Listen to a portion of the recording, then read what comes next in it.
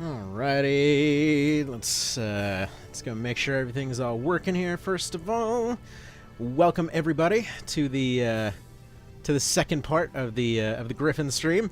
So yeah, no one's really going to be here yet for the most part, but let's go ahead and get everything all well and signed up, and then we'll go from there.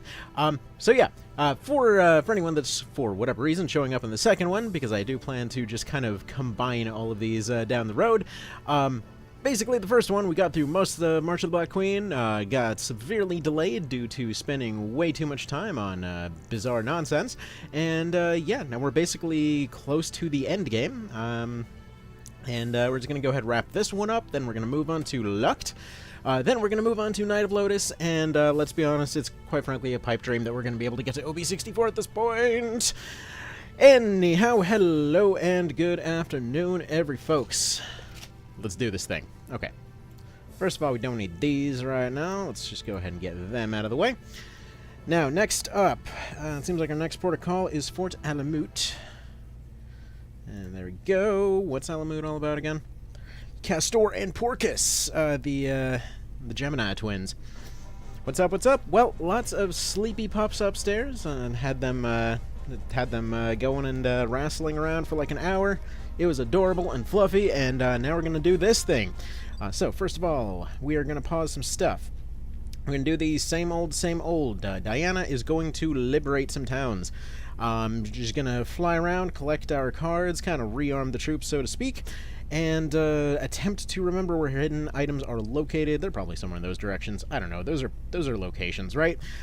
So there we go, and we're actually going to have Canopus join in on the fight this time to see if he can maybe get some experience, because he's definitely been kind of sorely lacking on that, and in fact we're going to send him with some backup to go claim this town up here, because we are going to ideally want to be taking that location.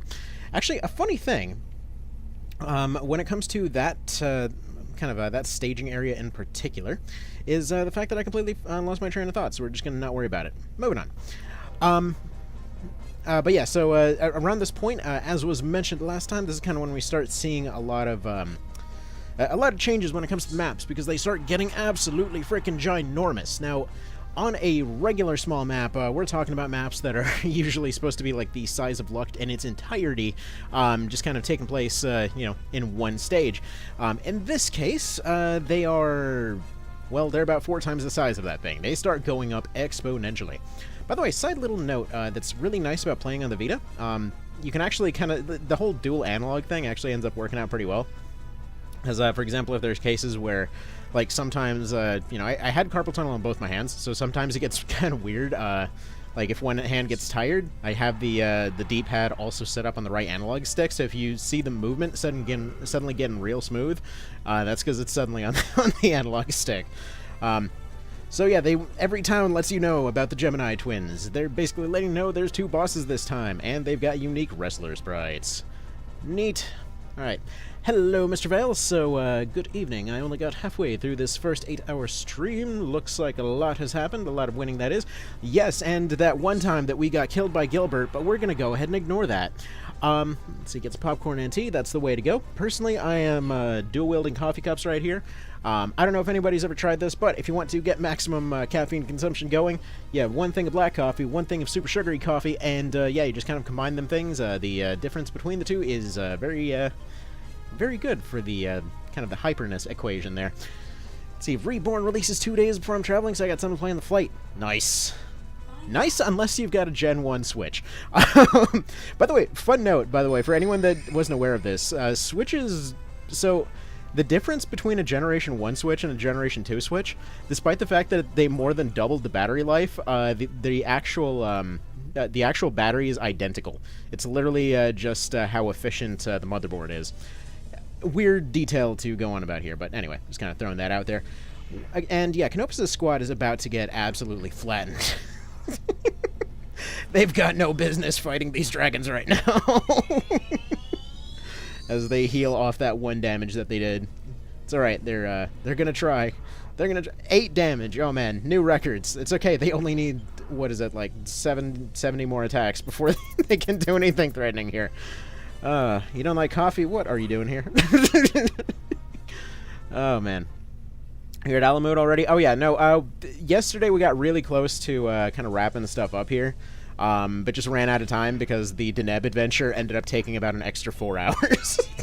So there's that. Gen 1 Switch is hackable? Yes. I managed to, and actually the funny part is, I bought, so originally I had a Gen 1 Switch, was going to hack it, but originally I'd gotten it for cheap because the charging port was messed up. I managed to fix the charging port, and then I guess there was some crappy solder on the like the little battery connector pins, because they just shot straight off. And then, well, the kids ended up jumping me while I was fixing it, and long story short, ended up accidentally melting the battery pins to the board, and then the board got damaged, and yada yada yada. Anyway, ended up finding a cheap V2 model. I was like, oh, you know, this is pretty exciting. Also, they won that? The hell? Okay, sure. I'll take it. Yeah, but Canopus, why don't you go ahead and take a detour and just go over here. But yeah, the funny part is I wound up with a V2, but then like, I couldn't really figure out what was going on with the thing, so I ended up taking it to a local repair guy I know. And they ended up just swapping out the board because they couldn't figure out what was going on with it either. Funny part is they ended up swapping in a V1 board, so battery life went down like crazy. Not that I would know that, considering it couldn't charge when it, when it first arrived. It was charged, it just couldn't charge. But yeah, suddenly attackable. So that's kind of neat. Anyway, let's see. Now that my Vita is modded, it's such an underrated system. Solves all the problems with the storage, and there's so much you can do with it. Yeah, it's awesome. It's absolutely awesome. Hashtag winnings, hashtag Canopus. Yeah, I don't know how he won that. And Lance has just been the just sad little noodle throughout this entire run. We're not even going to revive him. He just doesn't deserve it. Let's see. Did you get Deneb, though? Unfortunately, we did get friend-zoned by Deneb, but we did unlock the glass pumpkin for our resident witch, Diana. So, yeah, apparently our reputation was like 1 point too high when we got there or something, because we were pretty well low on the bar. We got her the bow and everything. And she's like, nah, here's some jewelry. And then we used it on the witch, and apparently they can make pumpkin heads now, though I have no freaking clue what that actually does for us here. But it's neat. We got it. So there's that. By the way, Azim is captured, so you were right last night after... Oh, yeah, I know. They have been getting slapped in the last 48 hours. It is something else. Let's see. Have to know a rep at all before meeting Neb? Yeah, I mean, we had... I swear our reputation was, like, 41. It's, yeah. It was, like, right on there. But yeah, Arturo, if you're, if you guys are talking about, yeah, if you're talking about the Eastern Europe situation, yeah, it's really something right now. It's definitely a grab your popcorn kind of moment. Like, history is getting made in ways that are just straight up unexpected. Yeah, so we made Ash into a vampire. We did a vote at the time, whether it was going to be Vampire Lands or Vampire Ash, and Rusty Vampire is what we ended up running with. So, yeah, he has been... Like, Ash has been absolutely just whooping ass throughout the entire continent ever since we transformed him. It's truly something else. Where even is he? Where's our floating coffin at? Is he just right here? Yeah. So we ended up getting a princess and a vampire, and these two squads have just been absolutely tearing everything in half. It's not even a contest. Yeah, flying coffin is hilarious. Like, it's funny because the old vampire vampire combo here is pretty funny. Let's see, got my husband to play Locked on the PSP last night and he's addicted. Well, there you go. That's a good dang choice right there. It's just, there's just so much you can do in that game. I just love how much you can mess around with. Let's see, like my Vita as well. Don't need ST to Vita though. SD card, 14 gigabyte enough. Already beat all the video games I wanted, so it's retro from here on out. Yeah, like that's the thing. I love the Vita, despite the fact that, yeah, I have almost no Vita games on it. Like, pretty much everything that I have that's Vita-specific is entirely just ports of other things. Like, Enemy Unknown on the Vita, honestly, not bad. Though I will say, weird side note. Let's see, it doesn't get good. Luck to the Slow Burn doesn't get good until the second act. Well, you got to give it a few more playthroughs. There's a lot more going on there than you may need to realize, or you may realize at first. Is he trying not to let Canopus beat the level before I get back? I have a feeling he's about to get smushed, but we are about to retreat this wizard squad, so that'll do. I mean, basically everybody else is just here as fodder. We really have our 2 ace squads and our leader, so it's kind of whatever happens there. Slow burn enemies to lovers. Yeah, it's quite the thing. Actually, so the video on the Pacifist run possibilities, Burbs are taking a beating. Yeah, no, they absolutely are, but they're doing their job. Like, they're more or less... Okay, so one of the weird quirks about the PS1 version, you can use fodder enemies to deflect a lot of this stuff along the way. Like, for example, we know for a fact that the 2 ace squads can absolutely take these guys, no problem, but they would end up needing to recover in the process, and we haven't picked up a lot of recovery items, so they would need to take time to rest in town. We don't want to take time to rest in town, and we want to be able to spam our cards. There we go. They, did they do their business here enough?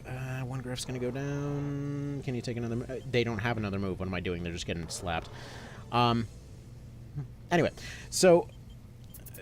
kind of lost my train of thought there. But yeah, so part of the good thing about the AI in this is because you can trick them into doing things that they really shouldn't be doing. Like, they will absolutely chase down weaker units that have been taking a beating, and in doing so, they'll end up diverting a lot of their army away. So as you may have noticed, all of those guys are just kind of wandering off this way. A lot of them are probably chasing this dude down this way. We have our leader over here, as well as 1 extra fodder squad to guard the HQ. Meanwhile, we're taking towns all over the place with our witch, who could probably still hold her own against any of these squads, because witches are friggin' OP. And, yeah. They're just gonna go from there. Did they just liberate the town of Magikarp? Hang on, I gotta look at that on the playback real quick. Matagalp. Whatever, close enough. We're gonna pretend that it's a mistranslation of Magikarp. See, the game is good from the get-go, but the story becomes amazing in the 2nd and 3rd act. It definitely does do some interesting stuff. Let's see. Will you do a favor for the pirates? No, we're good. I think we're alright. Alright, so she's just gonna do her thing. We are gonna go ahead and send the aces in here. I don't know how many attack cards we have. We probably should go for more before doing this. But either way, we're gonna give it a go. There we are. Will the witch become a princess now? Right now, we don't have another Dream Crown, and the witch is just doing wonders anyway. I mean, I think they're pretty much still at level 3, but it doesn't matter because they ended up getting a bunch of agility ups, and they've been actually doing pretty solidly landing their stuns. I'm not sure why or how, but yeah. All right, so we fight Double Dragon now.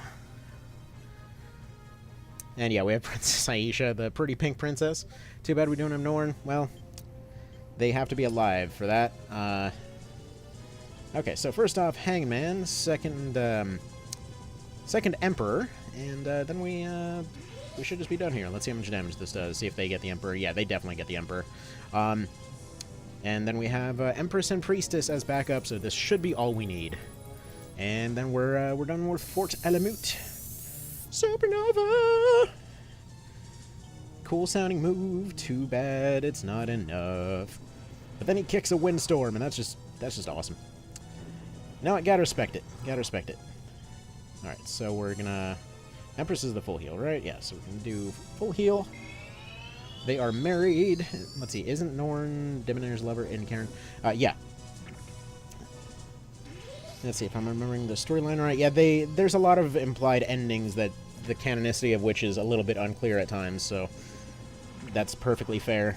I mean, they did make it confusing on purpose. Alright, how many attacks do they have left?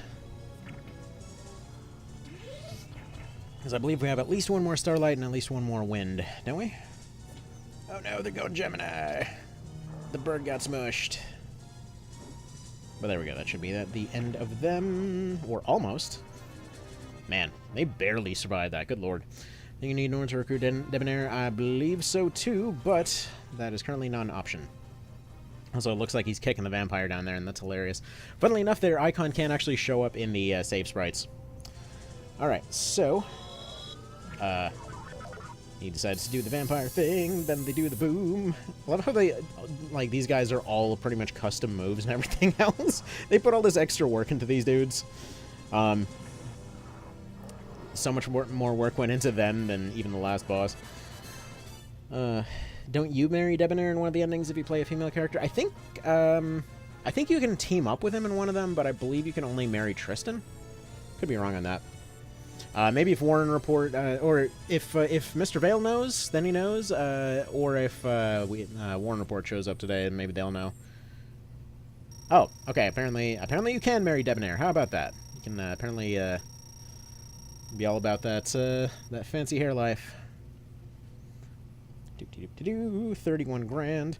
And now we do the important thing that we really should have done last time and go reload the Joker cannon, because it has not had ammunition in a while.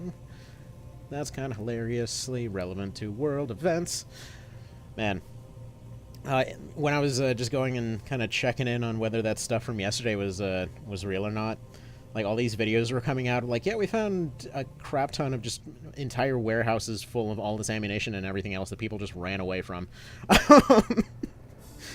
Again, when someone showed up yesterday saying that, you know, that they absolutely know for a fact that no, they're totally not losing yet, you guys. No, they're definitely losing. So you don't remember getting to marry Debonair, usually played as Destin. Yeah, I don't know. I just like the I just like the look for Europia. I don't know, just something about it just absolutely screams like rebel leader. Let's see. When I was younger and playing Ogre, I didn't realize debonair was an actual word for a dandy. So in high school English, whenever they used debonair, I thought my teacher was referring to Tactics Ogre. Fair. Also, I love how this guy just basically calls us broke every time we show up. Alright, 60. Alright, there we go. 120,000 rounds for the Joker cannon. Return to the map screen. Female alert is a way better spray. Yeah, I mean, like, it just, I don't know. I like the one weapon look. Although, again, the ad for March of the Black Queen, where it shows live action Destin, is really cool looking.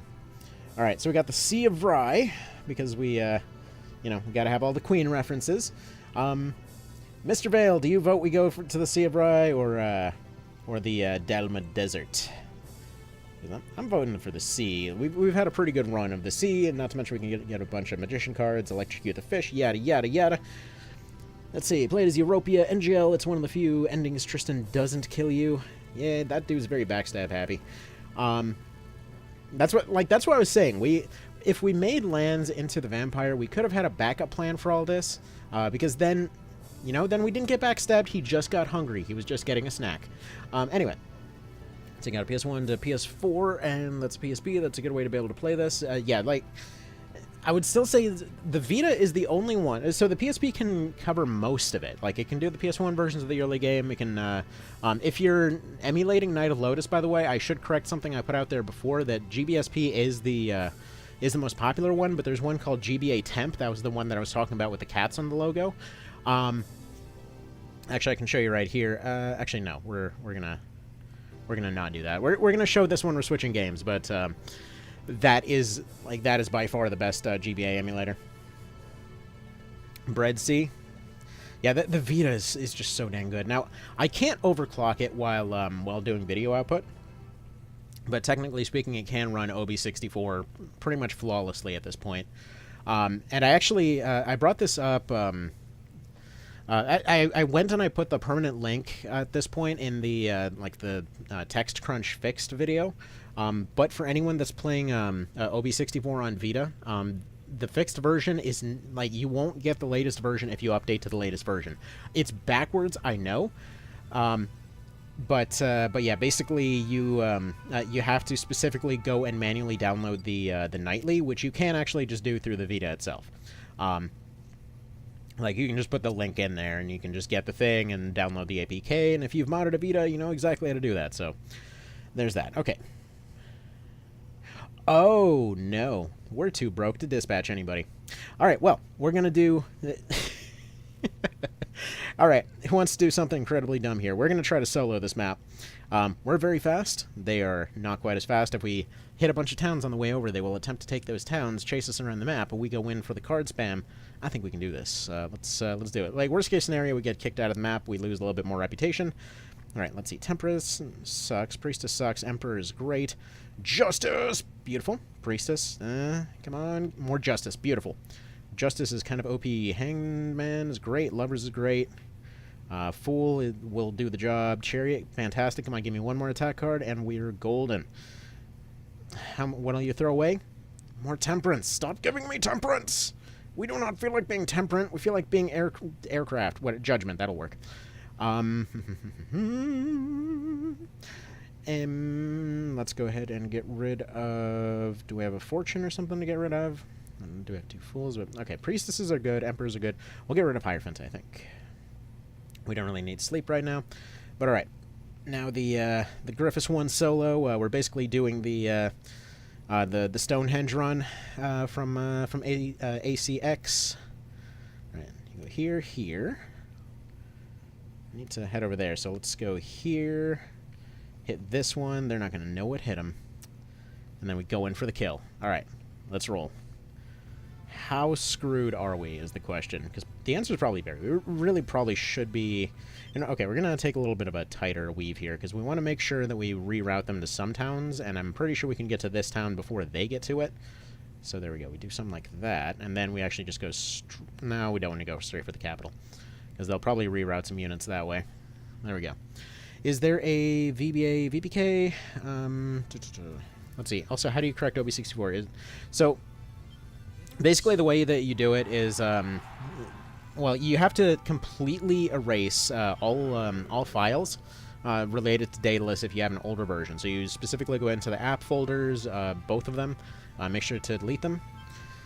I actually won't keep the death card. But anyway, you go into the app folders there and make sure all Daedalus 64 files are gone. You use the link in the TextCrunch fixed video. You just pop that into the Vita browser. Apparently we have found ourselves an octopus or something. And then from there, you just install the VPK. It'll update itself, and since it's a nightly, it'll be good. Also, did we just find a Nixie? We might have just found a Nixie. Neat. Yeah, we still have to complete Mermaid only at some point. But there we go. So they're starting to get rerouted to these other towns, as you can see. So hopefully not all of them can fly. Okay, Fortune. Wow, we just keep getting every card with everything going down. Yeah, we're not going to keep that. Okay, so we're going to keep flying that way. There's a non-zero chance we can actually pull this off with a solo. That'd be really cool if we could. Alright. Let's see, use MGBA. I played Tokol on BBA. Yeah, so kind of the problem with the main one is GBSP. The main problem with it is just like it's very accurate, but it's kind of slow. Okay, dude's got money. Come on, we're almost there. Yes, beautiful. And he calls us barbarians, and he's just a sprite swap of that dude from earlier. All right. If I recall, this guy's actually kind of a bit of a pushover, but we'll see. Dogs being annoying. I mean, dogs will do that. They always love to find the best moments to potentially do that, too. Alright, so first order of business, we will go ahead and use a lover's card, make his dues pile on him because they are powered by money. We have just spent a ton of money on these things, and they're apparently too loyal. Dang. Well, alright, plan B. We sweep. Okay, well that hurts. Plan B is instead to probably just spam winning somehow. Oh, crap. Okay. We'll use Fool. We'll get rid of his backup. Then we'll use a Priestess. Then we'll use an Emperor. Okay, good. We're actually getting a pretty decent amount of damage off this. So we use Priestess to hopefully survive another thing. I believe we have a Magic Shield. If we have that, we can just survive one more hit. Looks like we're going to have to use a second one anyway. We'll use Hangman and a lot of the attack cards on the next one. We're just going to use 2 heals to tank another one. We've got at least one more that we'd be able to use an Emperor with. Alright, we're going to pop that dude. That's only a 20. Alright. Say, I've been watching your stream last night. Went to bed at the same time you did. Have you played Jupiter Hell? Not yet, not yet. I have not heard of that one in particular. Alright, we got our Emperor in. Let's go ahead and reduce his defense a little bit. I know I said I was going to do this last time, but I just noticed looking at the numbers we might... Oh, crap, that's gonna... That's a problem. Hopefully we can save the Priestess to tank a hit next time. 51, that's workable. Alright, if they would hit, that'd be great. But we might be able just to end this right here, because it seems like he's weak to Justice. I believe we've got maybe 2 more ticks of damage left, because he's got 2 attacks in him right now. Although, man, agility is definitely our problem this time around. No question about that. But yeah, we have not done Jupiter. Hell yeah. Oh, there we go. There we go. We'll just pretend that was calculated from the start. Because I'm pretty sure we only had maybe 1 more tick to go there. There we go. We've liberated the tanning salon, and then the entire place just gave up. Get a little bit more coffee going. Yeah, I love that this has just completely devolved into a speedrun at this point. Like, the world's slowest speedrun, mind you, but still. It's pretty great. Oh, man, but no, speaking of annoying dogs, it's funny. I guess it's less annoying and just more, like, endearingly irritating at times. but our biggest dog, I mean, he's a big lab. I mean, he used to be a service dog. He retired and he came back to us. Like, we just call him a moose. The dude is just large. And he, like, for years, I mean, the way that he was trained, he was never allowed to sleep on furniture. Then one day we let him just kind of sleep on the couch as a bit of a joke, and those hee-hee-ha-has instantly turned into he is just a massive baby now. where like, he just refuses to sleep on the ground. He just has to snuggle up with his pillow on the couch or snuggle up under the blankets in bed. And it's like, oh, this would be really cute if your hair wasn't everywhere. And then you try to sleep, and then suddenly you can't breathe, and you notice this ginormous dog is just laying on top of you. See, hope you stream Diofield and Tactics Ogre when they come out. Well, yeah, Tactics Ogre, definitely. We do all the Tactics Ogre stuff here.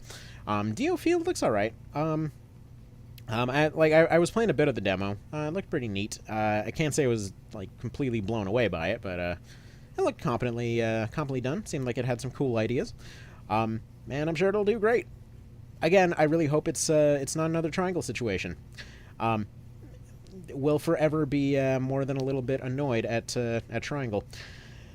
Alright, let's get rid of the sun card, because we are definitely not great people.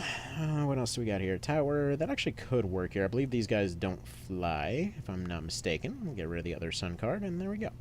Alright, so we are just going to go ahead and send the aces up to the top. Where the hell is this capital at? I know there's a bunch of other stuff going on this map, but this is the one I remember farming for free experience. Alright, then we'll send Ash up there as well. This is also the one that I know actually sells Joker Tarots on the map, so we've got that as an option too. Alright, we've got lands here. We're just going to scatter them to the winds. Everyone's going to go capture a different town and attempt to hold it. We're just going to try to take all of them at once. Maybe attempt to... Well, we're not going to reclaim any of our reputation here. That reputation is thoroughly gone. Really all we're doing is attempting to capture and hold different regions for the purposes of just having them, more or less. Alright, Diana is going to go here. Let's go ahead and send one of our other cheap squads up down the middle. We'll send Canopus up there to support, and all of this should 100% just leave the field wide open for our aces to do their slam dunk, and then we move on to the next map. Alright. But yeah, what do you guys think of Diofield so far, for those that have tried it? Because, like, my main take on it was it looks very well made. It looks a little bit like standard MMO kind of feeling in my book, which I know, I mean, like, if we're talking strategically and stuff like that, it does definitely have some Ogre vibes to it, but I mean, it just seemed more like a strategic MMO to me, which is fine. That's a cool little thing. I just wasn't a fan of the constant spamming animations. Like, every time the dude needed to use his charge move, just I don't know, it seemed a little tedious in my book, but again, that's just first impressions. I'm sure it does feel like it's got stuff going on.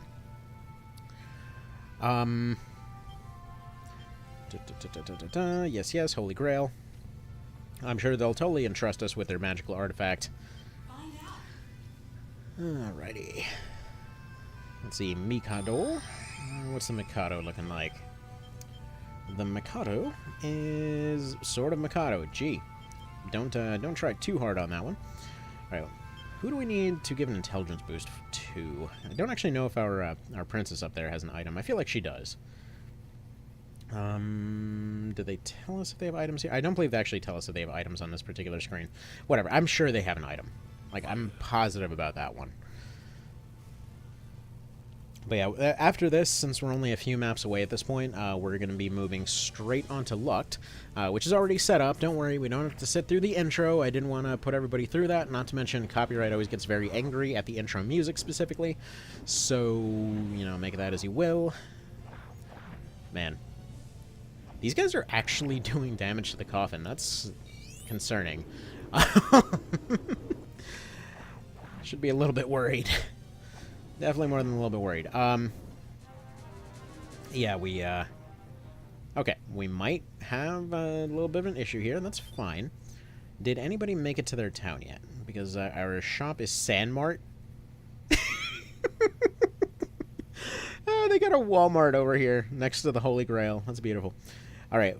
These guys are going to attempt to zigzag their way over here in for the nuke now. They're just going to try to avoid conflict as much as possible. Aisha should be able to kind of carry this, though. She's definitely way more set up for this right now. Like, this is around the point where AoE spam is just completely taken over. I mean, we're past the point of infantry warfare. We're all about the artillery now. So there we go. That's them retreating. And we get the Windstorm. I feel like if anybody wanted to do, like, a Legend of Dragoon reskin of this, it would be very easy for them to do.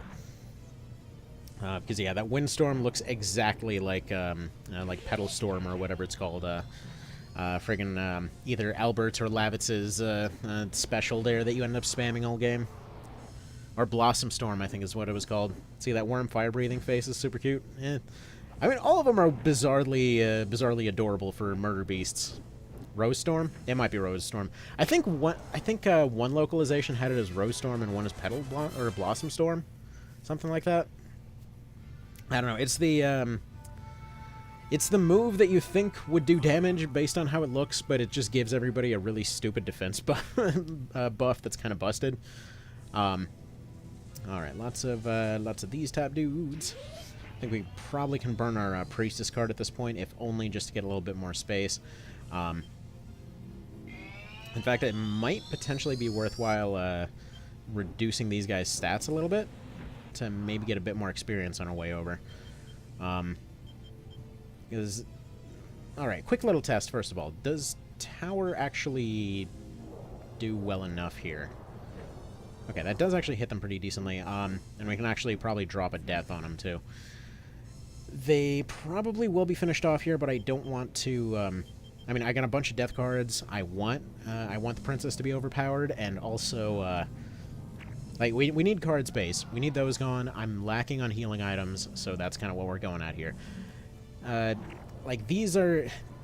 Again, these are the kinds of considerations that I love about this game. Because the strategy is not, like, go here, this guy is weak to this type of damage. Like, sure, that's in there. But all the strategy is just like, okay, I'm going to need this later, so I need this to be happening right here. We're going to be, like, kind of inefficient on this thing over here in order to preserve this other resource over here. There's so much more going on, you know? There's just all this little stuff going on in the background. It's wonderful. I like it. Who would have thunk it? I actually like this series or something. It's crazy. Alright, so, yeah, you two, if you could just go ahead and capture that town before that dude murders you all, that'd be great. Because that Hawkman squad is ready to lay a bit of a spanking on everyone.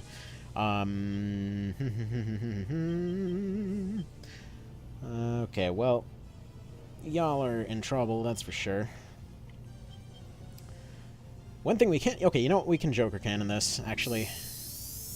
Alright, we do that. Oh my god, that's such a good card. Burn for such crappy damage. Alright, next, we're gonna Hangman, then we're gonna Hermit. Which I believe is probably triggering somebody, because I'm pretty sure we're using magical damage after reducing their physical resistance. Don't worry about it. All we're doing is trying to get them at half health so that we can burn a death card, wipe this squad, and then take that town so that we can refresh on healing items. So we've got 2 in dire shape right now. Next up, let's drop a Judgment. That should definitely nuke them pretty good. Man. We got OB64 Hawkman over here is the problem. Let's do a Devil, I guess. Okay, that's solid numbers. Dang it, that one at the top is still not ready to go down. However, this Windstorm might be enough. Okay, it's just barely enough. That'll do it. There we go. And that's checkmate. And that's all 3 toast. Yeah, Death is one of those cards that's very situational, but really satisfying if you can line it up. So while we're here, we also should be able to load up on a few more Jokers. Probably 5 more to replace the cards that we just burned through. And we get a Priestess. Okay, that'll do. That'll be helpful. Replace some of those healing cards we burned earlier. Still love that they have a Sandmart is the Walmart. Joker Taros. So Cure Ankh, we're going to need at least 5 of them. Because Cure Ankh is basically like Priestess, except you don't need to be on a town to use it. Or you don't have to be in a fight to use it.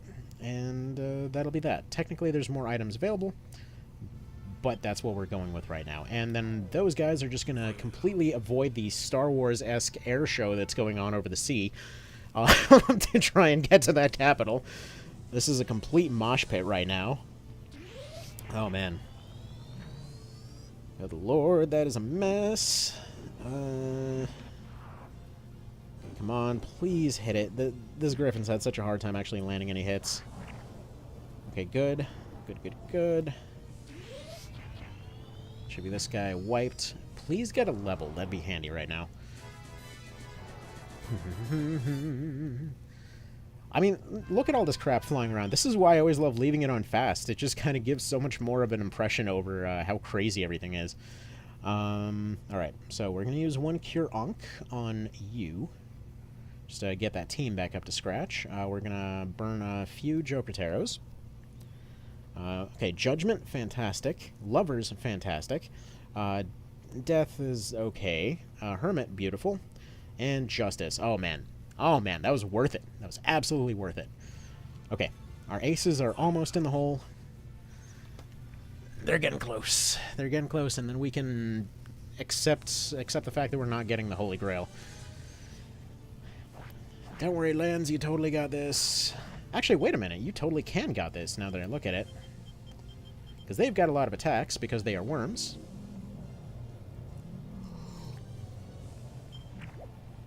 Well, ain't that a shame. Anyway. So Lens may die, but his squad may live. There we go. Because they're going to heal away any damage that they do. They are going to be smacking themselves. The 2 worms dealing damage to their own team should be more than anything that we can theoretically do. And more than they did to Lens, because his health is nothing. Okay, never mind. They actually slapped that Gryphon pretty good, so okay, they are probably going to win this. However, what if we were to just convince them to leave? Well, we could do that if we had that card. Oh, well. Oh, well, you can't win them all, right? It's okay, Lens has definitely been the absolute butt monkey of this run so far. Oh, well. But there we go. Aisha is the first one in the front there. She should be able to handle some of the grunt squads herself. Let's see, increases them. Okay, we're gonna definitely put up defense here, only because chip damage off of these guys is gonna make a bigger impact than the actual final fight, because they can just survive the final fight. They don't have to thrive through the final fight. Now, Joker Cannon's pretty well loaded at this point. They're going to be able to lower them to low enough health, I think.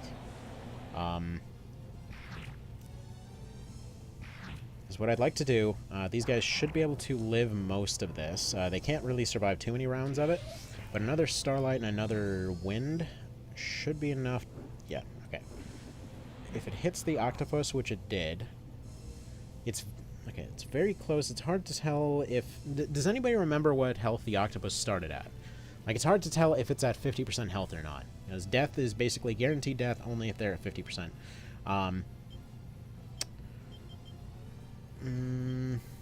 Okay, first of all, we're going to burn a Priestess. Then we're going to throw a Death out there. Because, there we go. They're hopefully going to get a kill. Good. Throw a Death out there. Get rid of 2 of them. Just make sure that they don't throw out another Ice Storm. I don't know if they get a second one, but if they do, they do. Unfortunately, that didn't get the Octopus, but that's fine. Take a 30 in response. And there we go. Now they'll do that, which definitely will put him under 50%. Now we can burn another Death card, because that won't help us against the boss. There we go. Beautiful. So that should be a level for Aisha, I hope. Let's see. Nope, it went to the Gryphon. It went to the Gryphon that got the kill, sure. Which, by the way, the whole cards sending your experience to the wrong unit thing, I thought they actually fixed that for this version. Like, I'm pretty sure they did. I could be wrong in that, but either way. Lots of Fools and Fortunes. They really want lots of retreating to happen, don't they? Okay, Strength is good. Hierophant, not as good. Fortune... Actually, Fortune will be useful in some of the other fronts later. Fool will be very useful now. Moon is not really going to help us, because we're doing a lot of Alpha Striking. And okay. Let's do this. This is also not the final final team there. So we got one more Grunt Squad to carve our way through. So we're going to do Strength. We're going to take 1 hit, then we're going to throw it at an Empress for the full heal. Let's see how much damage that does. Quite a decent chunk. I'm going to throw it at Justice here, because we no longer have any more Death cards for this. Okay, that's a pretty nice number. Again, I don't really mind burning through some of our cards here to get past these guys, because they're going to give us an absolute ton of experience. I was biting my toes. Oh, they love to do that. It's funny. My wife was asking for pictures of one of the puppies, and you know, they meant to show off the pups, and so I just sent a picture of one of them just gnawing on my foot. I was like, I was sitting on a chair on the deck, just like all the pups climbing over. You know, got to give all the pups the snugs and all that kind of thing, and yeah, like, she's just over there just hanging off my toe like, what? This is what I want to be doing right now. It was adorable. But yeah. There we go. Lots of levels. This team is going to get super busted. Alright, this is going to be the boss fight. Okay. Let's, first of all, we need the Ankh. Okay, first, Ankh you. There we go. Then we're going to use more Joketeros. Yes, we have managed to burn through 30-plus Joketeros on this fight, but this was expected. We're going to get rid of this tower. I don't know why we did that for a start, but whatever. And then it's Luvelon. He's a dude that has a bunch of elite units that can get wiped out super easily by fairies. See, how many puppies do you have? 8. Alright. But yeah, basically our... So we wanted the kids to grow up with pups, and like we already have a few dogs. You know, we're a very animal-heavy family. You know, my wife is trained as a vet and all that kind of thing, and just yeah, you know, we wanted to have a puppy for our daughter to grow up with, and so we ended up, like, a few years ago we saw a listing for some golden pups, and my wife always really wanted a golden. So, you know, we ended up getting this golden and everything else, and she was not the brightest dog growing up, but at any rate, you know, we eventually ended up breeding her and all that kind of thing, and you know, we're it's just nice to raise these pups. It's a lot to clean up after. Like, let there be no mistake on that. There's so much to clean up. But yeah. Let's see, son of 6, how old are yours? 4, 5, and 1. Oh my goodness, we are getting... We can do nothing to this dude. That's a bit of a problem. Alright. Judgment? Huh, it's almost like alpha striking the game isn't exactly always going to go well. Yeah, very... Oh yeah, no, definitely very young. But, they're learning a lot of things now, and it's all adorable. Like, recently I've been, So recently, my daughter's been getting into a whole bunch of games and things, and I've been going through all these devices that I work on repairing to see what'll, like, fit as far as just being a comfortable thing to use. Because, you know, they're little kids, you don't want them to break stuff, but you want them to comfortably understand what's going on there. Like, originally, I took one of my fixed-up PSPs, and I gave one to each of the kids, and then they're like, well, I don't get it, all these buttons aren't working, and they're, like, playing a Game Boy game, and they can't figure out why it's got all these extra buttons on it and stuff. So, so finally, over the course of this weekend, I dug out this super cheap tablet that we got from this, like, timeshare kind of thing. And, which, by the way, sorry for pronouncing that weird. Every now and then, my nose just does this weird tickle that I just got to finish this, like, the sentence at that moment. It's hard to describe. Anyway, so yeah, just like made this ginormous flat Game Boy out of it, more or less. So I'm really curious to see how she's gonna react to that. It's gonna be pretty cute. I completely lost my train of thought. We're just discussing random things at this point. This dude is an absolute tank. Good lord. See, son is already a gamer, has his own Switch. Yeah, my daughter was taking my Switch to play Animal Crossing more often than I was playing it for quite a while there. All right, we need a few more attack cards, and then we can very easily just finish this fight off. All right, one chariot. That's probably enough on its own, but there we go. Just charge in there. Whatever happens, happens. She's at 0 experience anyway, so if she gets taken out, whatever. But yeah, I'm actually really surprised. With the Switch, I expected it to be more of a problem for the kiddos, but they 100% just understand the thing. It's... Oh, no. Well, good thing we have this fortune card. These guys no longer exist. Bye!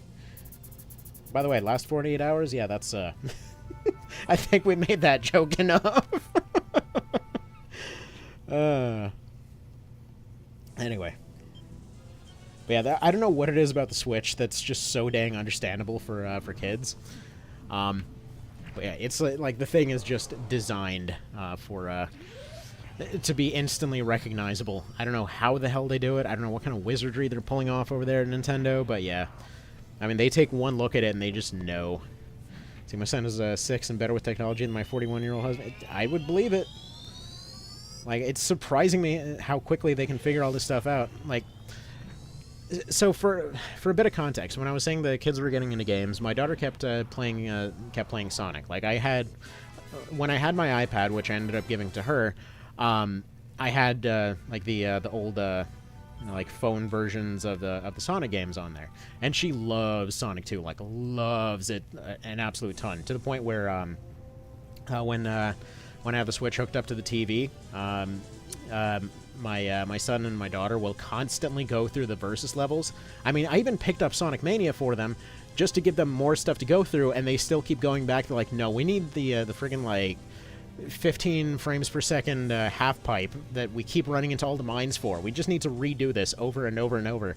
It's like, I don't get it, but this is so adorable to watch because they're just laughing maniacally as as they each run into mines.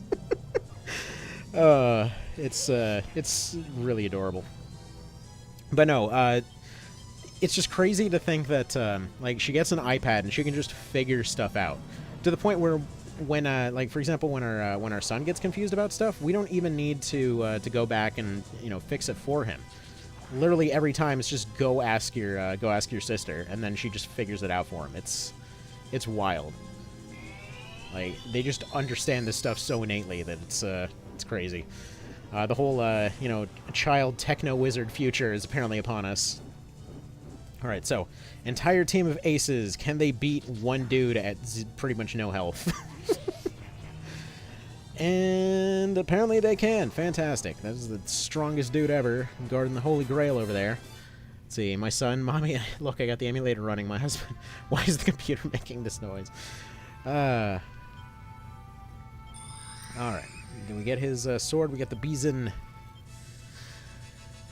Man. But yeah, no,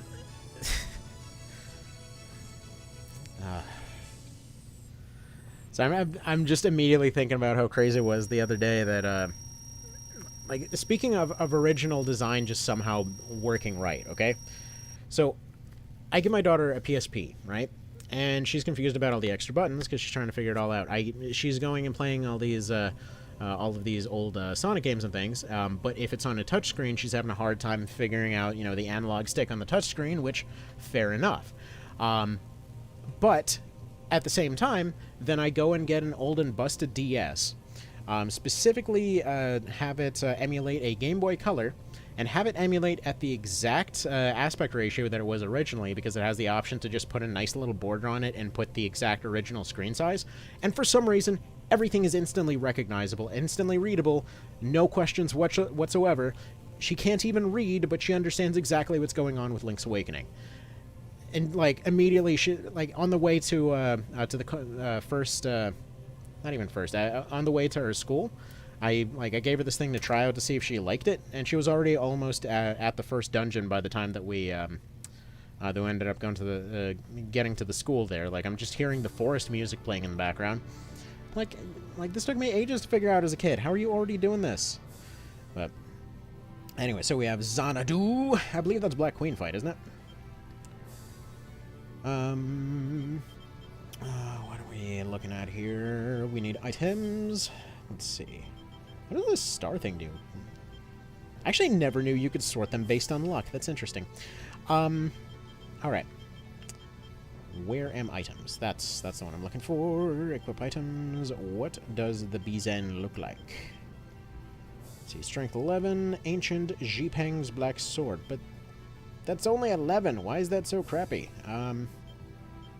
Oh well, we're gonna give that to Lens in honor of just being really bad. There we go. He hasn't had a good time. Let's see, Sword and Mikado. We're gonna go ahead and give fancy swords to everyone in his team. Give them a chance to maybe make up for things, you know.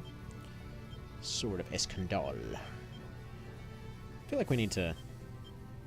Yeah, there we go. That's an upgrade. And then you can take this old dang thing, the Masashi thing. Let's go ahead and put that on your Gryphon. Again, I just feel like this is it this one? No, it's this one. This is why we, this is the emblem I was talking about yesterday. From Ogre Battle 64. It just is very appropriate for all this. But, anyway. Let's see, maybe a 6-year-old shouldn't be playing Deus Ex. I mean, maybe. But yeah, I don't have Deus Ex on there. Although I was surprised, this old, like, super cheap, friggin' tablet that I got for free, I spent a good chunk of the morning today going and, like, optimizing this thing to work for games and all that. I was surprised. This thing can barely run a friggin' email app. And for some reason, it can run XCOM Enemy Unknown. Explain that to me, because it makes no sense that so many devices absolutely struggle to run that game, including my, you know, allegedly pretty decent. We ended up getting these Google Pixel things not because we wanted nicer phones, but because they were just cheaper than crappier phones for some reason. But we, due to weird deal shenanigans, we ended up getting those things, and yeah, sure enough, this crappy tablet ends up running it better somehow. See, Tactics Ogre, I'm in love with my car. I was joking we need Tactics Ogre Bicycle at some point. Alright, so this is, well, we're getting close to the end of the game. Yeah, Tactics Ogre Bicycle, exactly. Ogre Battle, Fat Bottom Girls. Oh, man.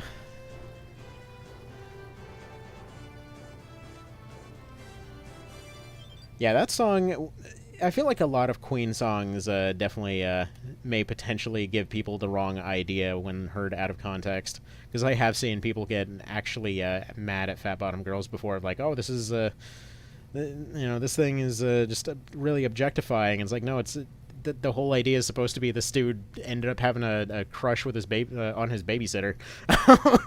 It's messed up, but it's supposed to be funny. Just laugh. It's a catchy song. All right. Ogre Battle, Fire Emblem, aka Medieval Dating Sim. Please no. Please no. Please don't add that stuff. Yeah,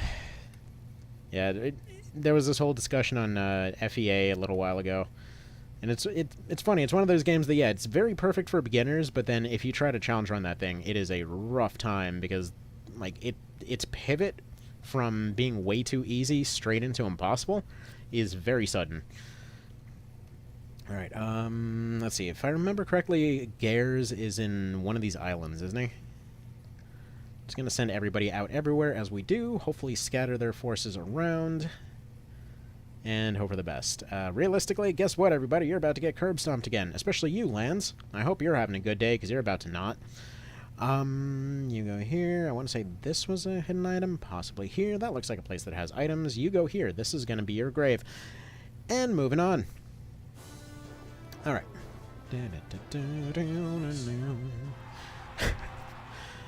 Love you almost as much as I love these war crimes.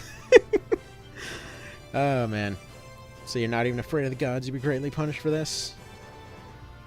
But we got birds. Birds don't understand divinity. What do you want from us? Do we have any more Joker Terrors, by the way? Because I forgot to pick up that card. Okay, Judgment, perfect. Fool, not so perfect. Chariot, wonderful. World, not so great. Death will potentially be helpful. Tower, good. And more Chariot. Alright, good. We got some attack cards. Fantastic. I don't remember if this is a wizard leading this team, but hopefully it is. If Reborn does well and we get a sequel, the next game better be Ogre Battle, We Are the Champions. Okay, quick hot take. Does anybody else think that Matsuno was lying about the fact that he was listening to Ogre Battle this entire time, and really he was listening to Princes of the Universe? Just saying. Like, everything in Princes of the Universe makes so much more sense in that context. Alright, Star we actually should start using more of.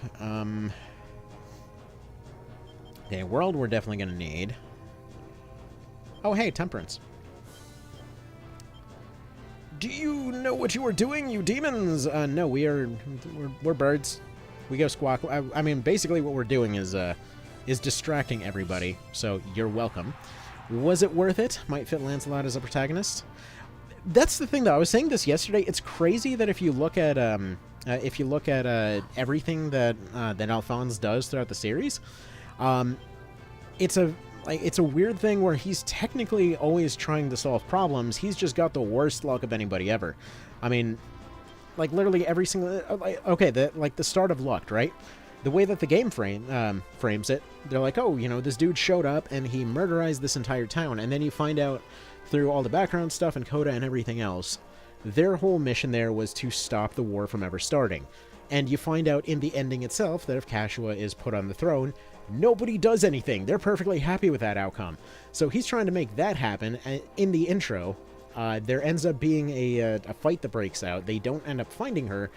They take the guy that refuses to say where she is. And at this point, basically, because the dude didn't really keep his word there, they're stuck in a position where they're trying to, I mean, granted, stuff goes south. I don't think they explain why it goes south, but it kind of seems implied that everyone under him is just a complete psychopath. So he's bad at picking people to lead, but, you know. Anyway. By the way, we're almost guaranteed to get the bad ending at this point. Let's see. Winter's Tale would be a great subtitle, or subtle subtitle. I suppose it would be.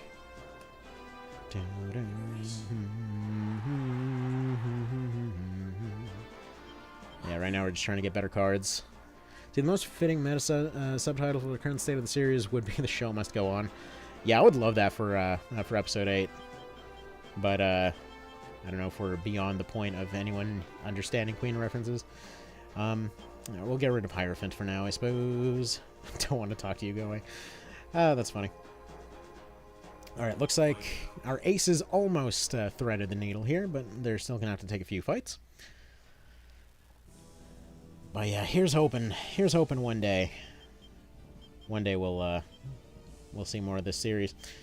All right, these are worms, though. We definitely do not want to be fighting them if we can. We'll burn a star here because I feel like they might be able to dodge. And now people still get Queen references. I mean, I'm surprised how many folks haven't actually heard of their songs, because just as a force of habit, I tend to actually reference it fairly often. And I'm surprised how often it just goes over people's heads.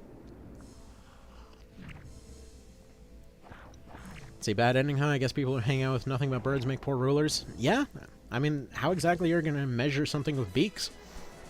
I mean, Mr. Vale figured out a measuring system of using Hatzels, but I don't think that's going to be something that a lot of folks are going to use. Any dang ways. Let's see, full card. That actually could be pretty useful right now. And we did just burn a card, so that'll work. Will you keep it? I'm not even afraid of the gods. You'll be greatly punished for this. Hi, same person we just talked to a moment ago. Let's see, I'm 26 and still do at least. Yes. Like, obviously it's going to depend. But. Alright. Now, I feel like this team should be able to rock these guys no problem, because they are over-leveled and, you know, pretty beefy. So, as long as they keep wailing on this vampire, they should be perfectly fine. See, I like how for Millennials, Queen is the band who did the soundtrack for Mighty Ducks. For Gen X, they're the Highlander theme song bands. I mean, for me, they're the reason that the naming convention for this series makes absolutely no sense, personally. And I'll never understand why they did it, either. It's baffling, honestly. Like, even back then, I'm not sure that it really would have been the thing that got them the sales, so... Who knows? By the way, we're going to burn one chariot here just to get rid of these wizards before they attack again, because they're about to wipe one of the ace squads. There we go.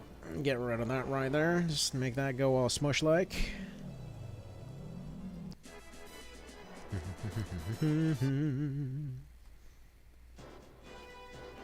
Now, the problem is that, yeah, his team absolutely does not have, does not really have the AoE prowess that they need right now. If the Gryphs get enough levels, you know, then there's something to work with. Do we have a shop anywhere? No. We do not have any shops on this map, unfortunately. What can you do, right? Let's see, we'll always vibe to Queen. Freddie Mercury was an absolute legend. Oh, yeah. Oh, yeah. Absolutely.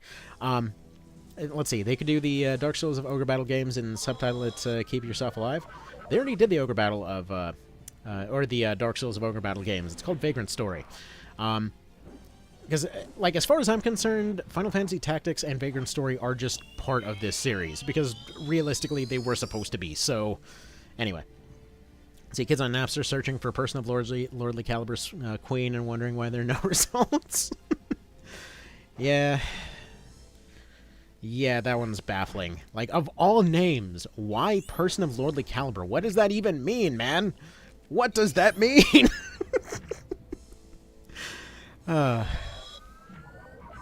Again, very, very confusing. I don't know. It'll forever confuse me what they were thinking there. Alright. Question is, will these sorcerers get a second attack? I don't think we want to risk it. We're just going to blow this death card here, make them go bye-bye. Again, I don't believe sorcerers get a second attack, because it should be mages. I forget if mages or sorcerers are the first ones.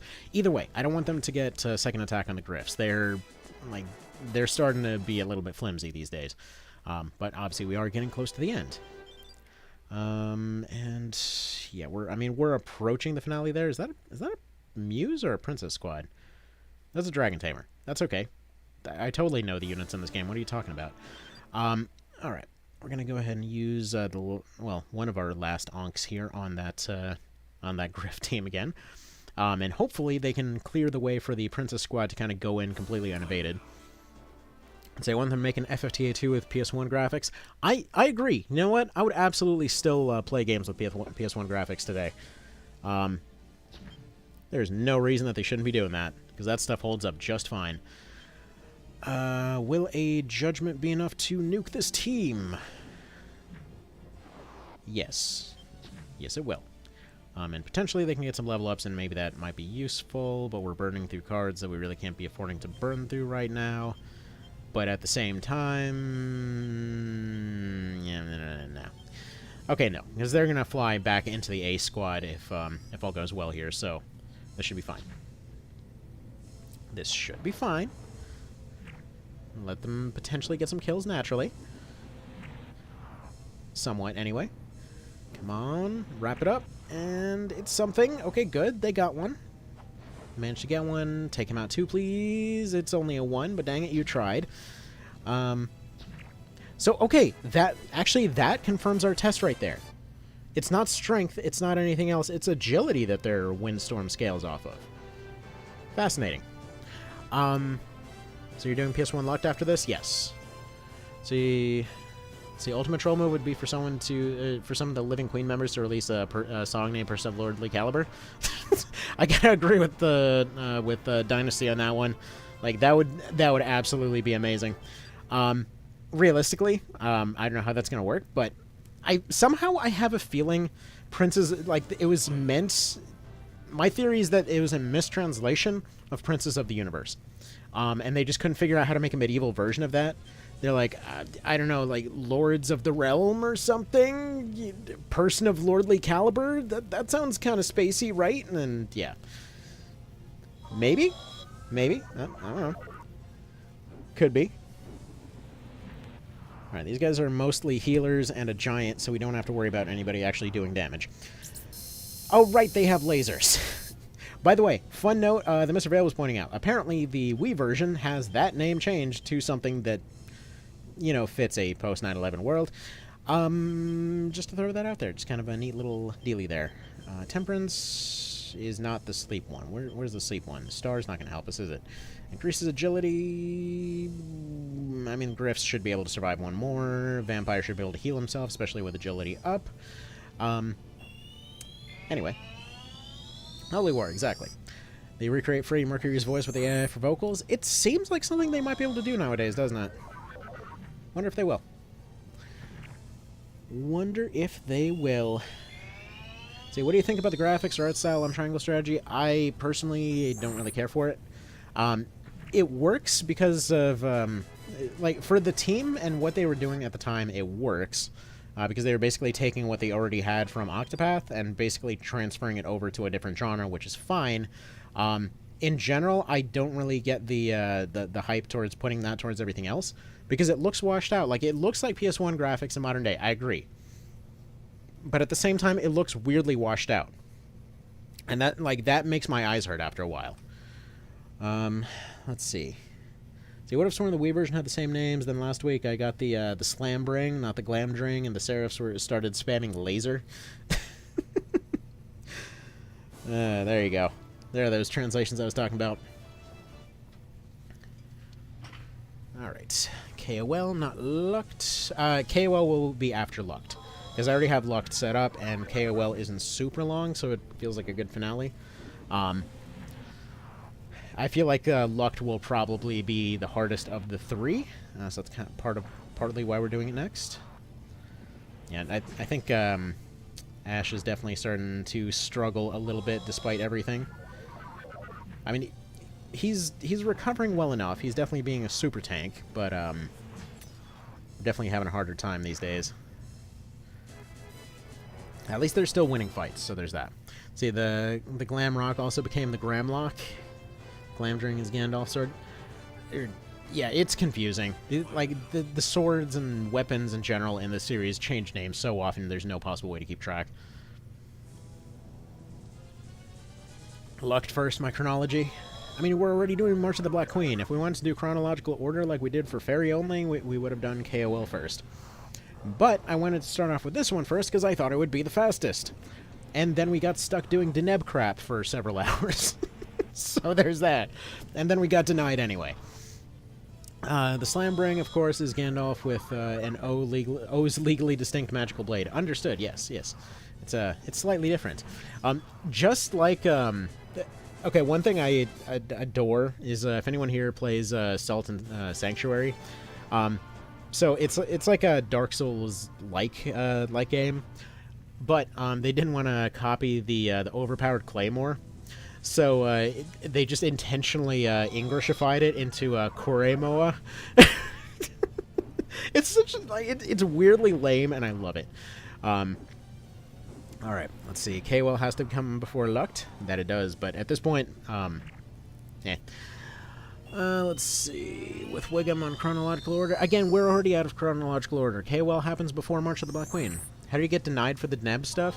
Well, we spared the Neb. We took the reputation loss. We got the alignment gain. But then we went, and I guess you need 40 reputation or below to recruit the Neb. I guess we came in with 41, because it looked like we had the right amount there, but we did not. Too much of a good guy. I mean, not quite. We pretty much started our murder spree by then, but there we go. The scatter strategy has finally paid off. We are avoiding more of that crazy two-dimensional mosh pit over there. As you can tell by everybody scattering to the wind. But our aces have managed to get through, and hopefully we can wrap this up. So they got a liberation card. Please give me more... Okay. I'm gonna need... I'm gonna need some cards, dude. Come on. Give me some good cards, guys. Let's see, I was so disappointed by Salt and Sanctuary. The first few hours of the game were amazing, and the latter half felt like the devs ran out of inspiration. I mean, it did get a little repetitive by the end, but I don't know. I loved it. Like, for what it was pretty good. Like, especially in some of the side fights, there was a lot of stuff to go back to. Definitely a very fun one to challenge run, especially if you don't really feel like going for the full Dark Souls experience. It's a very chill kind of game. So you had too much reputation to get get the good character, and now you're bottomed out. Life can be cruel sometimes. Yeah, it was weird. Apparently we, again, I thought we were just low enough to get her, and then we were planning to go back to all those towns I left behind in order to kind of claim, claim all the good guy stuff. But it did not quite work out that way, so we're definitely going for the getting deposed ending. Unfortunately, it is what it is. Do agree with coffee last night to have a gender select option at the game start? It would be pretty neat. For Lucht anyway. See, you felt the level design on the first dungeon was outstanding. For Salt and Sanctuary, yeah, like it had a lot of cool locations. So basically, it opened up more and more and more as the game went on. By the way, we're 100% using that speed potion on our vampire there. Basically, the game started opening up more and more because you started getting more and more movement options, and as a result, it ended up getting more and more kind of stretched out, so to speak. Alright, we're going to go ahead and burn a couple cards here just to give us more to work with. World is going to be potentially particularly useful here. What are you going to throw away? Probably Tower. Actually, Temperance. It's almost like Temperance has not really helped us at all because no one's been stunned. There's very few debuffs that you actually get hit by in this game. Let's see, Ash's team has met some dudes. Alright. By the way, after this fight, I have to go do the rounds for the pups. Alright, let's see here. They're going to be flying, so we're probably just going to do full here to make them retreat. Let's see, Lux gender select, Casual and Denim switch roles in the story, and instead of getting Lord, you get a Princess class. Like, that would be a really cool way to do it. If they ever do decide to go for DLC, it really would be cool to do it that way, because basically, it would just be redoing some lines of dialogue. In many ways, their roles can be effectively switched without too many questions. Like, it would rewrite the story somewhat, but again, if it's DLC, it's just background stuff, I'm pretty sure nobody will get too fussed. Yeah, the pups on the camera look like they're still sleeping, but it's been an hour. I know they want to run outside. Take it. This is it for the Empire. The gods have chosen you. This guy's a Lodician, by the way. You can tell by the logo on his stuff. But even if the Empire's wrong, I'm not allowing you to go on any further. In the name of the Highlands, I'll stop you here with my sword. Again, he has a Lotus logo, but again, he's supposed to be a Highlander. But yeah. Yeah, the doggos need to do their run. Alright, so. Here's how to do, because these guys are going to get totally wiped. No question. First of all, Fool, get rid of his muses. We only want him being attacked here. Unfortunately, even with that agility up, it's not going to be enough to deal anything there. We're going to do Hangman on him.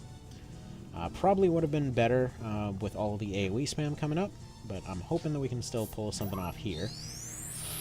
Okay, that's That's not great. I mean, his team is probably getting wiped, no question, but still. They're going to do as much as they can. They've got the Princess Squad right behind them. These Windstorms should do extra, but unfortunately they're just completely whiffing it. I think we're actually going to save the Emperors for the Princess Squad. The tower is such a weird one. Like, sometimes it completely crushes, other times it doesn't. These guys... I think we're going to use one more card, and they're just going to get out of there. Actually, World should let them survive one more, huh? Because there's a chance that the Magic Suck will do some goodness. Oh, I guess he's just going to go for the swing instead. Fine. Fine, I see how it is. They'll just accomplish nothing then. Use a Chariot. And see where we go from there. 71's pretty good. So you give picks. It's a felony offense to mention cute animals, not show picks.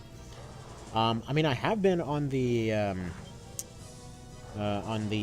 Discord, which everybody asks about, but I never share a link to. As he just this dude is throwing out Sonic Strikes with his fist, just to kind of throw that out there. And yes, Ash just got completely wiped. That happens. But there we go. Princess Squad should be able to wrap that up, no trouble. See, every time someone says Highlands, you have to take a drink for Barbas and shout, "Show me the power that crushed the Highlands," in all caps. Luck to rolls, this is fair. This is absolutely fair. Man, I can't wait to see how they did that line. We of the Highlands will not trust you. I know our great General Hikash will wipe you out. I mean, he did just take those guys out, to be fair. Share the Discord? There's barely anything that happens in that Discord aside from, like, one guy. I mean, I post occasional, like, dog pictures on there, and then one guy spams Call of Duty memes all day. I don't know what that's all about. And then occasionally we discuss stuff from the channel. That's why I usually just send the SRPG Discord, just so you know. Again, nobody ever started talking about Call of Duty, so I don't know why exactly there's all of those, like, constant Call of Duty posts, but, you know. Here, let me get the link. There you go. We put the thing. We put that here. And there you go. Go see some cute. There's some doggos on there. Missed the flying coffin. That's alright. He'll be back in a moment. But we're going to go ahead and throw a world card out there to survive the inevitable AoE spam that's going to come from that lightning to zap our birdos. Starlight, I'm assuming, is going to miss or completely crush. Okay, fantastic. For safety, do we want to... We're going to increase agility, see if they can just tank and crush. Really hope they'll be able to. Oh, they're there to hire Simon Templeton to narrate Reborn.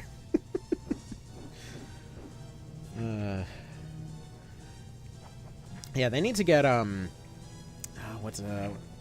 am I forgetting his name right now? They need to have Barbas voiced by who does the Mufasa voice? Why am I forgetting his name right now? Dang it. Alright. I'm still waiting for the guy that voiced Albert Wesker to do Lancelot. Didn't even know you had one? Had a Discord? That's fair. Again, not a whole lot really happens there. I've posted it a few times, but mostly just became a small little chat thing.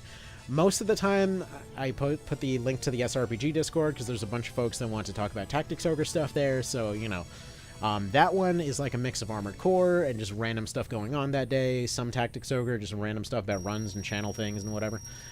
James Earl Jones, there we go. Don't ask about the picture. What picture?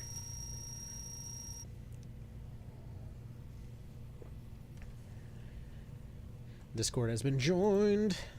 Okay, let's see what the picture is.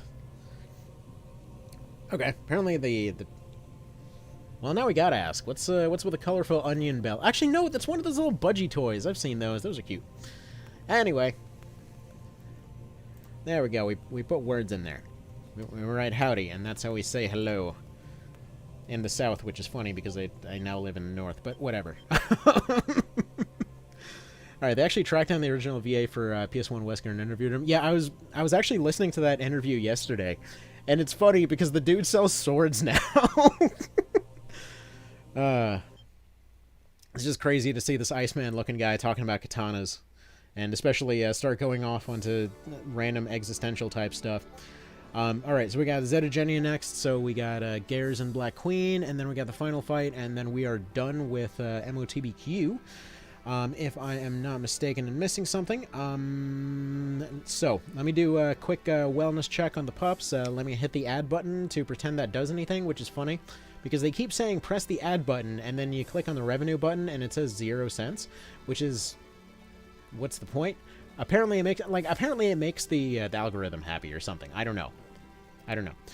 Armored Core Tactics, I know Front Mission exists. It totally does exist. It's fantastic. I really want to do Front Mission 3 at some point, but we'll get to that. So going from the best RE character to selling weapons is incredible. Yeah, the selling weapons part is funny, but he, before the interview gets properly rolling, he seemed to be kind of a little bit confused as to where to start the discussion, so he just starts talking about random existential stuff with no context. It's kind of funny. Alright, I'll be right back.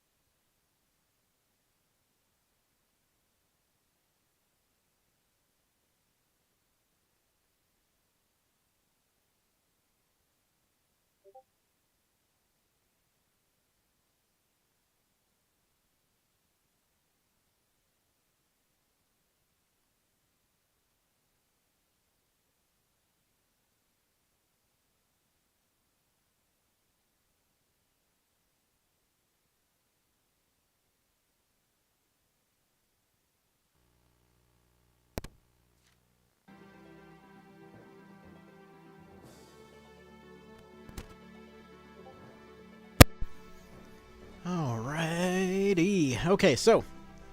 And we're back.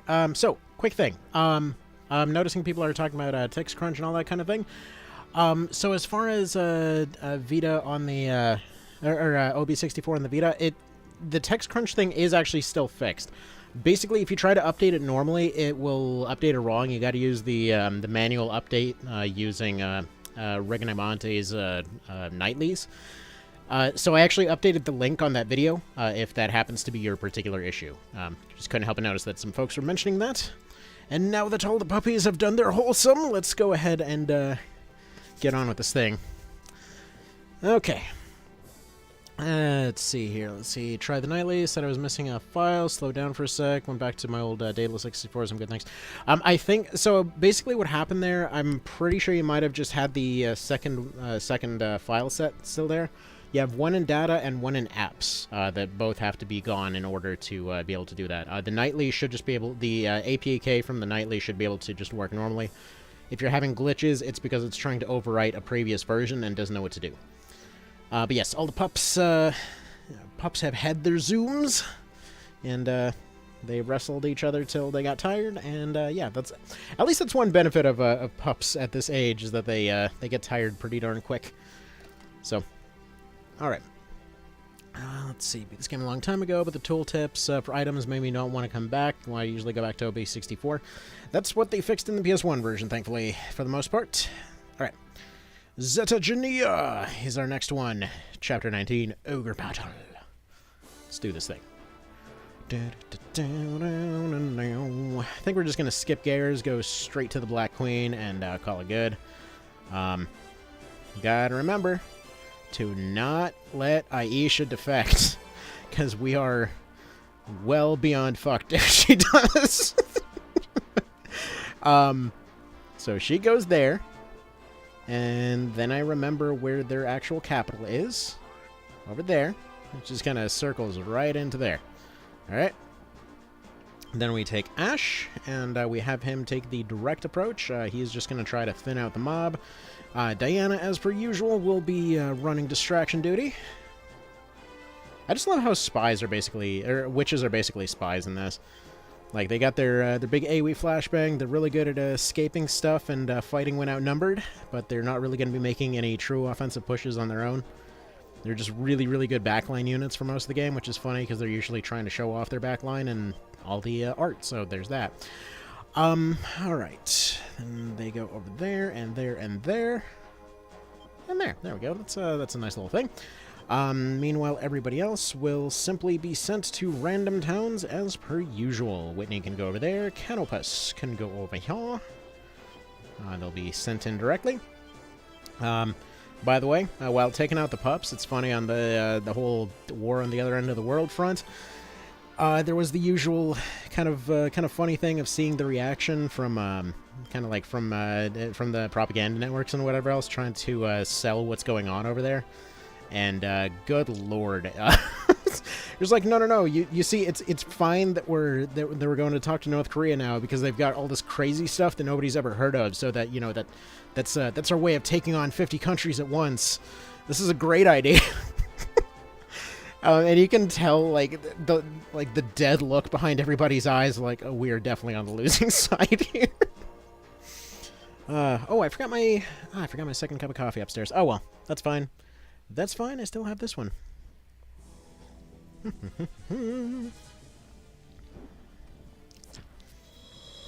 And this is the one where you fight Gares over and over. Every squad is just Gares. Lots and lots of Gares, who we unfortunately are going to have a hard time even hurting, quite frankly. So I think we're probably actually going to be better off retreating, and just trying to kind of land where we need to land here. Because, yeah, we're going to have a really hard time actually getting past all these fights. Even if we go take on, like, final Gares, it's just not really going to... Wait a minute. Was that... What the hell was that town just called? Let me keep the card. Hold on. This town is called Holy Shat. Are you serious? I never noticed that one. Oh, that's terrible. All right. Oh my good lord. Ash, run. Run. My guy, fly. Fly, you fools. There is so many dudes. Oh, man. There's so many Gares. Everything is just Gares. Can we draw a card? Yes, Hierophant. Neato.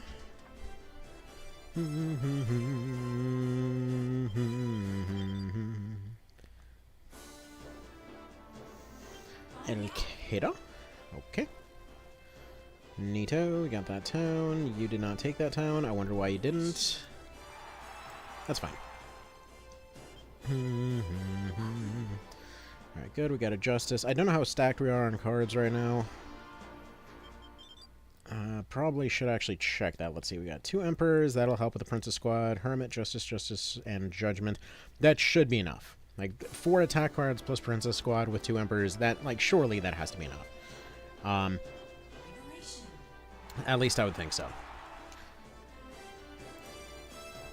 Wait, did I actually turn the mic back on? Yes, I did. Okay, good. Good. Will you draw a card from the deck? Devil. Our reputation's down, but it can't go below 0. Don't lie to me.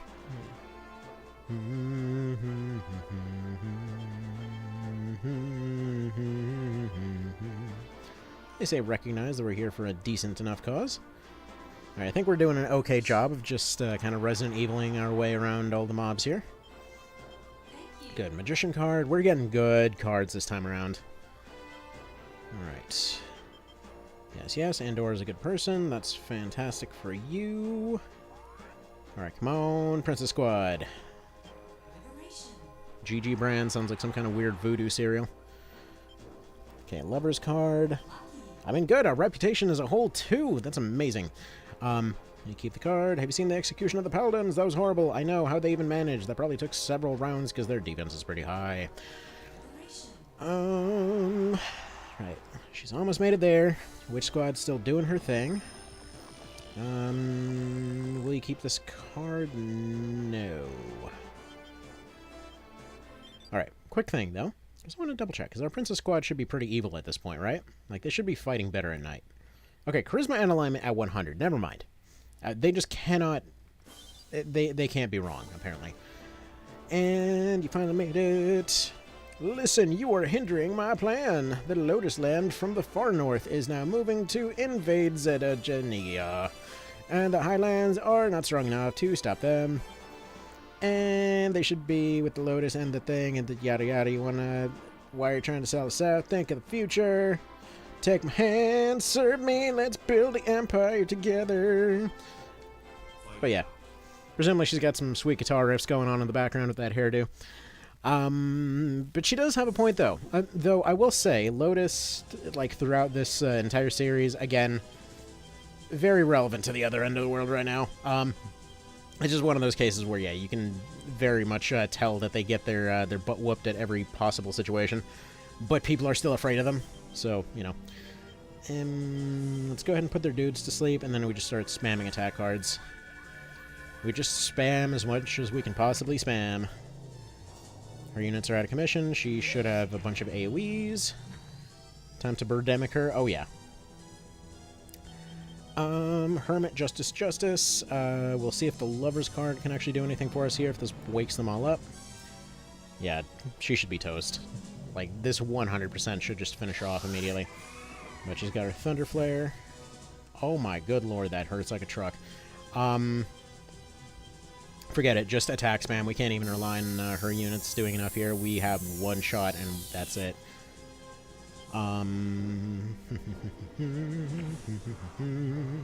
Beautiful. That guy just got a bunch of experience. Just Ice.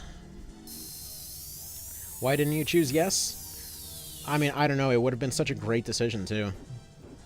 I guess we're just going to have to deal with the consequences of not joining her. I mean, clearly there's only good things that could come from that decision.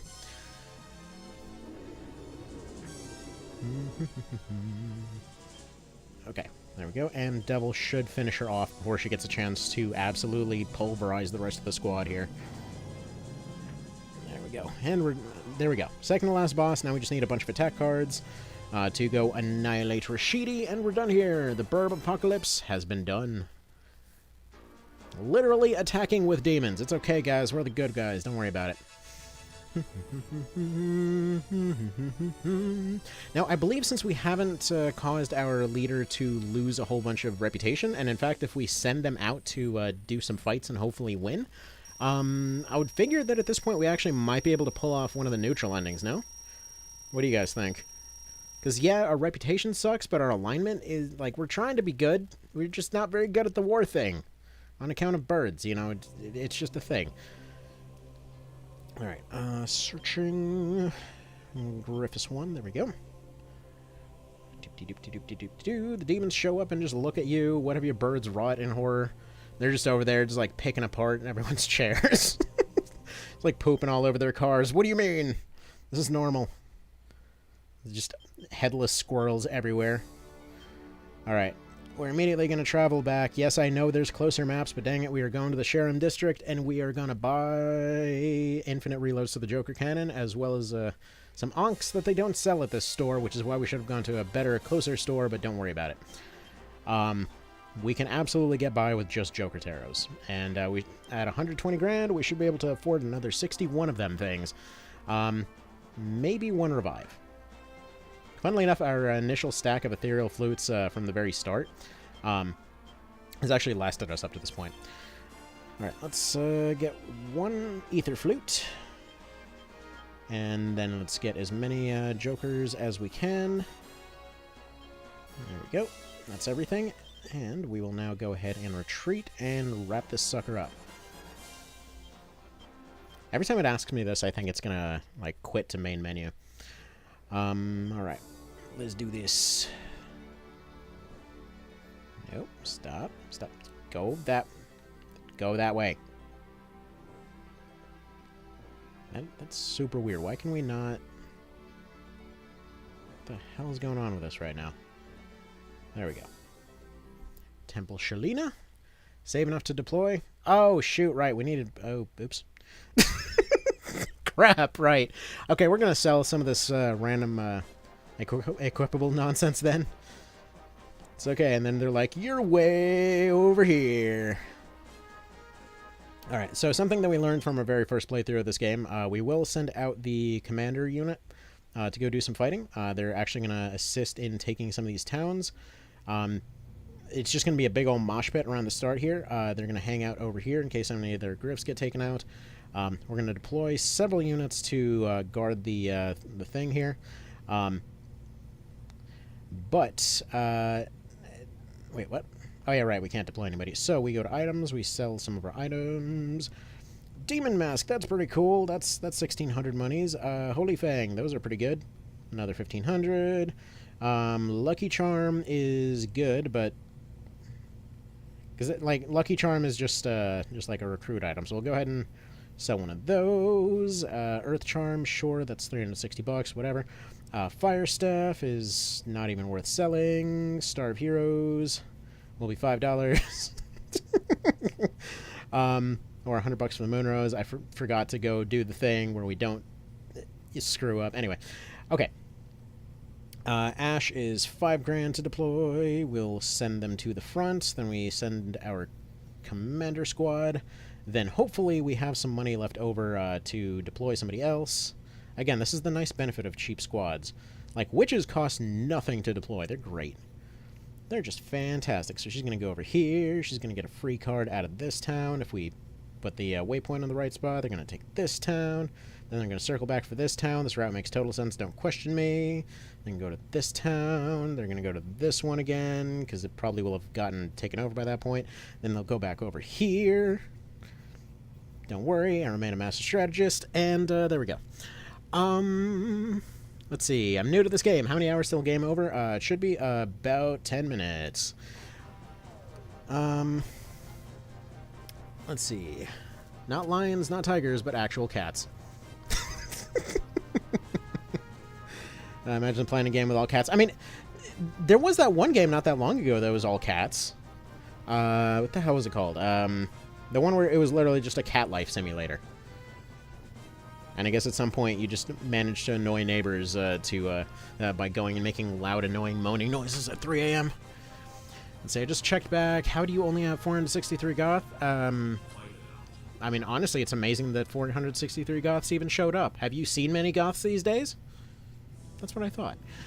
Have you tried Invisible Ink? It's a tactical stealth game. Yes, I have heard of that one a decent bit. Also, hold on. We need to pause. We got the porn spammer back again. Why are you back, porn spammer?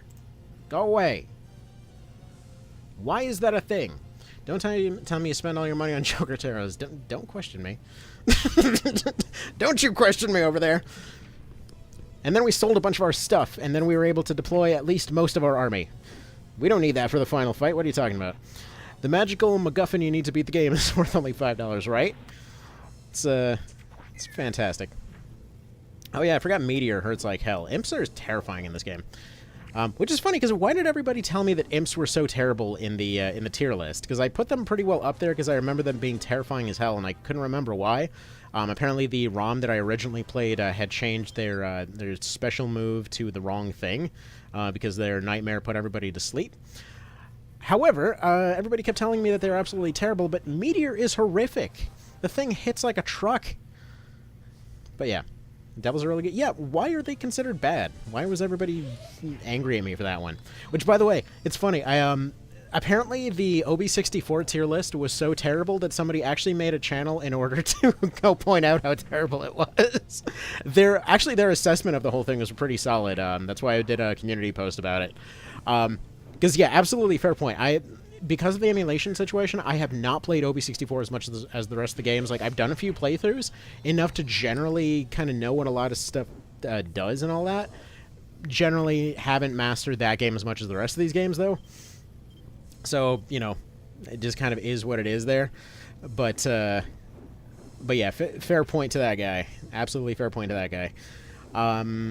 Do we get another Starlight? Can you just 52 that guy? Fantastic. Okay. So these Apinikai should be no threat whatsoever. I think we might have one more attack in them. Do we? Doesn't even matter. Either way, they got a level. Fantastic. Like, this is the point that if you show up with a Princess squad, realistically, you kind of can be in a situation where you can just... You can let them steamroll throughout the entire thing, and by the time they get to Rashidi, they're going to be overpowered as hell. This is just an absolute consistent thing. Because they've got enough weird units here that it just really is not much of a... Not too difficult of a last boss. And interestingly enough, you can even skip some parts of it. What do we want to skip? Let's get rid of Star, I think. Alright. Liberated the Independent City. See, there's no emulator that runs OB64 glitch-free. Oh, yeah. I mean, even on original hardware, it's glitchy. See, like a cheap mage, they are, and that meteor seems to hit really, really hard. What stage is this? This is the final stage. And drew a moon card. Will you keep this card? No. We're close to victory. The people of the continent are supporting you, rebels. Yeah, you can tell by our 3% reputation and support over there in the top right. Boy, oh boy. Everyone sure loves us around here. Alright, this team is going to slap our booty real hard. We're just going to go ahead and throw a lover card out there. Hopefully just make them spam themselves. There we go. At the very least, they can hurt themselves out of this process. I just noticed they're still low health. Starlight will get rid of those skeletons, so that was completely worthless. Although they're now throwing out 90s, so that's pretty neat.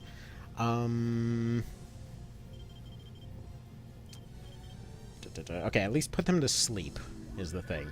We need them to lose turns so that I can go use more Joker Taros and hopefully get some Empress cards. Let's see, you think there's a chance that we get Vampires, Werewolves, and Tigermen in a new game of the series or a DLC for Remastered? I think there's a non-zero chance that we, like, if the team is willing there... Okay, that hurt. That we might potentially see DLC for additional stuff for Reborn. It just seems possible. Obviously, no guarantees. There's no way to know for sure, but it just seems very possible. Alright, we're going to retreat, because they've already used up their attacks. I need to use that Ether Flute on them, as well as a couple of Jokers to make sure that we're still functioning. What do we get? Priestess? Perfect. That's exactly what we were looking for. It's not going to be ideal, but it is enough to keep the party rolling. because that will put her up to 65. And then once we get a little bit farther in, we'll be able to start doing more stuff. I'm sorry that the perspective keeps changing. The R2 and L2 are on the Vita are currently mapped to the touchscreen, which is causing it to go all funky like. All right, you better play Reborn on stream. I will try. Okay, I will absolutely try. By that point, we'll be in a position where both the older kiddos will be doing stuff. You know, my younger kiddo, I could potentially move the setup somewhere where I can have her playing nearby. But yeah, just so you know, my schedule is already pretty crazy. This weekend was a very rare exception. Are you going to stream MOTBQ? If we can get to it, yes. Will you keep the Lover's card? Sure. Looks like survived soldiers are heading to Temple Shalina. What's in there? Yeah, it's actually cool that they sort of show up to fight you and then immediately retreat, so you have to fight through all of them.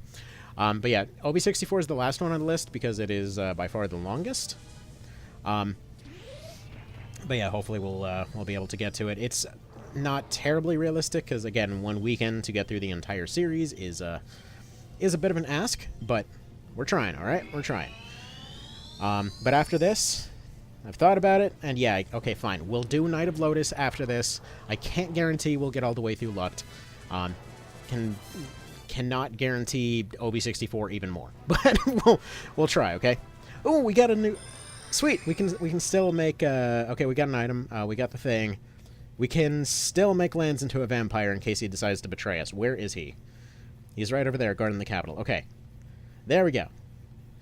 Lens, you finally made it to the very end. You can finally be useful. Good. All right, let's change his formation. He remains in front. He's going to copy Ash's formation. He's going to go join the mosh pit. He's going to try, right? He's going to do his best. That's not going to be terribly impressive, but he's going to try. I'm going to join those two, and then he's just going to head to the temple as well. Everybody just charge. Do you mean Tactics Ogre Bromance Edition? Yes. If that's what we're going to call that.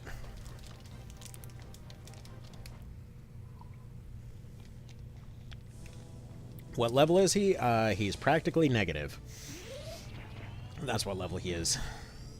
I mean, most of the squads, aside from the 3 aces, have barely had any combat experience. And one of our most useful squads has barely fought a thing, which is our extremely lucky witch squad, which, due to said extreme luck, has actually managed to actually win fights consistently despite being comically outclassed. Hey, what outfit does Lance the Vampire wear? We will check that in just a moment. Let's see if we can make this dude get whipped by his own dragons. Please work. Because, yeah, Lover's card has been really, really useless this run, I gotta say. Alright, there we go. Doing a ton of damage to these guys. Unfortunately, it was not... We ended up doing some stuff a little bit early. What's gonna happen here? Fire Breath on their own dude. Good. This might be able to wipe. Hi there, Bringer. Let's see, am I missing something, or is the Gryphon only name wrong? Which part? Because if you're asking about the spelling, they spell it 4 different ways in this series. Technically, this is supposed to be the proper spelling. In the game, they call them, they spell them Gryphon like Peter Griffin kind of thing. Like if we go right here, we'll see it says Gryphon spelled like that. Technically, it's supposed to be spelled with a Y, but anyway, you know, that kind of stuff. Let's see, Holy Knight Vampire lands. It's like an OC. He's going to be half Dragon Jedi by the end of this. I don't know. I always like making him into a vampire. Every time I find the blood spell, he's usually the first one to use it on.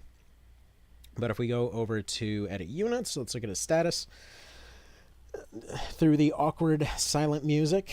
And where's he at? Here's over here, I think. There we go. And he looks like that. He looks like weirdly purple and red and orange.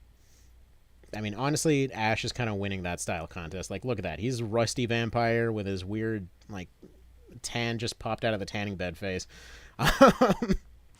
He's very tan for a vampire. He's doing it healthily. Gryphon, exactly. There's a vampire clad in bloodstained armor, or I riot. I mean, he's... well, we can pretend.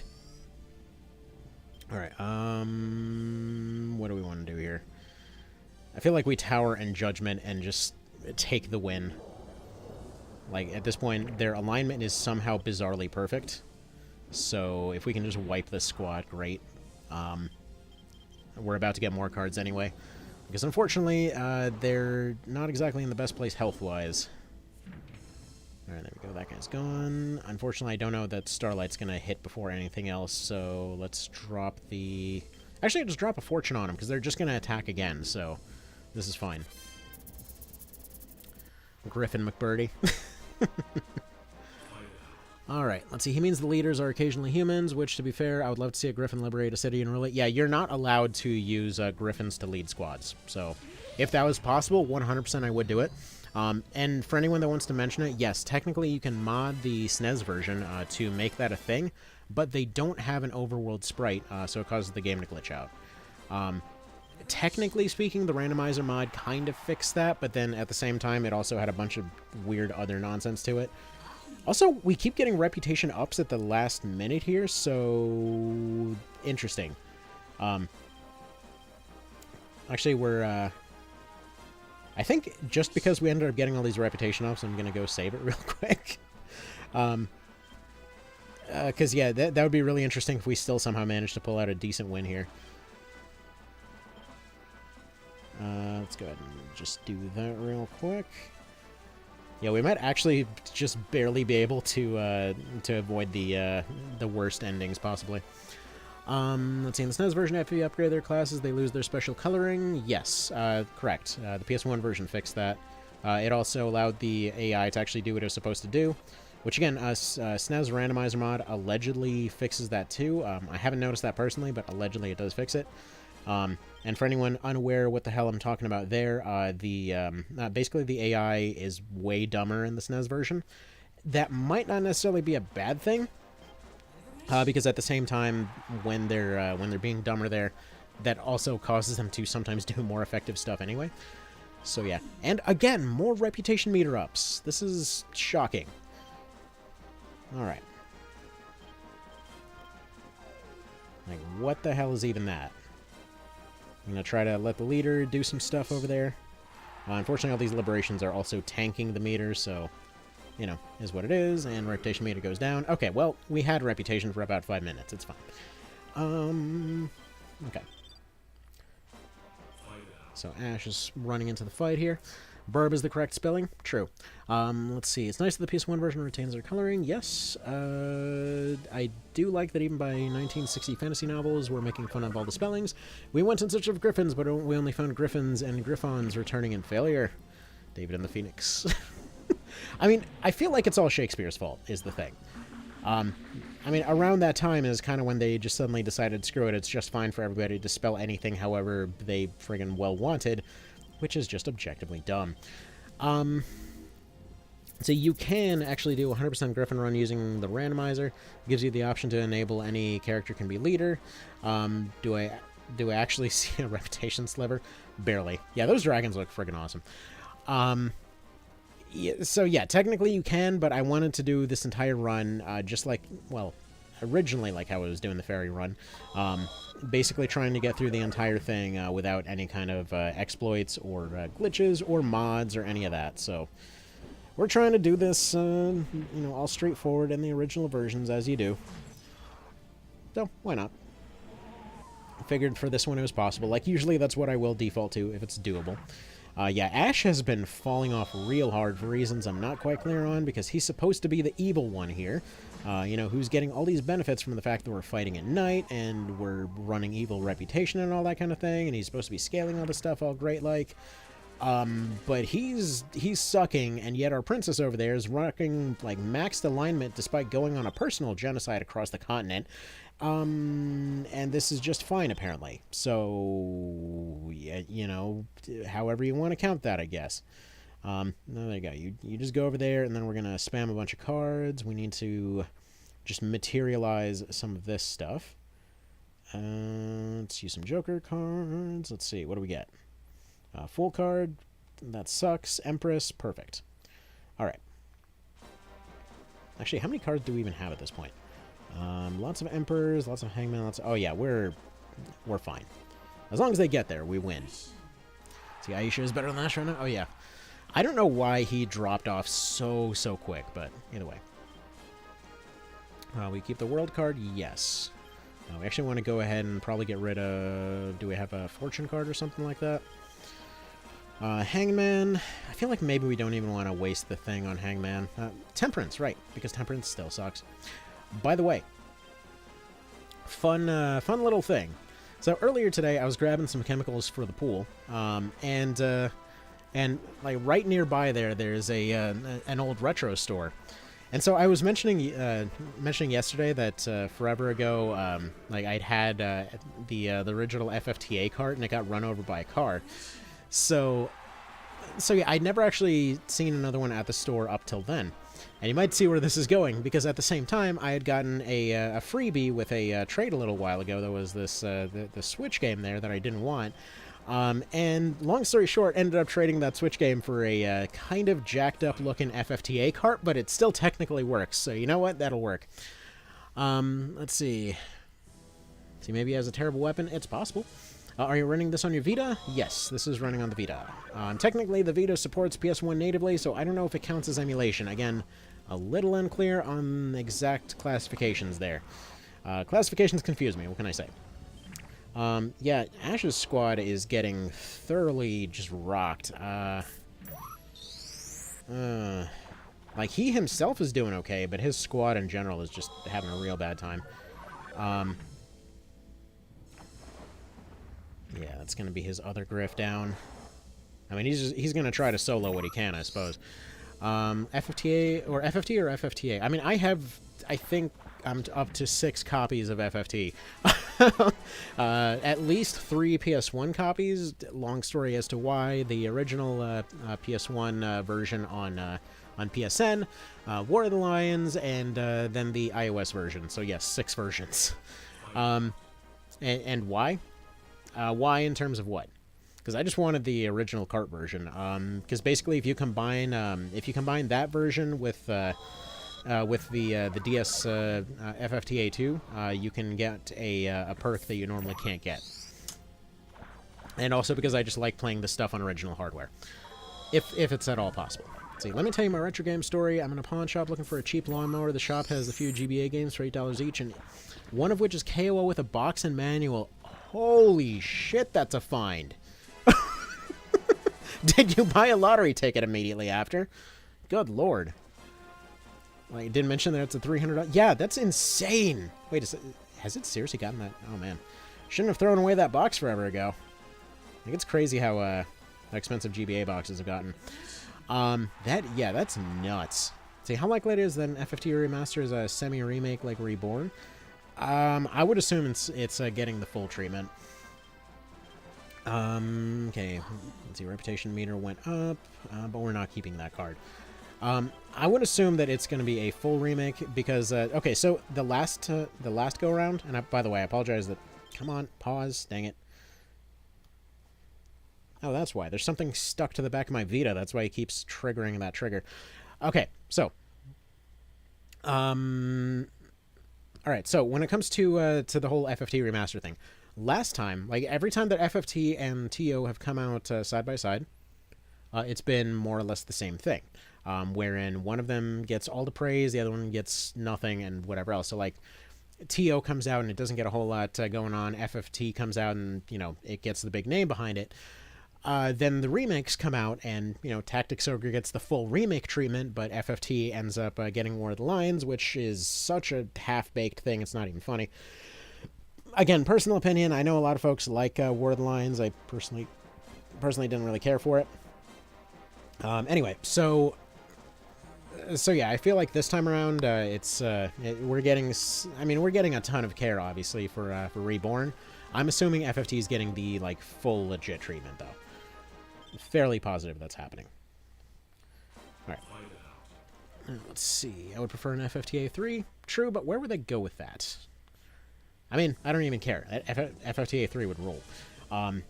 Like, I just love that whole setting, is the thing. We're going to just use Fool here, just to make this an easy win. So I took my $8 game fine and $25 lawnmower and left the pawn shop. Controversial opinion, but it's not Final Fantasy Tactics if it doesn't include cooperative multiplayer. Looking at you, iPad port. I mean, at least the iPad port got some new art and stuff. I'm not going to say it's fantastic, but it's something, you know? But I will say it's definitely at least the best version of More Than Lines anyway. I mean, it's a shame because you can tell somebody cared as far as the movies and stuff go, but then they were implemented weird and they ruined the sounds. And I mean, I don't think that's even a nitpicky thing because as far as those sounds go, oh, by the way, this is perfect. We're accidentally having Aisha get revenge here. I forgot that this has a unique cutscene. But, like, for example, original FFTA, like, when a unit got knocked out, there was just a loud, like, somebody screaming from the other end of the mountain thing. Like, it was this whole, like, kind of sound when somebody got knocked out. And then when they redid it for War of the Lions, it's just like, Like, did somebody just slap him upside the head with a slow stick? What just happened there? See, screw FFTA and A2. I really dislike those games. You, sir, are objectively wrong. Let's see. The animation slowdown is so bizarre. Yes, it is. And it took modders like 5 minutes to fix it, because it got no optimization pass. Little girl from Avalon, it's you again. Why don't you know when to give up? Give you as a sacrifice to the devil. Man, Gears is... Okay, I know it's supposed to be a crack in Gears' like, chest plate kind of thing, but he always looks like he has a Flava Flav clock on him.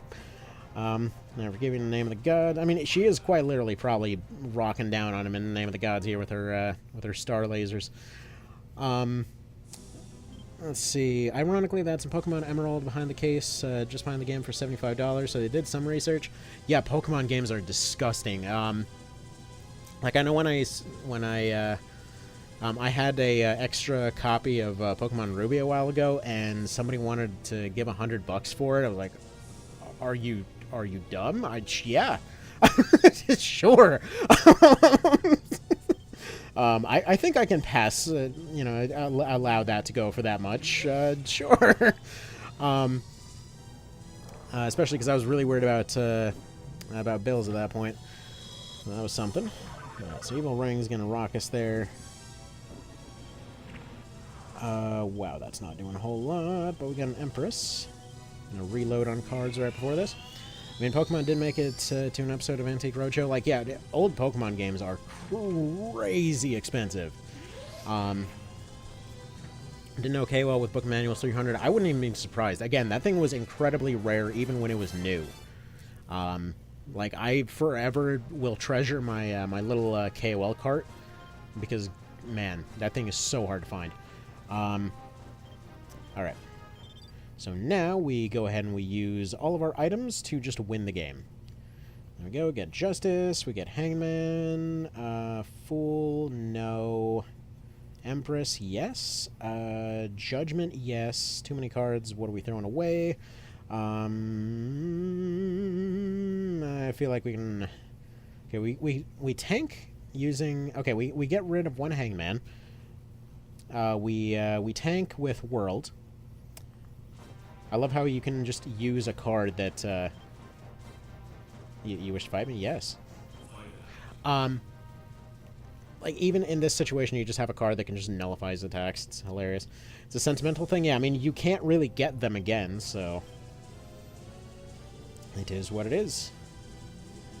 Now, let's just use Emperor. I believe in his basic form, they should just be able to take him out as he is. And then in his final form, we can just spam attack. Actually, maybe drop some Judgments and Towers on him. In fact, we might as well just spam everything. Why not? Let's drop an Empress here. Just to recover out of that. Windstorm should take out his two bodyguards, or at least it almost does. But then, yeah, we can fully reload on attack cards after this and should be no trouble. Oh, Lord, that slaps him hard. So you're just listening to some 60-year-old guy going mad depth on the value of Pokemon peripherals? Yeah, it's a strange price point there. especially considering how a lot of them can be, you know, effectively gotten for way cheaper. You know, the permanent discount price of free 99 online, as they say. So even though I mostly played RPG on emulators as a kid, as an adult I would gladly pay well over the value for physical copies.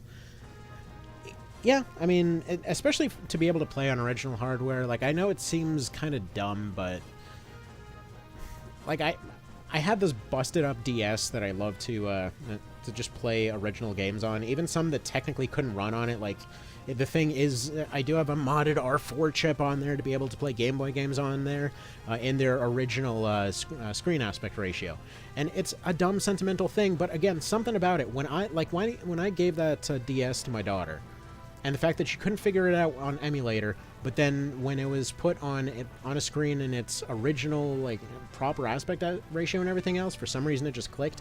I don't know. There's just something there, you know? Alright. So yeah, that's a shame all the way there. Sybil is way better than Richter. I mean, she does give herself up to allow Richter to clear your name at the end of the game. Like, that's the funny part. Technically, she's a better person. Richter, however, is the only one that actually gives you clemency at the end of that game and allows you to just retire in peace instead of going and, you know, having multiple back-to-back wars. Just saying. So you couldn't get into the advanced series of FFT, neither lore nor gameplay, especially the cards and judges system. It felt too weird. So, the way... I like to just kind of think of it as, like, it depends on how connected you want to feel to your world. To me, it always, like, FFTA always felt like a vacation to me as a kid, because I was in Florida. I had seen snow once as a kid, all right? And every time that I saw snow, it just gave me this feeling of this out there place that I can never touch, can never see, can never go find. You know, like, here's all this happiness in the world while living in this house, you know, that's covered in rats. And, you know, here's this snow and this, like, this idea of just this happy home with, you know, all this, like, little bubbling teapot in their room and everything else. Even though they're, you know, they're seeing their friends are having problems with debt and whatever else. It was just this very wholesome, like, it just gave me happy feelings thing. And so that's why I kind of always treasured having a cart of that game. And one day when I was a kid, I had my 95% complete save file that technically I thought was completely uncompletable. I had my guide of the game and everything else that I saved my lunch money for to pick up while traveling the country in the back of a truck. And, yeah, then I was really tired one day. I was trying to switch carts in my Game Boy, accidentally fumbled that cart. It fell down, and as the car was pulling away, I noticed that cart was missing and heard a nice happy crunch outside. Anyway, as of today, I have a new, admittedly rather fucked up looking, but I have a new FFTA cart. So that's my story on that. Alright. If it had B-Route save file just before the save where Richter joined, I mean, you gotta save a pretty decent ways before then. Let's see. Let's see. From George, 1, she's pretty. 2, she's more useful. 3, Richter's death, while tragic, makes the story more poignant and overall better. See, I think it depends on what you're looking for in your story, that particular route. And, you know, some folks like the gypsy look. Everyone's got their own little preferences, you know? Let's see, because B-Route is the happy ending. Alfonso has no reason to become Landstar Terror. Exactly. I mean, again, B-ending. Like, so Sybil gives herself up to go deal with the Antichrist problem. So she basically fulfills her life mission right there. Eleanor and Alphonse get down to some hanky-panky in the woods, and then Richter goes back to his dad to be like, or his uncle rather. He's like, hey, so stuff got real out of hand over there. That dude, basically war hero, go ahead and give them all the medals. But, yeah, they got autonomy now. Ivana runs the island. We established our trade routes. You know, mission accomplished. Everything's all good. You're welcome. We did our job. But yeah. And then Diablo shows up.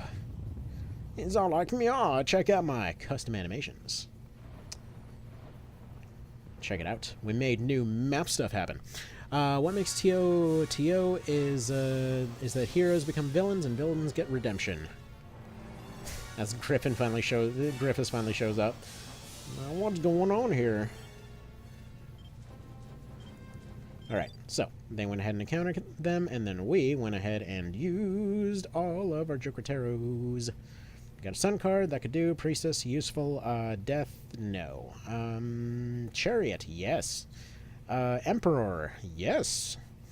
Hanged Man, no. Magician, yes. Empress, very yes. Star, get out of here. Devil, yes. We're gonna attack the devil with himself. We're gonna get rid of these. Actually, wait a minute. Her alignment is perfect. That sun card might nuke real hard. 2 world cards for tanking hits. Priestess might be useful. Okay, whatever. Fine. Fine. We won't take the devil card. We have rejected the devil in order to go fight the devil. Whatever. If FF Tactics had a sequel and FFTA was just spin-off, I feel like we'd all judge FFTA less harshly. The FFT name, no sequel in the fluff plot, just heard as a fan. Again, I think it all came down to the mood of the entire thing. Because as an escapism story, I always hated Marsh's idea as a main character. Because it's like, here's this perfect world you just escaped to. What are you doing? You are living in a situation where, you just found out that all of your friends just had all their life's ambitions fulfilled immediately. Basically, you just found out that the person that's implied to be, more or less a mutual crush type situation, just happened to be, showing up and happily willing to join you if you would stop trying to destroy the world. You just found out that you just friggin' get magical powers out of nowhere, and your entire job is to run around as just an immortal god, more or less, that as long as you don't go to the ghetto for some reason, and don't break the law that day, you can do whatever the hell you want. Why are you trying to break that? I don't care if it's not real. I'm staying in there. But alright, so we're going to start this off with a Hanged Man here. Alright. I kind of wonder what happens if you use a sun card to ensure a mutual destruction kind of situation. Alright, we use the devil on himself just because I'm curious whether this does anything to him. Wow. Well, I mean, it barely does anything to him, so I guess that's understandable. Windstorm is... Wow, that's pretty solid. Use a Magician, then we'll use another Emperor in a little bit. I don't know if you have to fully stack Emperor cards or whatever. But we'll figure that out as we go there. Judgment. We need to use a world card immediately after this. I should have used it right there, actually. Because there's that Earthquake. Yeah, it should just... Oh my good lord, she just got one-tapped. Okay. Let's... That's absolutely why we needed to be using that. This might still be possible with just Gryphons, though. Excuse me, world card, what gives? That is ice. You're supposed to sort that problem out for us. Yeah? Capiche? Yeah, don't forget his friend isn't crippled anymore. Gotta put a stop to that. Yeah, that was a real dick move on his part. Not only that, but he's the king now. It's like, I always thought Diablo in this game looks like an ogre with horns riding spiny dogs. Yeah, I can see that. Absolutely. I mean, he looks like a Diablo 2 dude, except he's just got a lightsaber. Although he also kind of looks like Satan from South Park, looking at him now. And when he swings, he kind of looks like he's got a pirate hat on. Okay, so we're going to put a second world on just because I forget if he actually already tripped the first magic shield there. It's weird that Windstorm is actually doing pretty solid here. Put on a couple more Emperor cards just to keep giving them turns, to keep extending our attack phase here as long as possible. Again, see, we're accidentally doing the Gryphon-only challenge. This is somehow still happening. Alright. Yeah, this actually might fully be completable this way. So use an Emperor, or use an Empress, then we'll use 2 Emperors, and then a Sun card if it looks like they're about to go down. Yeah, this is... I can't believe this. This is actually... This is fully legit, just the 2 Gryphons doing this. Oh, man. Perfect. I love it. I love it! See, word lines for TNT... I completely disagree on that one, personally. Just because word lines had so many downsides. Like, if you're going to compare all 3, I think FFT original PS1 version had the... had the most solid overall presentation story-wise. I feel like FFTA... had a really interesting kind of approach to a lot of things. It's unclear how good some of it was, but I think it, overall design-wise, was fascinating. A2 has some of the best kind of world feel to it. I'm not going to say world building, because it's intentionally inconsistent, but it's like, I personally love dream worlds and all that kind of thing. Like, I loved Link's Awakening, I loved A2, I loved FFTA, because that kind of dream otherworld type scenario, again, growing up in a fairly busted home there, that kind of feeling of escapism just always felt really good to me personally. So it's like, yeah, you're looking around, you know, house is falling apart, friggin', you know, rats just stole your chips. Power was in that house only 3 hours of that, or 3 days of that week. You know that you've got, you know, one parent that disappeared, the other one with a chronic drinking problem that keeps lying to people. And you're just looking around, it's like, here's this potential world scenario where you just suddenly disappear by reading a book and you get all this, you know, cool stuff. So, you know. See, but that creates an issue where, because it also means that if Mute didn't care about you in this new world, basically killed you, but you're immortal in this new world. See, New Zenobian Kingdom. Lens, your highness, do you have to... Or do we have to... Oh, we got assassination ending. If you can't do it, then I will. We got assassination ending. Dang it, Lens is hungry. But hey, on the plus side, we're a good dude, so... Reputation terrible, but we are a good person. Prince Tristan, why are you needing some help? I'm nothing against you, but you can't be allowed to live. Who the hell are you? And then Lance gets hungry. He's all like, chomp. So yeah, we got assassinated. That's fine. Griffiths got assassinated. That's why Knight of Lotus will now be headed up by Hoppy. We're gonna do Knight of Lotus next. Let's see, all this imply Marsh doesn't explore and doesn't argue with it either. Yeah. Anyway. Let's see. So as far as the story cares, none of what I said is true. It's all just a possibility. Yeah, pretty much. Let's see. Currently playing my first run of World Line. So far, TO and FFT are higher on my list. Yeah. Like, it depends on how it goes. Like, the thing is, original FFT, yes, it didn't have the animated cutscenes. I don't think they helped. Because original FFT had a lot of punch in its nuance. So, for example, like, when somebody's like going and they're having a fight with somebody, like, let's say you got that like pulling sound when they're pulling them up by the collar, all the like the big loud slap sounds when they're slapping somebody around, the loud clangs when they're having fights, and then they replace it with these like anime scenes that just sort of cut in and then disappear, plus the fact that everybody's, you know, spouting purple prose the entire time. It just has more of a like, this is an opera kind of feel, which, okay, I get that, but at the same time, if you're looking for like a tangible, everybody's just looking to survive type feeling, FFTA had that in spades, and then it was kind of mastered in Tactics Ogre there. But yeah, and that's why I'm really excited to see when they announced for Reborn, that they went through and they redid all the sounds because they felt the sounds were just not punchy enough. I was like, oh my god, this is going to be the second coming of the original FFT sounds. Like, when they were specifically mentioning that they got the screams to sound visceral, I was like, they know. They know. It's coming. Let's see. So, let's see here. Ninjas break the game in FFT and World Lines? Yes. Yes, they pretty well do. That one fight where you got to save friggin' RNG spam wizard. Screw that fight so much. The Burbs left you unguarded? No, the Burbs decided to to actually handle the win themselves. The Birds were the ones that won this fight. The princess didn't even make it to the end. It was all the Birds taking infinite turns, but don't worry about that. Who was Gryphon? Okay. So, since we're switching games real quick, let me show you what the deal was with Gryphon there. Yup. Just because I guarantee almost nobody will have actually gone over this here.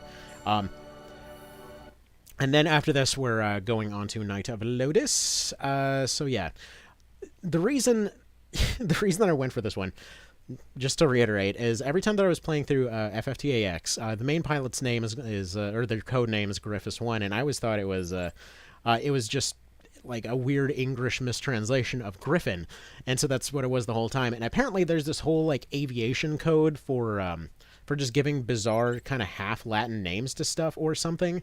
So I guess Gryphus actually translates to Condor, which was their actual name. But every time that they got shot down, the terrible voice acting always came to mind, like, "Oh no, Gryphus 1 has been shot down." What platform are you streaming on? This is a PlayStation Vita. Reborn looks promising. Saving for it right now. Yes, I am excited as hell for it. But yeah, we're just doing one mission on this real quick just to show you that terrible voice acting. Playing the game on, again, PS Vita. Technically, these are all PSP games, but this is playing on a PS Vita. Alright. Yeah. Do the thing. We're just going to do one real quick for the terrible voice acting, and then we're going to move on to other stuff. Blah, blah, blah, blah, blah. Start, do the thing. There we go. Onion Knight is a gimmick, and Dark Knight isn't powerful enough to warrant the effort to get it. Yeah, so crazy thing. I wanted to do a Onion Knight only run, figuring it would be really, really fun, right? And boy, oh boy, was that confusing. Because almost immediately after, wound up giving it a try and thought it was really, really cool, and then immediately tried to go into that fight in the forest, and they did 1 damage? Really? Like, 1. Just 1. It's like, we just went through how many fights and you're doing actually 1. Like, I get it, they're a class that gets better as you unlock more classes, but what even is that? But yeah. How do you stream on a PS Vita? It's hacked. But yeah, I just want you guys to hear how cheesy the voice acting is in this. I don't even remember the controls to this game, but it always ends up coming to mind.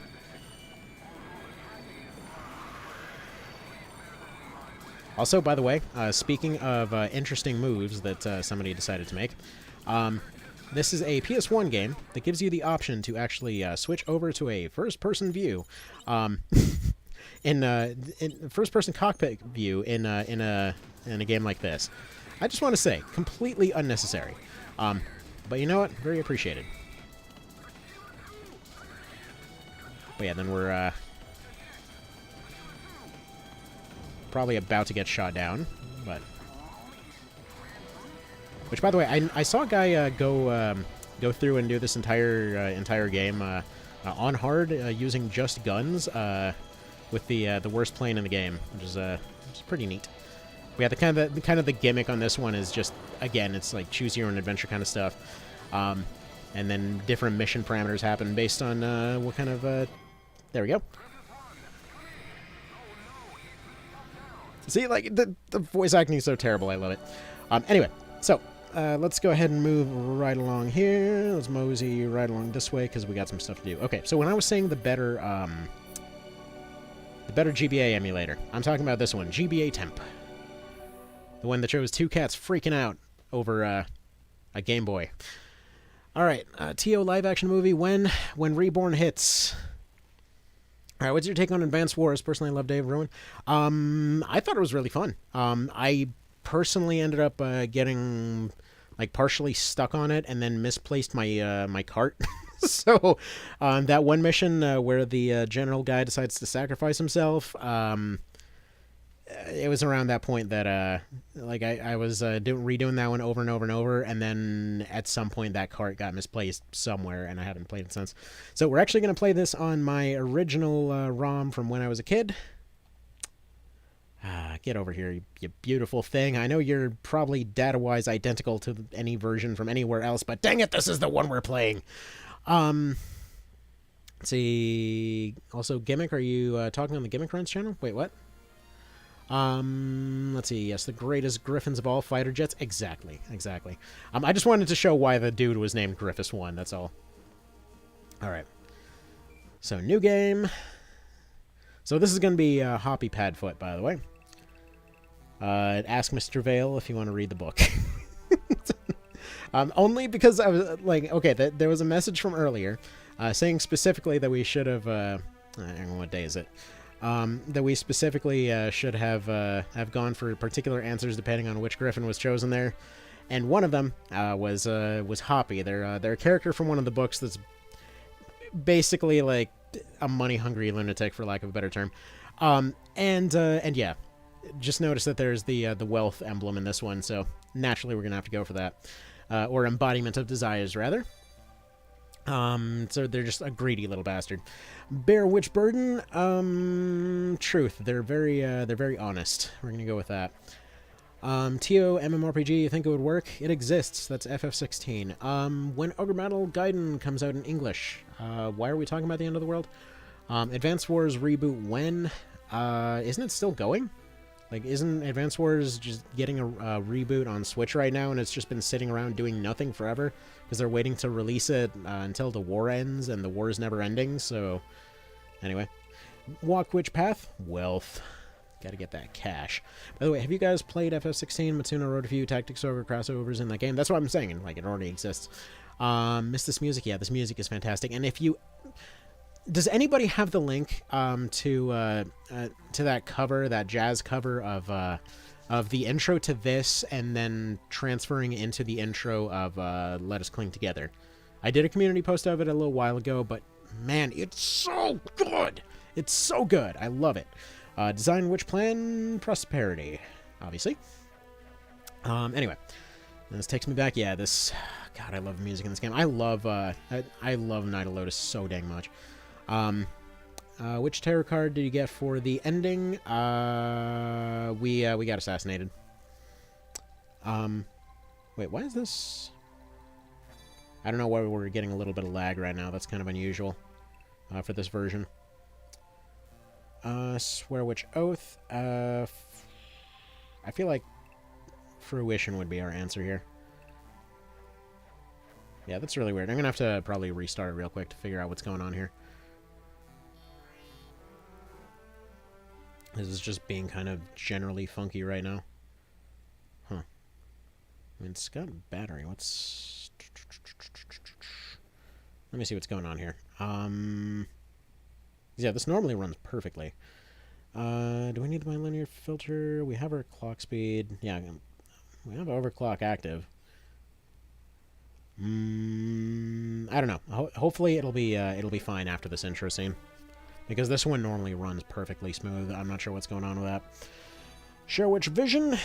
No data. The stream will end shortly unless you restart it. Oh, OBS is being funky. That's what's going on. Weird. Okay.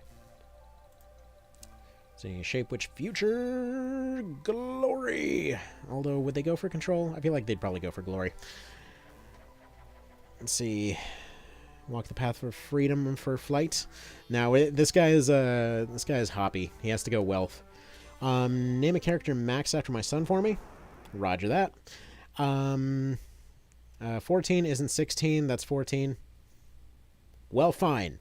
Wait, this is K-Well? Exactly. So, death, if you say. Knight of the Lotus. I'm just going to pretend not to be triggered by that one. Purity for nothing but Ferds. Sure. Okay. Let's see, no matter who it is, K-Well tends to have this massive lag spike in emulators for whatever. Yeah, it does, and that's actually the problem with GBSP. Like, it kept crapping out, but I've never had GBA temp do that, or temp GBA rather.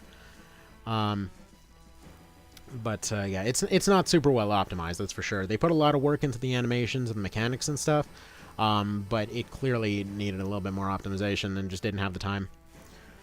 Let's see, I was looking at the Reborn screenshots and noticed Diavold's element is dark now. Yeah, so that's kind of the question right now, and hopefully something that'll be cleared up in about 8 days now, once the event hits, and we actually have some idea, like, from TGS what we're actually looking at.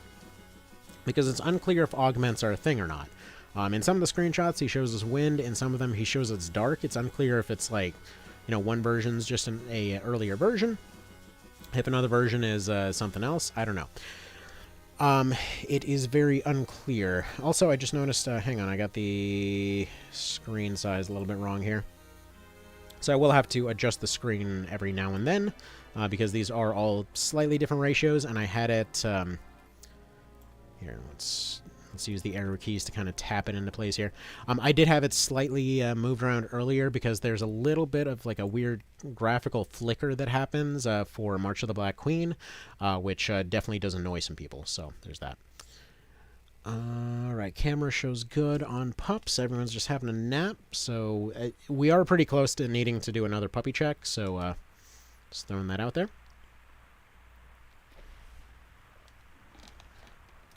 By the way, interesting note on this intro. You know the little girl that walks away? Has anybody ever put together that it seems very heavily implied that that girl is actually your very first boss fight? Have you felt like a monster yet? Welcome to Tactics Ogre. Control to signify flight control. Alrighty then. See, this is not a real world. Or the is not a real world. I'm sure somebody wanted to name their world the before. Knight of Lout's Seed Pod? Why though? Little girl with the teddy bear always makes me sad. Yeah, she is, she definitely seems to be, Cressida, by the way. The first archer that you go to. Because she talks about how she found her parents dead after Lotus invaded. And there's the little girl finding her parents dead after Lotus invaded. Oh, hang on. Okay, I gotta be right back.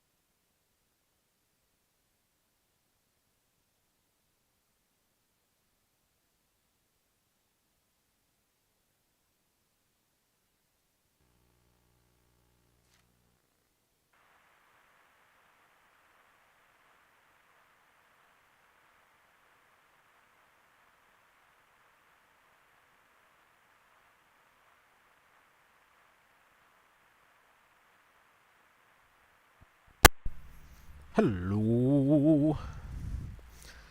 Alright, sorry for the kind of awkward jump there. Kiddos were calling me. Wanted to see how everything was going, tell me about their fun day. Alright, let's do this thing.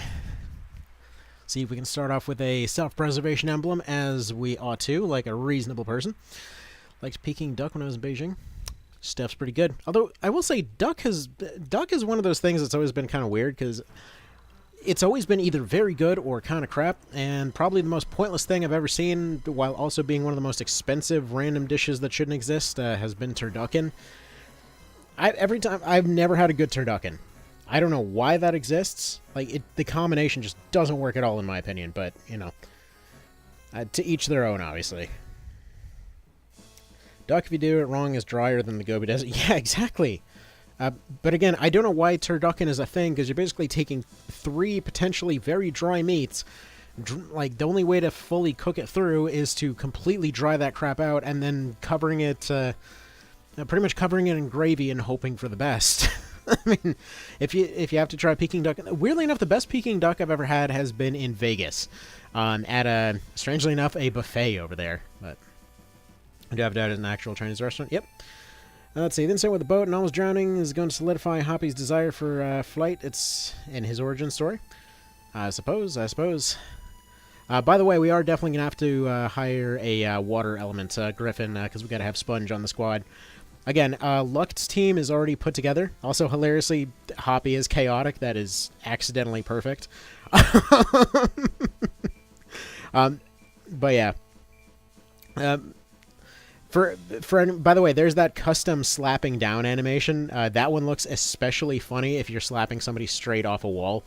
I love the custom animations in this game so much. And also, now that we have the full screen, let me fully adjust this screen to properly fit the game. There we go. That looks better. You shut your mouth. Although we got to do like the kind of nasally voice for it. Like, oh, you shut your mouth. There we go. Something like that. I can't quite do it. Get the dude in here. Whatever. I'm not even gonna try to do the voice right. So I've been listening to the audiobook of Crestfall there. That's why I have it on my mind. All right. There we go. I mean, it's still a little bit off. You can kind of tell the bars on the left and right. That's got, like, recording this series is going to be a little bit funky like that always, because it's always going to have stuff that's a little bit off. But it's about as perfect as it's getting. Like, that's partially why I was so excited when trying out the Retroid. Because, like, oh, it's an Android thing, but you still get the benefits of having buttons, and it can run all this stuff, you know, with Android stuff, which means it's going to run great. And that's the thing with Android stuff. It, like, something always decides to be off, right? It's like everything is always, like, you'll have one thing that'll run perfectly, and then something else will just break for no apparent reason.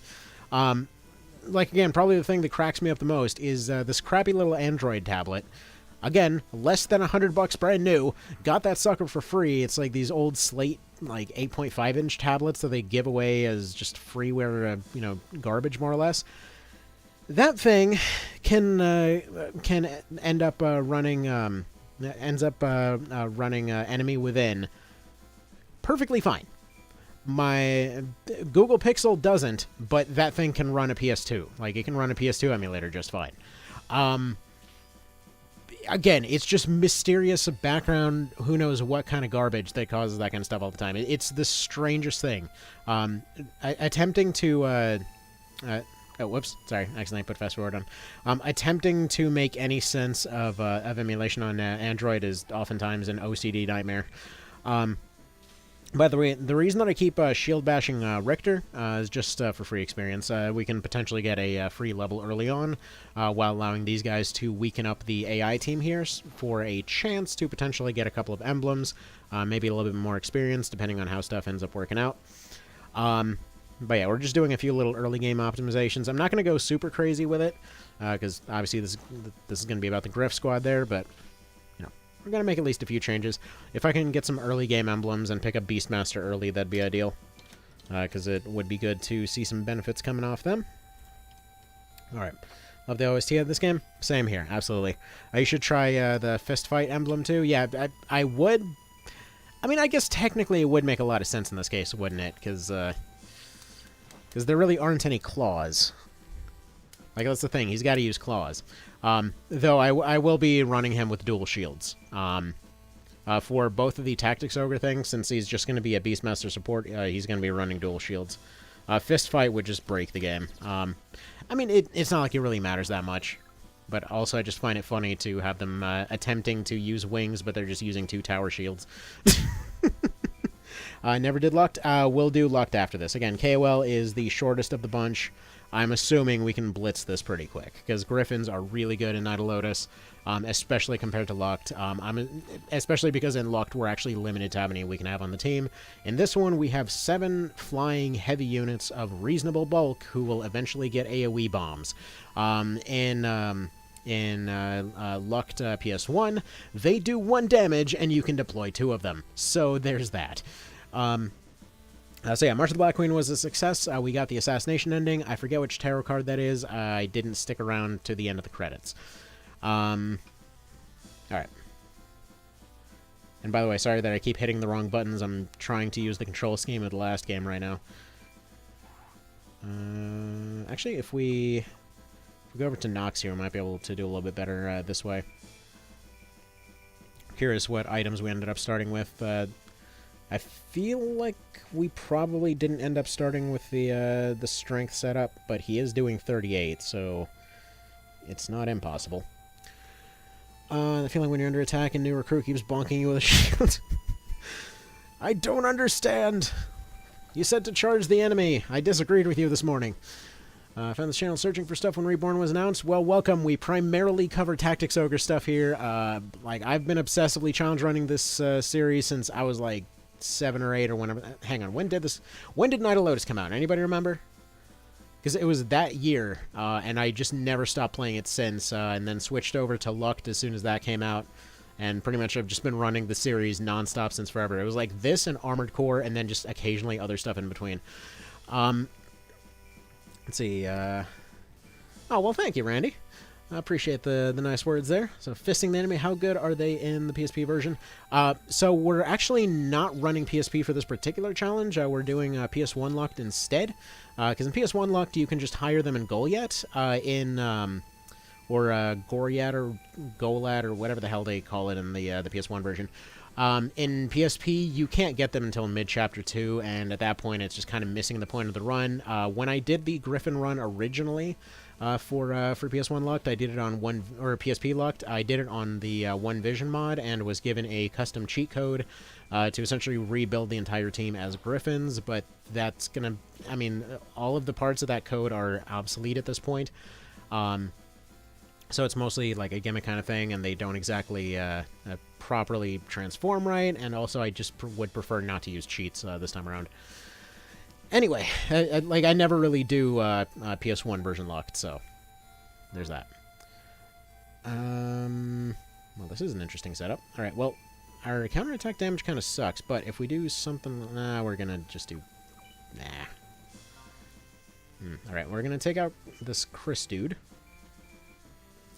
Get that experience, put our back to the leader, or actually, right, we can't turn because it's KOL. Alright, whatever, that's fine. Hopefully he attacks us from the side and we get a crit, but it is what it is. Alright, Richter, stop shooting your holy laser from the front. This is like pew-pewing stuff out of his rapier, just pew-pew-pew-pew. PS1 Locked was the first game I ever bought on the internet. Had to find it on eBay back in 2000 or 2001. How much was it back then? This one's 2001 or 2002 probably. Well, then I've been playing this game for 2 decades.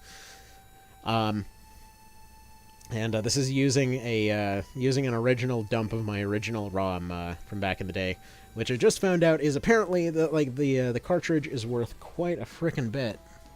And I was saying earlier, I was really excited to actually find out, like, playing FFTA and Night of Lotus on my like way back when, basically was my childhood there, and now finally I have both carts again after FFTA ended up getting itself crushed by a car. Let's see.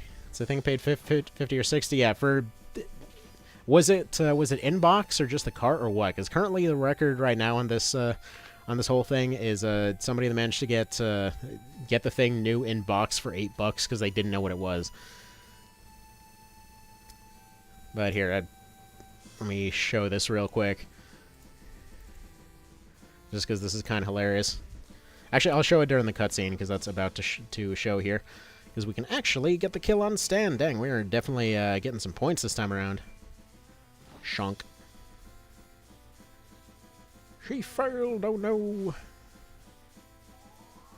Yeah, getting the early level. We might be able to be all set up for self-preservation next round. Alright, so we're going to set the cutscene to do its cutscene. Alright. But yeah, so... You know, and yes, I'm aware, atrocious quality, I apologize.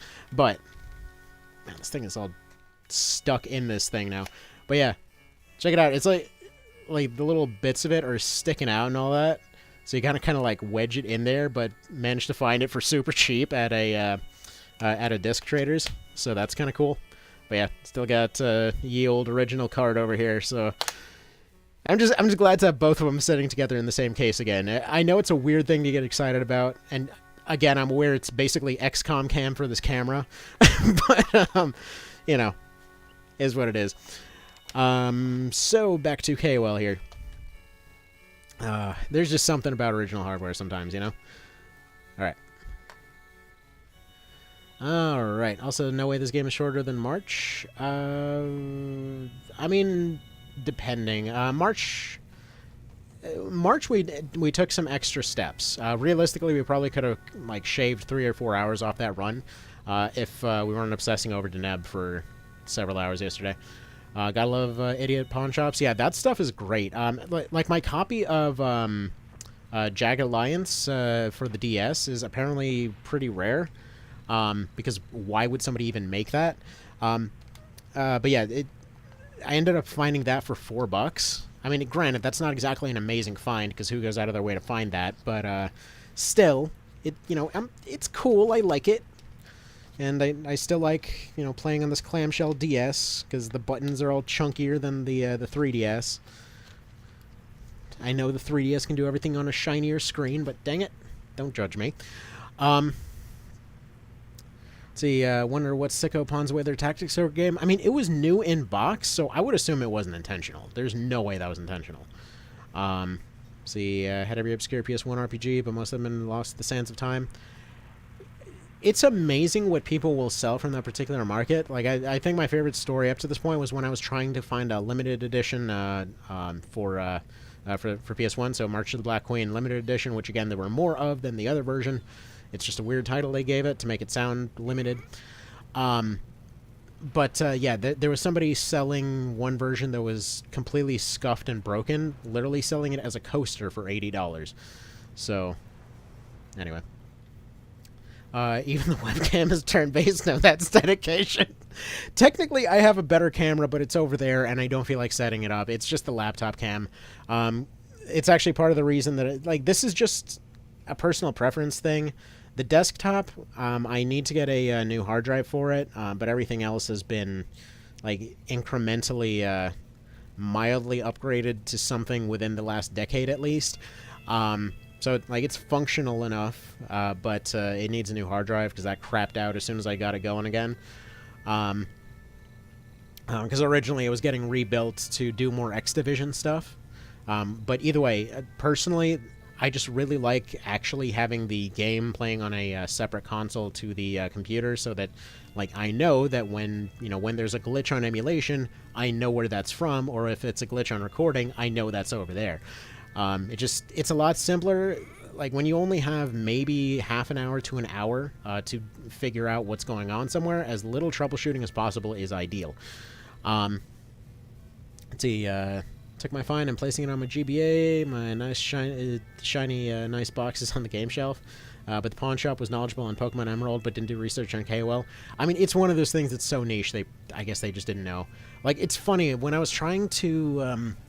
to go and collect FromSoft games a little while ago. I had to throw away that thing right away, because apparently every retro shop in the area knows everything about every Kingsfield game.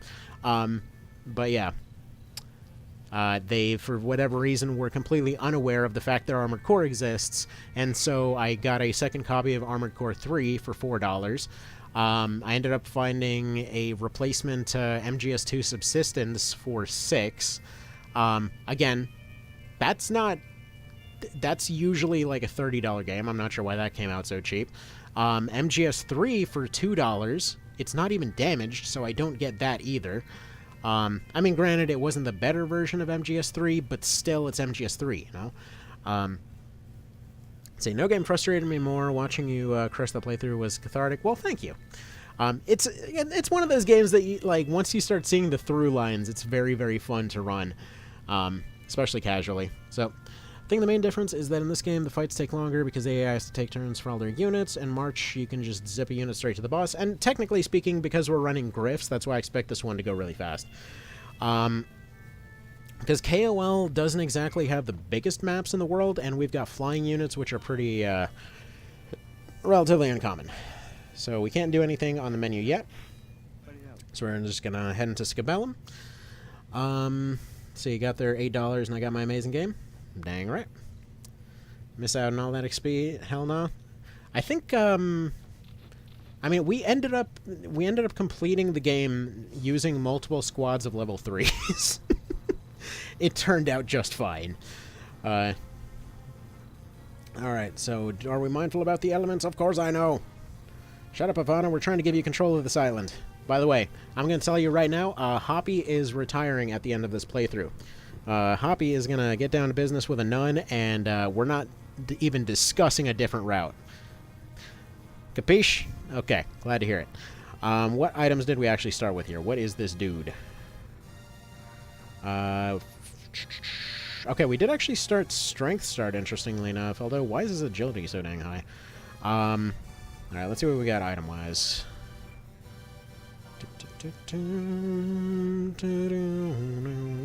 Cup of life, I will take it.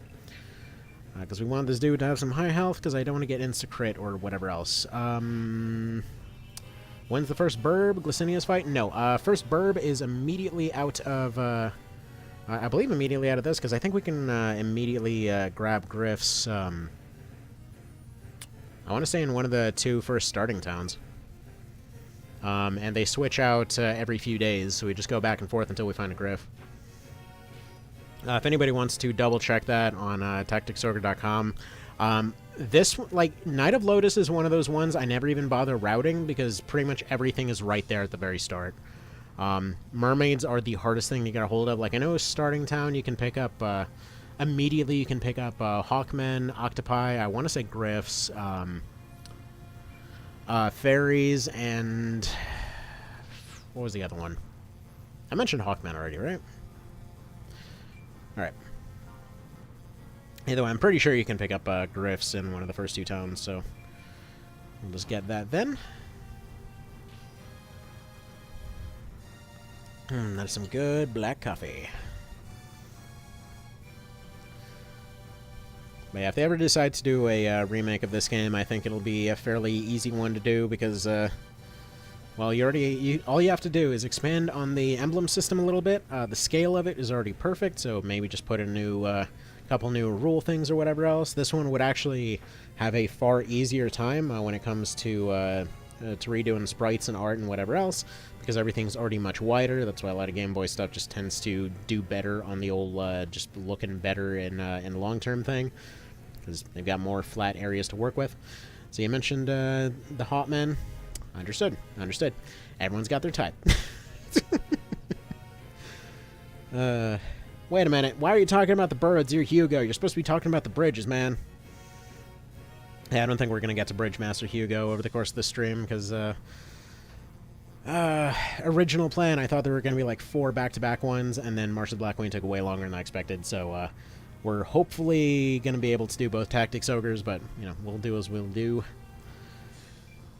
Staying up as long as doable.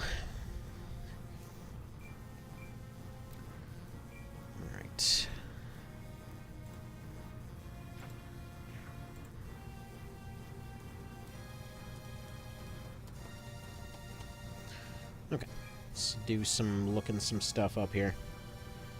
Alright, so we've got Dave.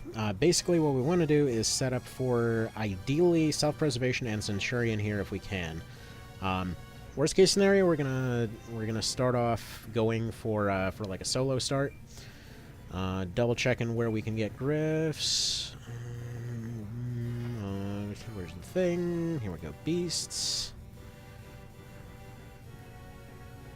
Come on, load up. You know you want to. Okay, apparently the jump links on tacticsogre.com are not quite doing it, which is fine. We'll deal with that. All right. The Gryphon has the abilities to fly and use a ranged attack called Windstorm. They are decent beasts, but their fighting ability is weak. I would just stick with recruiting a Hawkman. I give them 2 stars. Well, fine. That doesn't tell me where to recruit them. Where's the thing that tells me what the towns and the buying and the... yeah. You can actually modify the ROM to allow anything to be hired in the shop for this one. Relatively easy with Nightmare tools, but we're trying not to do that this time around. Whatever. We're just going to slot through the different towns and just kind of see what we come up with.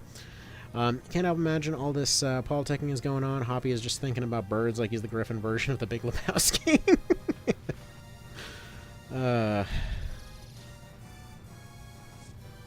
He's just thinking about how to run off with everybody's weapons, I think. It's like, where can I get enough magnets? So the one thing I found weird about this game is unique classes lost their unique sprites when their classes changed. Yeah, that was kind of an odd one, and they actually counted as dead until you restored them back to their original classes. That was especially strange. The game, like, legit would treat them as if they died, and then they could come back to life. Although, another interesting thing that I never really thought about is the fact that, technically speaking, with Ogre Battle 64, it's the only one that you can pretty much immediately kill off all your guest characters, and they just stay dead in the story. Like, for example, if you just don't like Dio, you can just make him dead immediately in the first map, and he's just gone now. And it'll just adjust for that.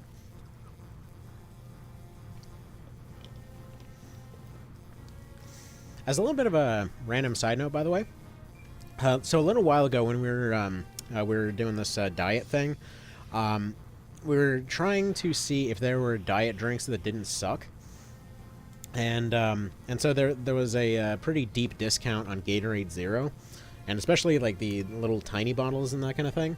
And basically, our son really, really loves these things, but only one color of them. And so we came to the realization that, well, I could basically have a bunch of them because, you know, the joke is that I'm the family's garbage disposal. But the interesting part here is that, yeah, as far as diet drinks go, they're actually pretty solid. Honestly, I expected them to have the same old diet drink problems, but they actually taste pretty good. Tastes like the originals, but less sugary. It's kind of a weird advertisement for that. Main reason I bring it up is because I saw a bunch of people talking about PSP games the other day that kind of hit above their punching weight, more or less. And one of them that came up was MGS Peace Walker, and it always just seemed a little bit funny to me that the top healing item in that one is just a diet drink. It's like, why exactly are these people so obsessed with diet drinks?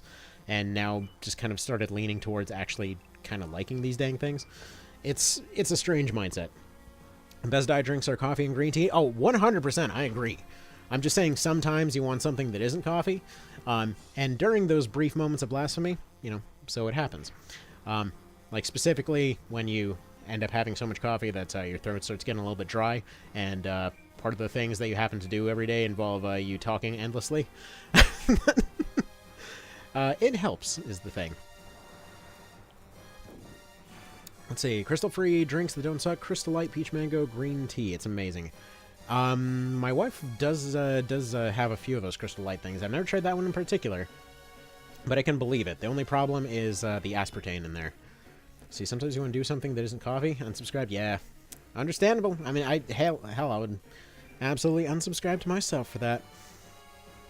Though, again, speaking of interesting subscription stuff, I was mentioning this earlier, but there was a dude that that did a a better OB64 tier list because my OB64 tier list sucked. But it was really solid as far as explaining the mechanics of that game. So if you were curious, that's out there. Alright. So you don't like hot leaf juice? It depends on which kind it is. Like, if you're looking for just a straight-up caffeine hit, I mean, it's hard to do better than black tea. That stuff will hit you like a truck if you're really tired. See, my sister would hate you. For which thing? There was a lot of stuff to be hated for in that statement. You're going to have to be more specific. Oh, okay, by the way, also we're going to make use of fast forward in this one because this game has a whole lot of talking. By the way, quick fun note. Notice all the detail in this scene. Like, notice the fact that they have their soldiers specifically guarding the only open window. It's just such a nice touch that the scout is actually scouting. Like, they only have the one side of the window open. They're just going, they're just keeping a lookout. She's team only tea, no coffee. Yeah, everyone's got their preferences. I just figure whatever makes you happy, you know? Okay, we got Octopus today. I believe it's Octopus and Fairy for here. What do we got in Celia? Because these ones will swap out every other day. So we got a Dragon. Crap, do we actually have to get to Fort Formido? That's a bit of a problem, because they switch every other day, which means we have to go to the random map. Okay, we got fairies. Please tell me we still got Gryphs over here. We might have to go to Formido. Let's see. Still Octopus, and then the last one would be a Hawkman, so I'm positive that, yeah, we will actually have to go to Formido. Alright. Didn't mean to hit fast forward there. That's my bad. We're going to save over this one real quick. Hurts, but whatever. Okay. That's fine. We're going to have to go set up for solo here. Okay. In that case, we will actually get the fist fight emblem, but only for now. Only for now. Okay.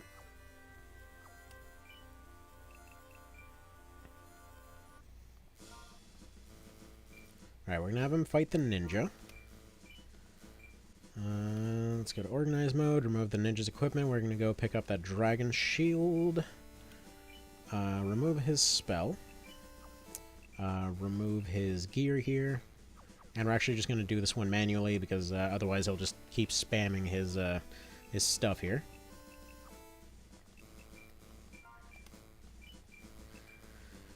Okie doke. Let's see. Believe it's Formido, yeah. So we're just going to solo until Formido. So you're going to go over here. Boss takes 8 packs of creamer with a mug of coffee. That's not coffee anymore. That's just sugar with some bitter flavoring added. So you can definitely hire a Hawkman before Formido. I mean, the Hawks don't count, though. We're saying it specifically has to be a Gryph. Alright. What happened to the third Andrew? His name is spelled in all caps. Good question. I have no idea. Like I said, Kid Me didn't exactly make sense. Those are some of my original save files there. And yes, I do have like 5 backups of that.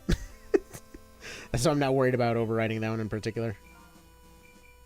Anyway, so we pick up our dragon scale. Alright. I love coffee, but trying to drink less of it. Yeah. I mean, I was asked a while ago to try to tone down how much I have, so normally I've been going down to about 1 a day, but you know, some days, like these last couple days, I've been having dramatically more. Bonk. And then he bonks too, and everybody's bonking. Yay! Let's see, I like coffee that has milk and a lot of sugar. See, it depends what you're in the mood for. Like, probably the best coffee, okay, it depends on what you're going for. Like, I like having just kind of alternating completely straight, just like jet fuel black, and then just like some light creamer in there with a little bit of milk, like half creamer, half milk. I find it generally is pretty good. If sick, I'll just replace the creamer with honey. It's 2022. People are still eating sugar. Yep. sugary goodness. And we're just going to do this in fast forward. Which is funny because it causes the sound to go absolutely crazy. Pick up Book of Initiation, become a sword master later. Never pick up a sword.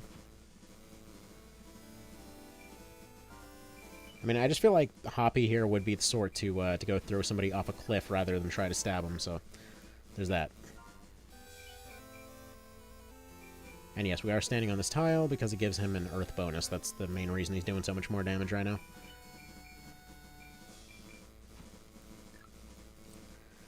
And punching the dude, punching the dude. Alright. 2 options that gives a ninja. One with archer, and one with cleric. One way or another, we'd be able to come back with a fairy if we didn't get the ninja, so this worked out fine. Sugar's terrible for your health. I mean, a lot of things are terrible for your health. It's one of 100 different things that they aren't ideal. The problem is a lot of the sugar substitutes are still just sugar, but they're genetically butchered up in a weird way. So that's kind of the weird location where that's at this point. Don't forget about Sniper Emblem, free +10 agility. Yeah, that's true. Unfortunately, we can't get that on the rest of the Gryphs, but we can get it on this dude for that additional speed.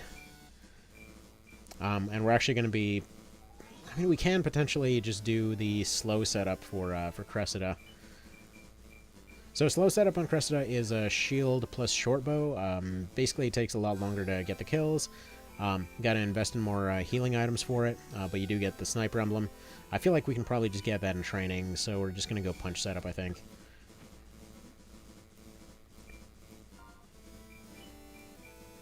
Although, now that I think about it, I've never actually tried running double shields for that fight. Might be worth doing, because we did pick up an extra level, so could be doable.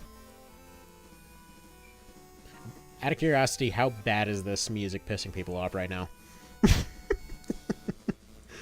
But yeah, early on we can get like a War God, we could pick up Berserk, we can pick up Sniper, we can... right now we're picking up Fist Fight, which will allow for a War God and Berserk.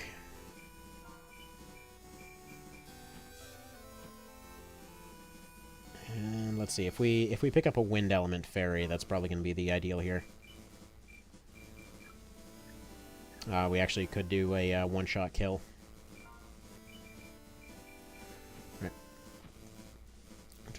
Use the music, don't mind it. Oh, I'm talking about the fast-forwarded version right now. Just because it's getting all jacked up because of fast-forward. There we go, self-preservation and fist fight. Beautiful. So back in the day, people just didn't know better. Yeah, I mean, look at the fact that they had asbestos in cigarettes for a while. That's a recipe for success right there. Alright. Out of curiosity, how does some of this dumb look?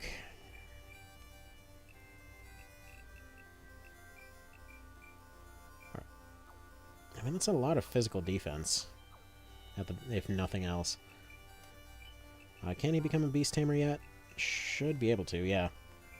So there we go. I mean, there's his final class right away. I suppose it's almost appropriate for him to be a Beast Tamer, since he's canonically supposed to be able to catch a Gryphon, so that works perfectly fine. Let's go ahead and save it right there. Like some doctors recommended smoking at some point. Oh yeah. Crap, what was even the logic behind that? That it, like, exercised your lungs or something? Weird times, man. Right. First of all, we need to hire our, one-shot kill fairy. And then immediately kill them off.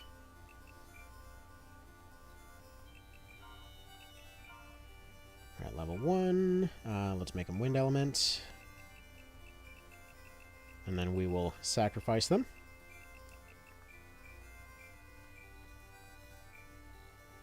I think they made a good choice. I agree. Alright. So, let's go ahead and actually release all that stuff. And see if we can get this going right away. In fact, can we potentially buy any buff spells? It's something that I never end up doing. But Birth Influence, can anybody even... I'm trying to think who would even be able to use Birth's Influence right now. Aside from witches, I mean, I think wizards can do it, can't they? Can you become a wizard? Because I'm assuming you can't yet. Because that counts as support, which I think only witches can do.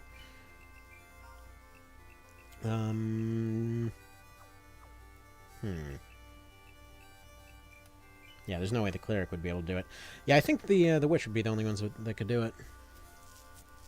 Let's see. Plus, the medical and pharmacy industry always lobbied to give people bad recommendations. Yeah. That stuff was more than sketchy in a lot of cases. But yeah, we're going to be rocking double shield for most of this.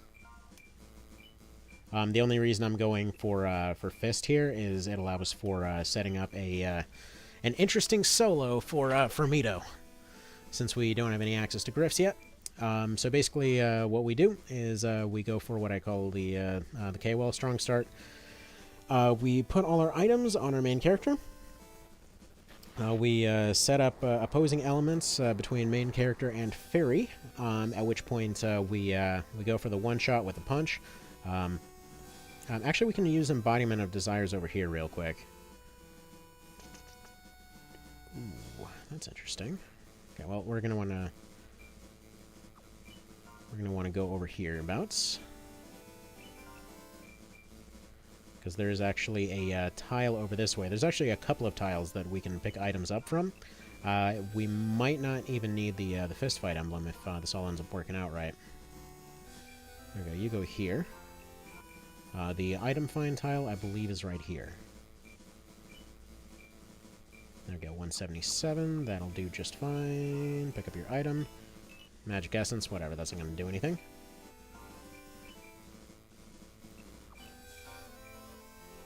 Now, we're not going to do the 200 that we need unless he crits. No, but will be enough to pick up Berserk, so it's not going to give us a War God. To get that 30 points of strength,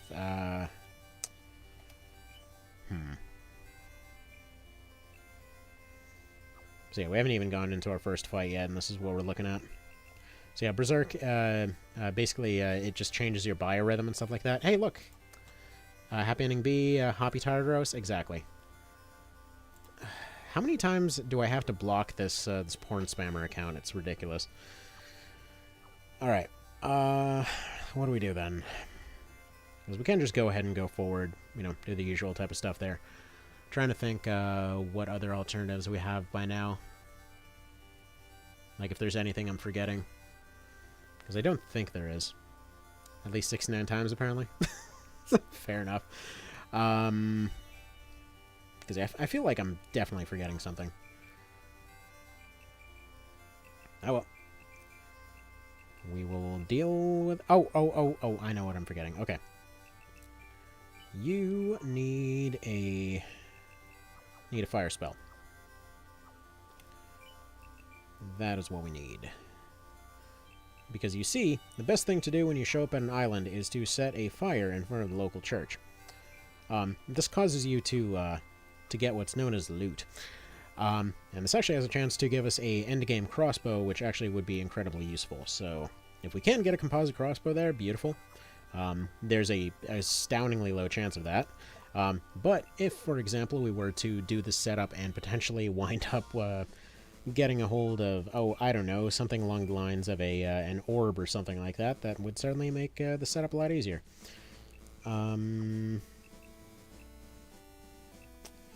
Actually going to use Ouch for this as well. Just because we're going to roll for that extra 30 strength. Burning a church for loot like the Vikings would have done. Or people in Detroit, interestingly enough.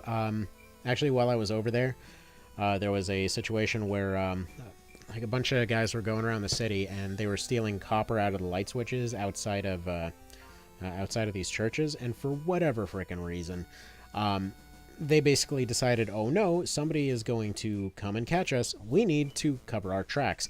So naturally, what do you do when you want to cover your tracks when you stole, like, I don't know, a couple inches worth of copper? Naturally, you burn the entire church down to cover your tracks. Yeah. Cool. Nice. Good job, guys. You really thought that one through. Alright, let's roll for this crit. He did get another level, so... Come on, crit it. Nah.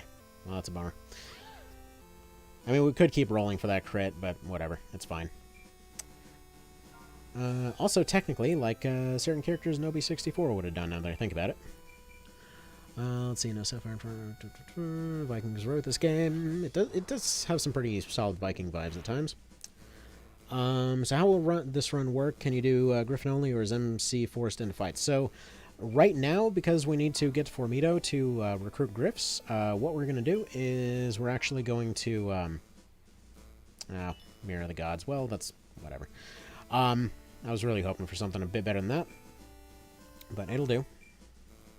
But basically what we're going to do is we're going to do a solo setup. We're going to pick up Centurion and Mark of the Elite from the Krista fight.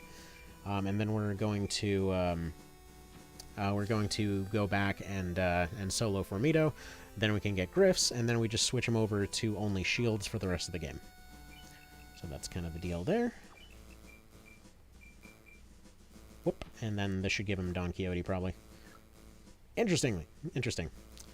Actually, I'm surprised that didn't give him Miracle, because usually Miracle you're supposed to get if you end up dodging an attack that would have killed you. In this particular case, I'm assuming it's just because he has to be below 10 health. Made it out of Detroit? Yeah. I mean, I used to... So for a while I was actually in kind of in real estate, more of a kind of a paperwork assistant sort. But every now and then, I would get sent out to kind of help assess properties and that kind of thing. To kind of figure out whether they were really worth anything, which consisted of spending days at a time just kind of shambling through dilapidated properties, and like there is a legitimate worry that you get jumped in a lot of those places, especially when you're going through completely wrecked houses in the dark. So, for example, my look for quite a while was my brother had gotten me this. It's like kind of flashlight mixed with a mace and a taser that just sat in a belt holster. So it was just always like walking around with a trench coat and this flashlight taser stick, which thankfully I never had to use, but stuff happens. All right, so let's go ahead and rock our double shields here. Give us our insane defense, and then from there we can actually get a glass pumpkin to replace the leather hat that we've got, which should increase our defense something fierce. Alright. There we go. See, only shields for the main character? Yeah, because we're supposed to be primarily using Gryphons. Always hated needing to burn grass to find items in a square. Yeah, it's very oddly specific as to why you'd ever want to do that. Granted, you have the dowsing rod item that's supposed to clue you into that. It's just that you get it so late in the game. Well, I mean, technically you can get it as early as Formido, I guess. So there's that. Alright, so the trick to doing this is to basically make sure that Yvonne is constantly at low health. So you let her get mobbed as much as possible. You isolate characters and take counters. Using the shield does actually lower your offense pretty considerably, but what we want to do is get all kills on the map. So we can potentially set this up. Worst case scenario, I'll go back with a bow, but this should do just fine. This is probably going to be one of the longer fights in the entire run. See, if you snap a Gryph, you could use the sword on main character, technically still only use birds to attack. That's a fair point. That is absolutely a fair point. No bird sacrifice. See, that's not... it would work for the character.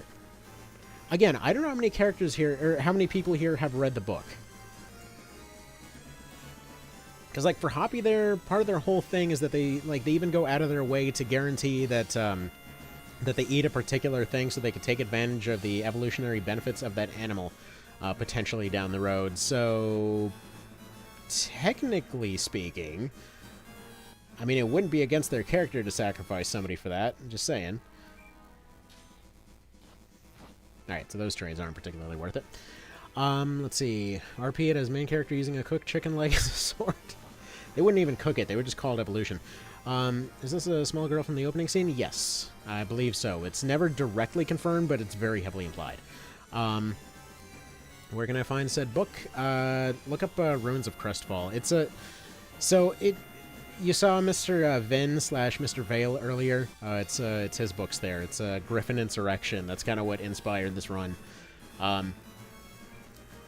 But yeah, there's a whole series of them. I believe he said it was going to be up to 8 books. I believe Crestfall is the 6th. But that's what Hoppy's from. But yeah, it's based off that series. It's one that they started writing it a while ago, and was given preview copies to just kind of give feedback on. And I thought the series was pretty fun. It's like it's a mix of all the kind of like all the characters being Gryphons. So like if you grew up on something like the Redwall series or something like that, where you kind of partially get that whole thing of like everybody's kind of putting up with kind of what would naturally be the limitations of, and there goes a bottle, naturally be the limitations of their biology and all that kind of thing, combined with just kind of like interesting like almost post-apocalyptic type stuff in the case of, how do you put it? There's like a bunch of like old society elements to the stories where everybody's kind of adapting to stuff that they didn't know existed. They like weird evolutionary traits they didn't know they had. Like some mystery stuff behind all that. It's a long story to explain, but it's a fun series. But I know he regularly has like a bunch of discounts for the series and all that. Which, by the way, Mr. Vale, if you're here, I mean, if you want to post a link to all that stuff, go for it. I'm sure there's plenty of folks that would, yeah, Redwall, and haven't heard that name in a while. Yeah, I mean, like, again, that when he was describing that series to me, I'm like, I want to read that. I grew up on these books over here. It's like I remember being really confused as to how a badger and a mouse were getting along, but whatever.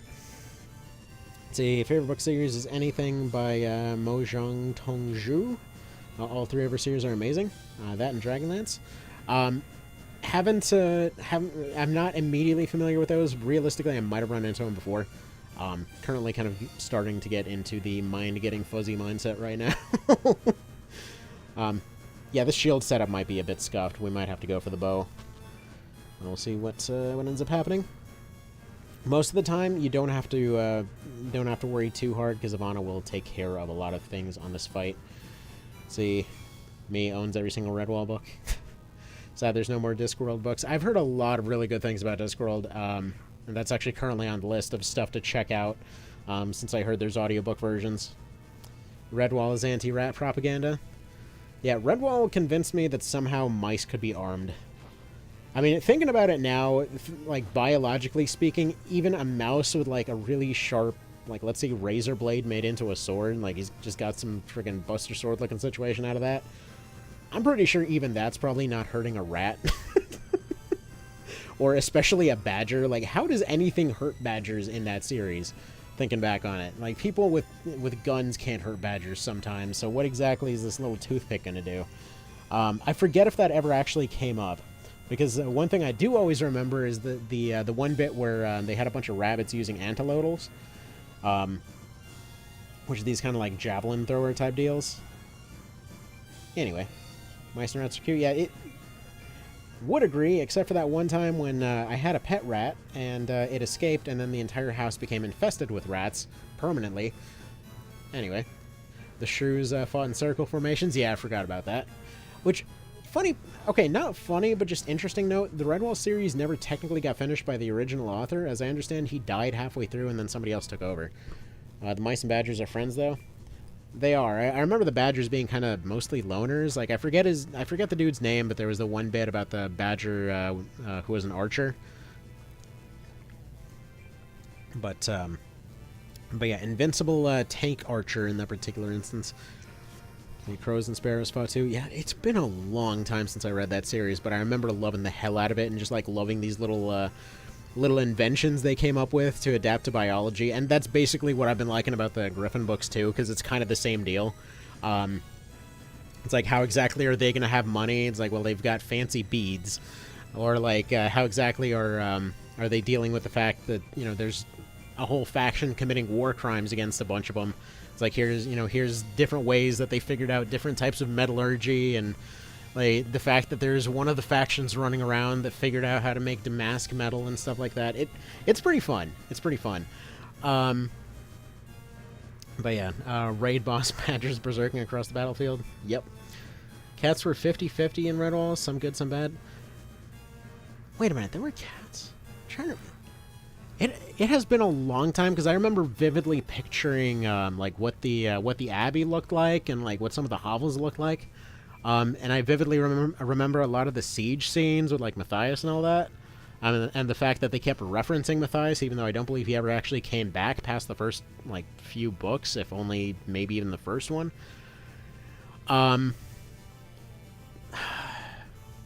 There were cats? Were there seriously cats? How am I forgetting that there were cats in something like that? Yeah, seriously, I do not remember there being cats. It's been a very, very long time. I'm actually really surprised that I'm completely forgetting something like there were cats in this thing, but anywho. Suppose that's just kind of how it goes sometimes. I'm going to go here and pick this up real quick because I'm taking a turn to heal anyway. Actually, I don't want to take a turn to heal because there is a non-zero chance that we can force Ivana to heal instead. Although, technically, the better approach might be to forego the bag for now, push this guy away, take an arrow. They should hopefully mob on her, maybe? We'll figure this out. Yeah, the shields don't do a lot of damage, but the pushback is very useful. So you just popped open the wiki for Redwall. There were like 28 species. Cats, stoats, and weasels. I remember weasels. I remember not knowing what the hell a stoat was. But yeah, cats, I'm like, I would think size-wise they should just be a Godzilla monster in that universe. Looks like there are Wolverines. Yeah, I remember the Wolverines. Because I just remember them. I didn't quite know what a Wolverine was in my little kid brain.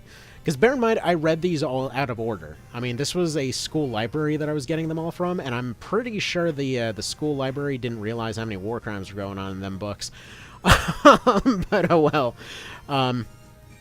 See, in the book Mossflower, the villain is an evil queen cat, and her brother was a good guy helping the mice who wanted to put him on the throne in place of his sister.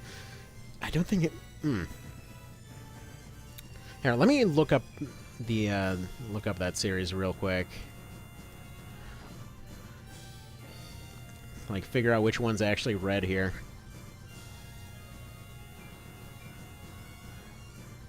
Alrighty.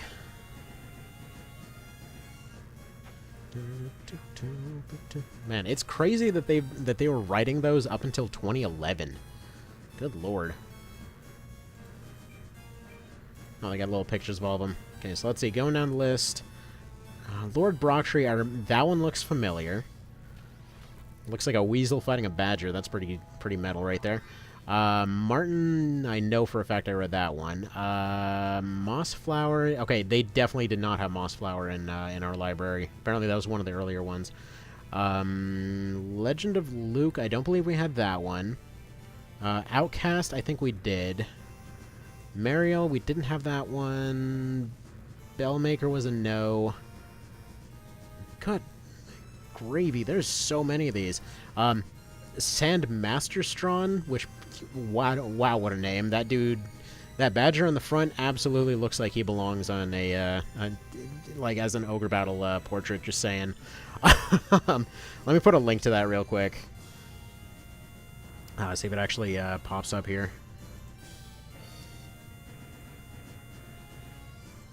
Yeah, tell me this dude doesn't belong in Ogre Battle. It's like the RPG game Mouse Guard. Seems so. Would absolutely believe something like that working perfectly for this. Okay, those two are about to go down. Ivana's probably going to give us a heal, so let's go ahead and go down here to guarantee that. Actually, we don't want him to take the bag, so instead we're going to go down here. Really shouldn't have gone for the shield approach. This was kind of dumb in retrospect. But we just have to make sure that we get the kills and Ivana doesn't. Though I'm a little bit worried that she already got one. Anyway, Farron the Prisoner is the kind of guy that would have come straight out of the Balkans. Can believe that. I mean, a lot of stuff there seems like would have been come out of that region. The ideal game is Ogre Battle, but in the Redwall universe. That would be pretty cool. Wait a minute. That sounds like a... hang on. There was a game recently that I was hearing that sounded very similar to that. At least visually. I mean, their logo is a friggin' raccoon holding a knife. Arcadian Atlas. I don't know very much about it. I haven't fully looked into it, but I just know their logo is a raccoon holding a knife, and would absolutely believe that that's what that was, based off absolutely no other information. Okay, so let's see. Continuing going down these looks. Let's see. Matameo. That one I remember reading as a kid, I believe. Redwall sounds right. Pearls of Lutra. That one I remember I remember reading that one. Long Patrol, I think, had a different... I remember the name, but I'm pretty sure that had a different front cover back then. Marl Fox I saw once but never read, I believe. Tuggerung looks like it's some Peter Pan type situation. Never read that one. Most of these later ones came out well after I would have been there at the time. I feel like a lot of these must have had different covers back then. Arcadian Atlas is normal people? Well, dang. Badger's taking up 4 squares for movement. Just mod everyone in animals, sure. Woodland Tactics. Okay, actually, funny note. Where is it? Let me look at our board game shelf right here. Do we have it? There was some... No, actually, we don't have it, but I believe our friends actually had it. There's some kind of board game we played a little while ago that was basically like a strategy game between, I want to say it was like mice, foxes, rabbits, or something. Like, it was something like the Trash Panda there more or less had to scavenge their cards off of everybody else. You had something like the birds having strength in numbers, and the cats being elites or something. I forget what it was called. I'm going to look that up in a little bit. I can't help but notice that Ivana is not really helping us very much here. Ivana, just, you know, if you could do your job here, that'd be great. Let's see, what was your favorite cheese tactic in the original FFT? I had 2 mimes and 3 summoners. The mimes would run in the middle, and summoners would hide and cast on top of themselves. My favorite cheese tactic was Night Wizards. I would just make a bunch of, just optimized wizards going for MP there. I would have a bunch of knights with robes and otherwise heavy armor, and just basically have them go out and just decimate the map and then clean up whatever was left. It was boring but fun, but then after that, once we got into the end game, it was just all about the bards. Just like cheesing free debuffs from bards was absolutely my jam. I just love the bards in that one, which actually is one of the reasons that I love a lot of the classes in Felseal so much. Because, like, for example, you got the Beast Wrangler that's kind of like the bard. You got the some of the like head of the pack monster animals that basically have an instant counter effect upon killing something that's basically just 3 free debuffs on somebody. You have the Gambler that's a very similar effect as well. You have that mechanic played with so much there. Let's see, Tales of Iron. Is that what that one was called? I don't think so. Since summons can't friendly fire, they would just become walking nukes. Let's see, wait, there are like 4 games in Animal Tactics. Board game was probably Root. Yes, Root. Dude, that game was so much fun. We didn't play it very much, but I do remember having a whole lot of fun playing as the birds. They have a version on Steam? Well, we're just going to go ahead and add that to the wish list right away. I would imagine that they must have that on Board Game Simulator as well, because I vaguely remember downloading that before.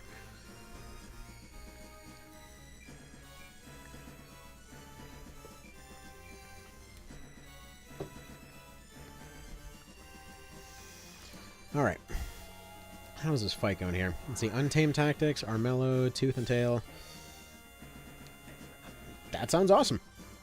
Sounds like there's a lot to love there. Alright, so we're having a hard time with our numbers by the looks of it. Alright, I need these soldiers over here. Okay, what we're going to do... we should be able to get 10 experience from using a Mend Leaf, which should level us up here, which should be putting us into kill range for killing off these soldier guys. As long as they stop piling on Ivana here, we're going to go right here. Hopefully take counterattacks. Hopefully 3 counterattacks for 3 kills. Let's see if this works out.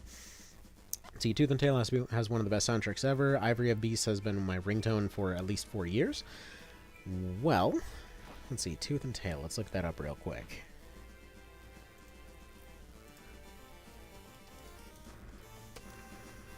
What are we looking at? Ooh. Wait a minute. Came out on PS4. Did it later come out on Switch by any chance? Damn. Yeah, the Switch has been my my happy little strategy brick. That's why I'm kind of bummed it didn't come out on that. Although, yeah, this 100% is just visually already is giving pretty serious vibes of that.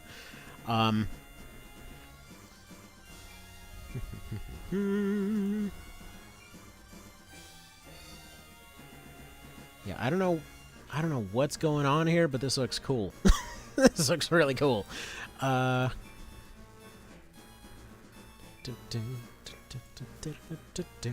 gonna look up that that OST in just a sec. So what was that called again? Ivory of Beasts.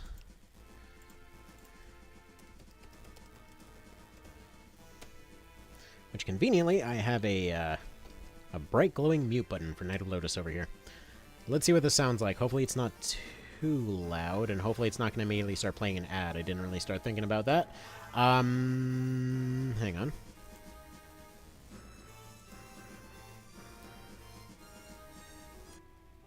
There we go. That's really, really quiet, though. Ooh. It's a nice little backroom piano going on. Okay, I like that. It's a very chill, chill feel to this. I'm liking this. All right. Ivories of Beasts makes sense. Ivories being the ivory keys. Okay. Makes sense there'd be a piano. Loving the kind of Soviet font here going on the on their ad, though. Wait a minute. Will they get mad on copyright for this? I hope not. Yeah, I'm really, really liking the tone of this. Ooh, and now we're picking up a little bit too. Okay, okay. Here's the link. The whole game's like Soviet era Redwall. That explains a lot of the visuals here. Okay, we're starting to make some progress finally on this map. As long as Ivana decides to... Oh, crap. This guy just ruined our Mark of the Elite, I think. Unless this blocks. Good.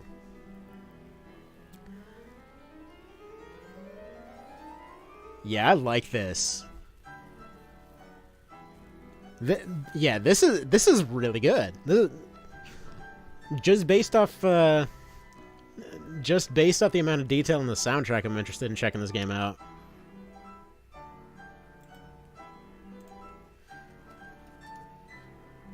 Yeah, let's see.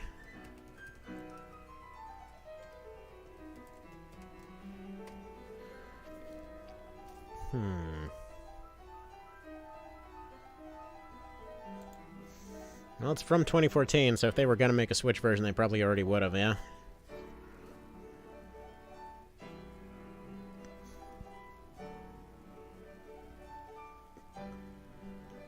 Alright, am I allowed to message them yet?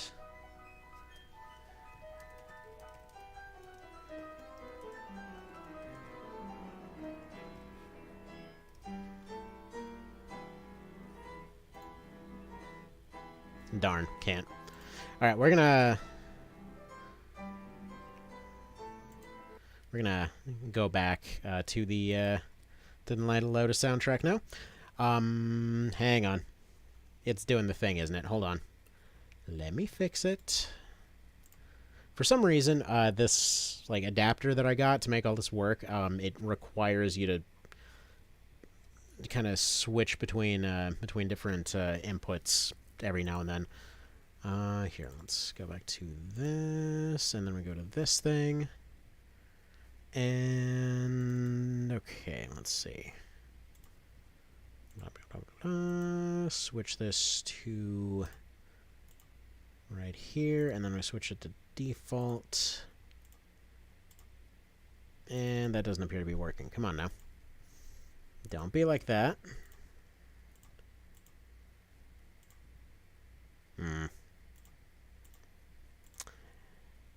Well, that's frustrating.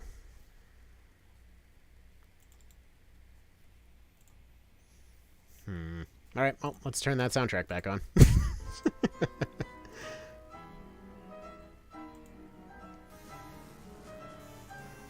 Oh, now you come back.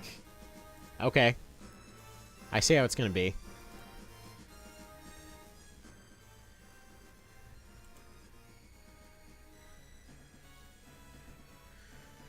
Okay, back to it. Back to it. Alright, so Ivana's put us back to full health here. We want to convince these guys to hopefully attack us here. See if we can just push this dude away. Something along those lines. There we go. Okay, Coffee, you're playing through the games chronologically or just whichever suits friends first. The plan was to just kind of do them in order of fastest to slowest, is kind of what we ended up settling on here. Since March of the Black Queen was believed to be the fastest, but then we got stuck doing Deneb nonsense forever. Anyway, at that point ended up just kind of finally finishing up March of the Black Queen a few hours ago, and now we're doing Night of Lotus, so we're going... Since we can't actually get Gryphons until Formido, we're going for a solo setup here. So we got to clear this map. We got to get all kills on Alphonse, or Hoppy over here, in order to get Mark of the Elite as well as Centurion. And then we combine all of that in order to be able to get through Formido with some reasonable success. Because to get through Formido, you have to be able to tank a whole lot of different types of damage. So 2 shields plus a glass pumpkin is enough to make that a realistic possibility. Alright, let's see. Sheer, my favorite band. Don't know if you're in the metal, though. Hell yeah, I'm in the metal. Actually, I mean, technically my favorite band, even though I listen to a hell of a lot of Queen music, my favorite band is Blind Guardian. But let's see. Best thing about DRA? 2 streams in a row. Yeah, I mean, like I said, this is a rare weekend. This is one of almost never having a opportunity type situations to be able to make this happen. So I figured it was like a now or never kind of thing. We do both of these, get as much done as we can, and kind of move on from there. All right, let's see if we can still somehow make this kill here happen. So I'm going to turn on fast forward to speed up this process a little bit.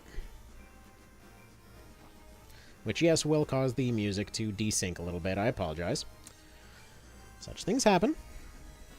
But yeah, for the time being, I mean, I've been doing a whole bunch of other projects and whatever else, but, you know, it gives a rare opportunity to do one of these streamy type dealies. And eventually, someday, once things calm down, maybe there will be other opportunities to do, you know, more streamy type stuff, especially once Reborn hits. But we'll be playing that by ear. All right, there we go. And of course, you'd roll a 2. Why wouldn't you? Let's see, Blind Guardian, good stuff, like the new album they released recently. I haven't had a chance to listen through that one yet. Interestingly enough, I was a little bit worried after their last one because. Yeah, the one where they tried to kind of make their own fantasy story kind of thing, was kind of odd, and I think mostly the reason that it bugged me was what the hell was it called? Sorry, the music is throwing me off here. It's making thinking weird. Let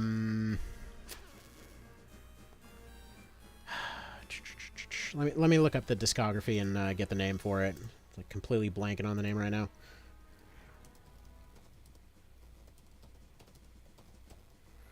But they had one song that they redid. Like, for example, the album before that, I really liked, like, Ninth Wave and Grand Parade. I think it was Twilight of the... Was it Twilight of the Gun? No, maybe it wasn't.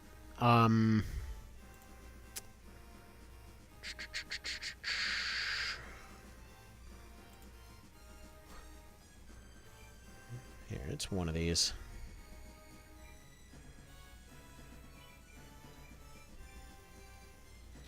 It's gonna bug me so much because it was one of them that they had as its own thing.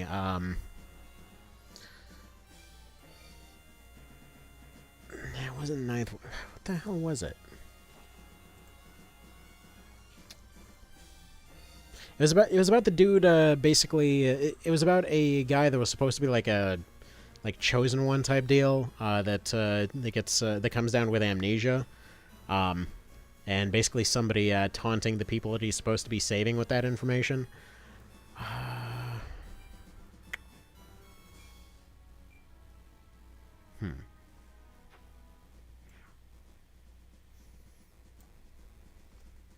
I really should just look this up on my phone.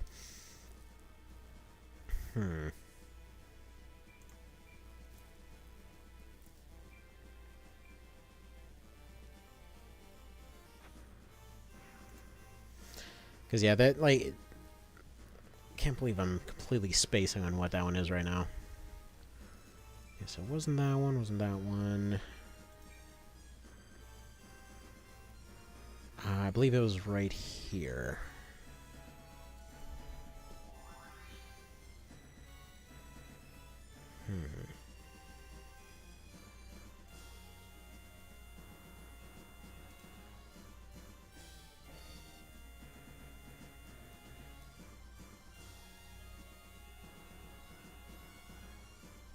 You know what? Screw it. Let me look at my phone. I know I have you saved here.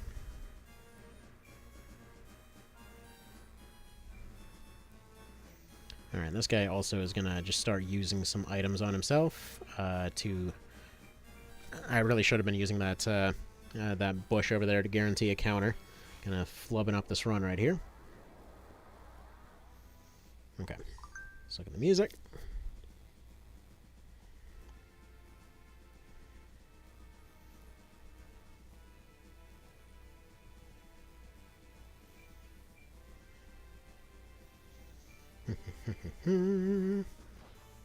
Edge of Time. There we go. At the Edge of Time. That was the one that I really liked, and then they redid it. For some reason, they redid it for whatever that orchestral stream was, and they made a way worse version of it. Which a lot of the other orchestral stuff I thought was really cool, and it was cool to see that they had this whole big passionate thing for wanting to work with an orchestra. But yeah, it was just kind of odd to see so good of a song just completely flattened. Let's see. It's a one-time thing, aka one day only. I mean, it was a one-time thing over the weekend. I've been watching the pups for this weekend, so it's kind of as much as I could do. Basically, is the idea. And then from there, it's back to videos for the time being. And if streams become more of a possible thing, especially once Reborn hits, you know, then it becomes a practical thing to do so. If it's doable, it'll be done. But right now, with a 1-year-old that is quite mobile, it's not super realistic, but theoretically possible. So, you know, we'll play it by ear there. Okay, you know, let's go ahead and use a couple life on you. Broken sleep schedule will do that too. So you love how Barbarian got pushed on the back so hard he disintegrated? I mean, what else are you going to do? Like, sometimes the chiropractor's more scary than the thing they're supposed to be solving. I like to think that the tower shield is functioning like that trash can from The Simpsons. Let's see. As Dragonlance fan, I'm triggered. Blind Guardian didn't do their own fantasy thing. They made songs telling some of the stories or characters in Dragonlance. Lead singer's a massive fan.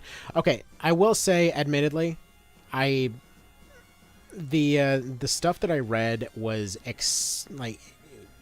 was going on and on and on and on and on and on and on and on. So admittedly, some of it is just like I didn't really know the backstory of a lot of stuff. Like, I know they like they made like a bunch of little movies and whatever else. I just kind of figured they were mentioning that they quote unquote wanted to like tell their story, which I assumed meant it's their, like, you know, something they came up with, maybe.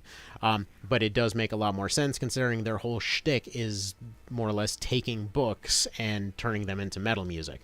I mean, hell, they're the only ones that can make Peter Pan into an actual metal song that kind of kicks ass. Let's see. They've been wanting to do an orchestral thing for years. I have to agree though. Edge Time is such a good album too. Yeah, I really like that one. But yeah, I'm hoping to do more streaming stuff as it goes on. This stuff is really fun to do, but yeah, it definitely takes a lot of time, and my schedule is often very times fragmented. Was that even a sentence? Was that words? Probably not. It was certainly noises. Noises that sort of made words. Ah, well, we'll try words again later. But yeah, I absolutely loved Redwall too. I read them completely out of order, but it was just sort of a, you know, it really triggers your imagination kind of thing. Song Soulforge is literally about the greatest Dragonlance character ever.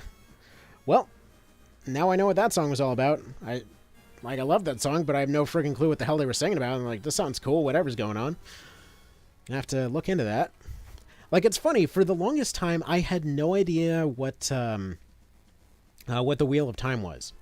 And what's funny, like, especially funny, is the fact that I had a Wheel of Time book on my shelf for, like, 5-6 years by that point, and I never realized what it was. It was just a really big book with cool picture on it.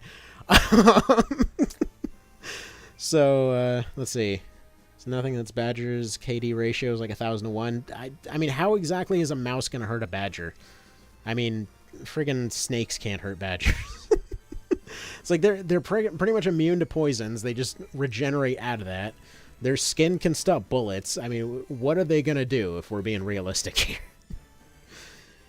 But, you know, that kind of stuff is fun. Like, for example, I was talking earlier about this Gryphon series, the Gryphon Insurrection there. Like, they have one character that repeatedly comes up in the story that, like, their body count has been ridiculous up to this point in the story because their whole shtick is just they're toxic and everybody doesn't... Aside from a few characters, nobody really has ranged attacks or knows kind of what the deal is with their poison. So... just like every other scene that they're in, they're just like surrounded by bodies and like what happened? They got ambushed again and everybody died again. But yeah. Badger Bloodlust was always fun to read. True, I forgot that being in there. I mean, bear in mind, it's been like 2 decades. So every time something comes up, I'm like, yeah, that sounds like something that I remember being in there. But yeah, pretty soon, yeah, camera's still showing no action on pups, but pretty soon I'm gonna want to go have them run outside just in case. Yeah, I really probably should have just ditched the shield, gone for a weapon here. Oh well, whatever. We'll make it work. We will make it work. Unfortunately, equipping a shield means you can't punch as your primary action. Kind of the issue that we've run into here. So he was racing his achievement to use magic to make a never-healing wound on his own apprentice through his pregnant lover from the top of a tower into thorn bushes, blinding her. Well done. Also, hi there, Rillados. Not entirely sure what you just walked in on there either. But it sounds pretty brutal. Alright. Let's see. By any chance, this dude just want to join? I don't know if this... I'm fairly certain that talking to somebody does not actually ruin your chance of Mark of the Elite. Let's see. Knights are broken in Night of Lotus. Yeah, they're boring but effective. I mean, it's just a game where any bulky unit is really going to do the trick pretty well. Like, once we end up getting up to Gryphs, we should be pretty well fine. I mean, we have the Ouch Fairy back there just to hopefully give all of them... Berserk at the earliest opportunity. They don't need intelligence anyway, but that one emblem alone should be enough to do a ton of good stuff for us. Heal spell cheese is massive cheese? Yes. They are very, very thick in this one. Can knights get full heal? It's not like they really even need it if they can't, but I don't think so. I mean, they do just fine as they are.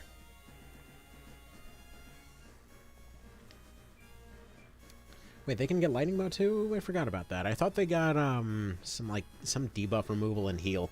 There's really no reason not to have them running heal. Alright. I mean, we're probably just gonna have to take this dude down friggin' 3 damage at a time, which kind of sucks. I'm about to say screw it to Mark of the Elite and Centurion, but again, we'll deal as we'll deal.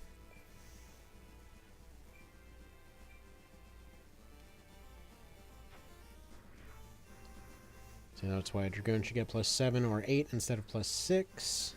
What, are we talking intelligence? See, the fact that Knights get the same strength growth as Dragoon is kind of crazy. Yeah, but they also get other stuff, too. I mean, I think just the fact that they get those cool animations is good enough as it is. I kid. They're pretty darn good. But Swordmasters just kind of outdo everybody. They keep taking my stuff. Dragoons are so good. Yeah, Dragoons are great, and not to mention they have the cool custom kill animations. Right, finally the dude offed himself. Fantastic. Now what we have to do is fight those lady soldiers 3 damage at a time. See, okay, the cruelty of them doing that just kind of cracks me up.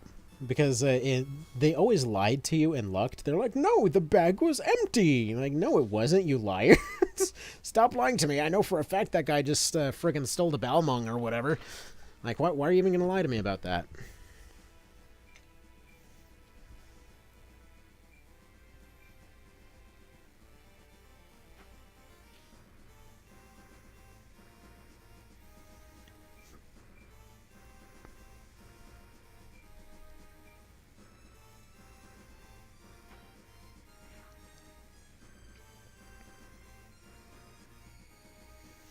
Yeah, I think probably the easiest thing that we're going to notice right away is when it comes to Rana C, I believe we can actually pick up agility armbands right before that fight, which should give all of them, I believe, 2 extra tiles of movement, which should effectively mean that we might be able to pick off Ariel before she ever even leaves land. So that should be pretty darn snazzy. See, who cares what was in the bag? You're not getting it anyway. Throws Balmung in the trash. Oh, man. Brutal. So it reminds me of the time I was playing Lucked PSX and one of the Valkyries stole Revivify from me. Well, I hope you didn't like Immortality. Because, don't worry, the bag was empty. It was such a weird mercy feature that nobody needed.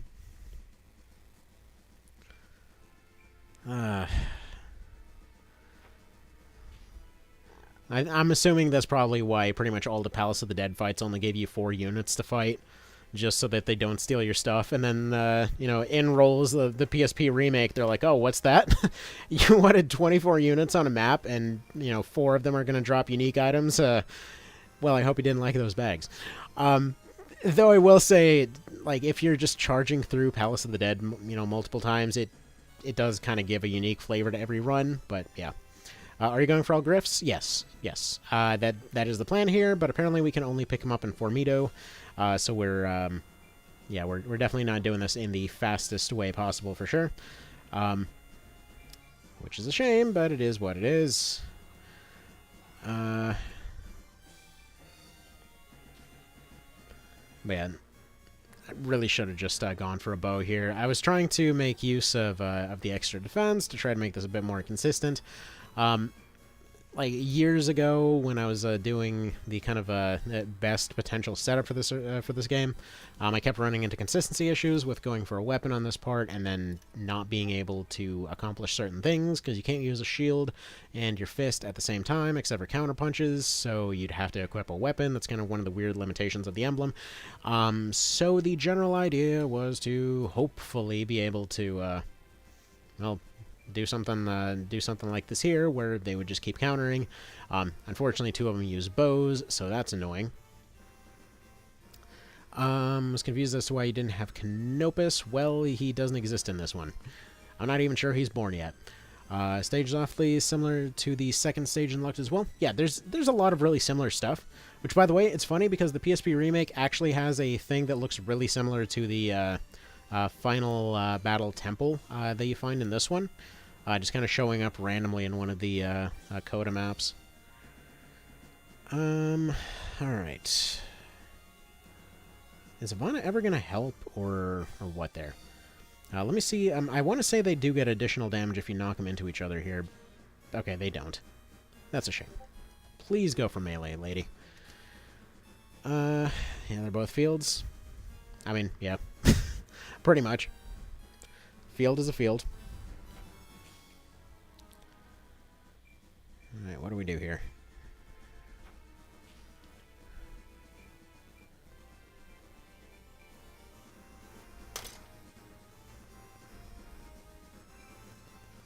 Really should not have gone for this shield approach here. This is going extremely slow, and Ivana's not helping at all.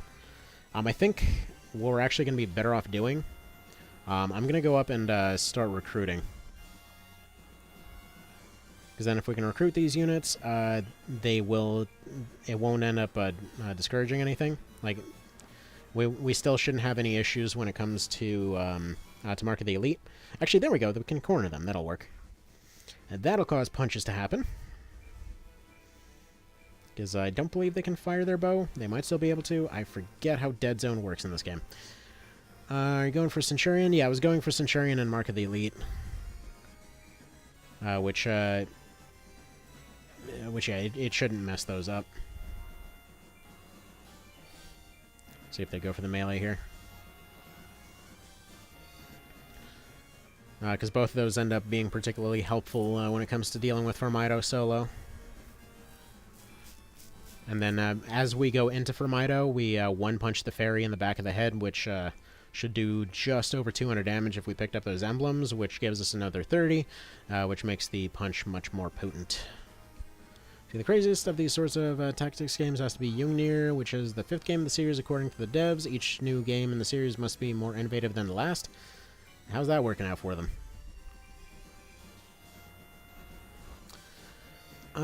Canopus should be like 25 right now, I believe, in KWell. Fair enough. As young adult age-wise. 8 levels of Shield Mastery in one map. I wish Shield Mastery was a skill. I wouldn't run anything on anybody else. Does Canopus age slower than humans? I don't believe that's a thing. Anyone know? Like, to my knowledge, they just age like people. Just, I thought they, yeah, like Sam said, I thought they lived slightly longer, but this shield approach sucks so bad. Age at 1/3 of the rate, but why? They're using their wings so much more. Their body should deteriorate much faster. Why? This approach was a bad idea. This approach was a bad idea. Yeah, I've heard good things about both of those, but, yeah, I can't claim to know anything about them. We're just going to keep rolling for the recruit here and hope for the best, because if they end up joining us, then we can essentially use their weapons to go attack somebody else. I think we get control of them immediately. I'm not sure. But either way, it'll at least be, it'll at the very least be faster. I mean, even if Firmito's a little bit slower, we can manage. At this point, I don't feel like doing this 3 damage at a time. See, Clark can take a bird against body weight. They must need to eat like 8,000 calories a day minimum, but somehow they age slower. Is that efficient metabolism, though? Wait, 0%? What? Didn't even realize it was 0%. Fire Emblem, a Birdman would be 5, while a human would be 50? Strange. Don't gotta explain anything. Yeah, fair enough. Jungnir is a really interesting game. It has so many features, it's actually insane. Recommend taking a look at it on the PSP. Well, you could have just said it's a SRPG on the PSP, and I would already probably be on it. Okay, actually, if I haven't taken a look at it, there might be one very obvious reason. Is it painfully anime is the thing. I don't know. It's got a Slavic, or not a Slavic, it's got a Icelandic sounding name, while, you know, while being a thing on the PSP. That tells me it's probably like that. Let's see, hope they unlock the class for demi-humans and TO. Would love to have Hawkman Dragoon. I mean, technically you could. You just had to have Warrior Hawkman give him the Dragon Slayer set. It's got anime art, so that's probably why I didn't look into it. Most of the time, if it's got that, a lot of the time I just will not look at it at all. It just... I don't know, it's never really clicked in my head as just something that I want in a game. There have been exceptions, like I like Disgaea. It depends on how generic it looks, I guess is the thing. So, you know, Fire Emblem's the worst at that. You know, when you have 4+ games in your series with one or more Dragon Lollies, you're screwed up. Yeah, that part's weird. I mean, for me, it was always about the rock, paper, scissors and the interesting map dynamics. Once they started... I say once they started doing certain things, but they've, to some degree, always done some of those things. I feel like the GBA kind of stuff is where it peaked, at least in my mind. But then again, I'm also biased towards handheld games, so, you know, judge that as you will.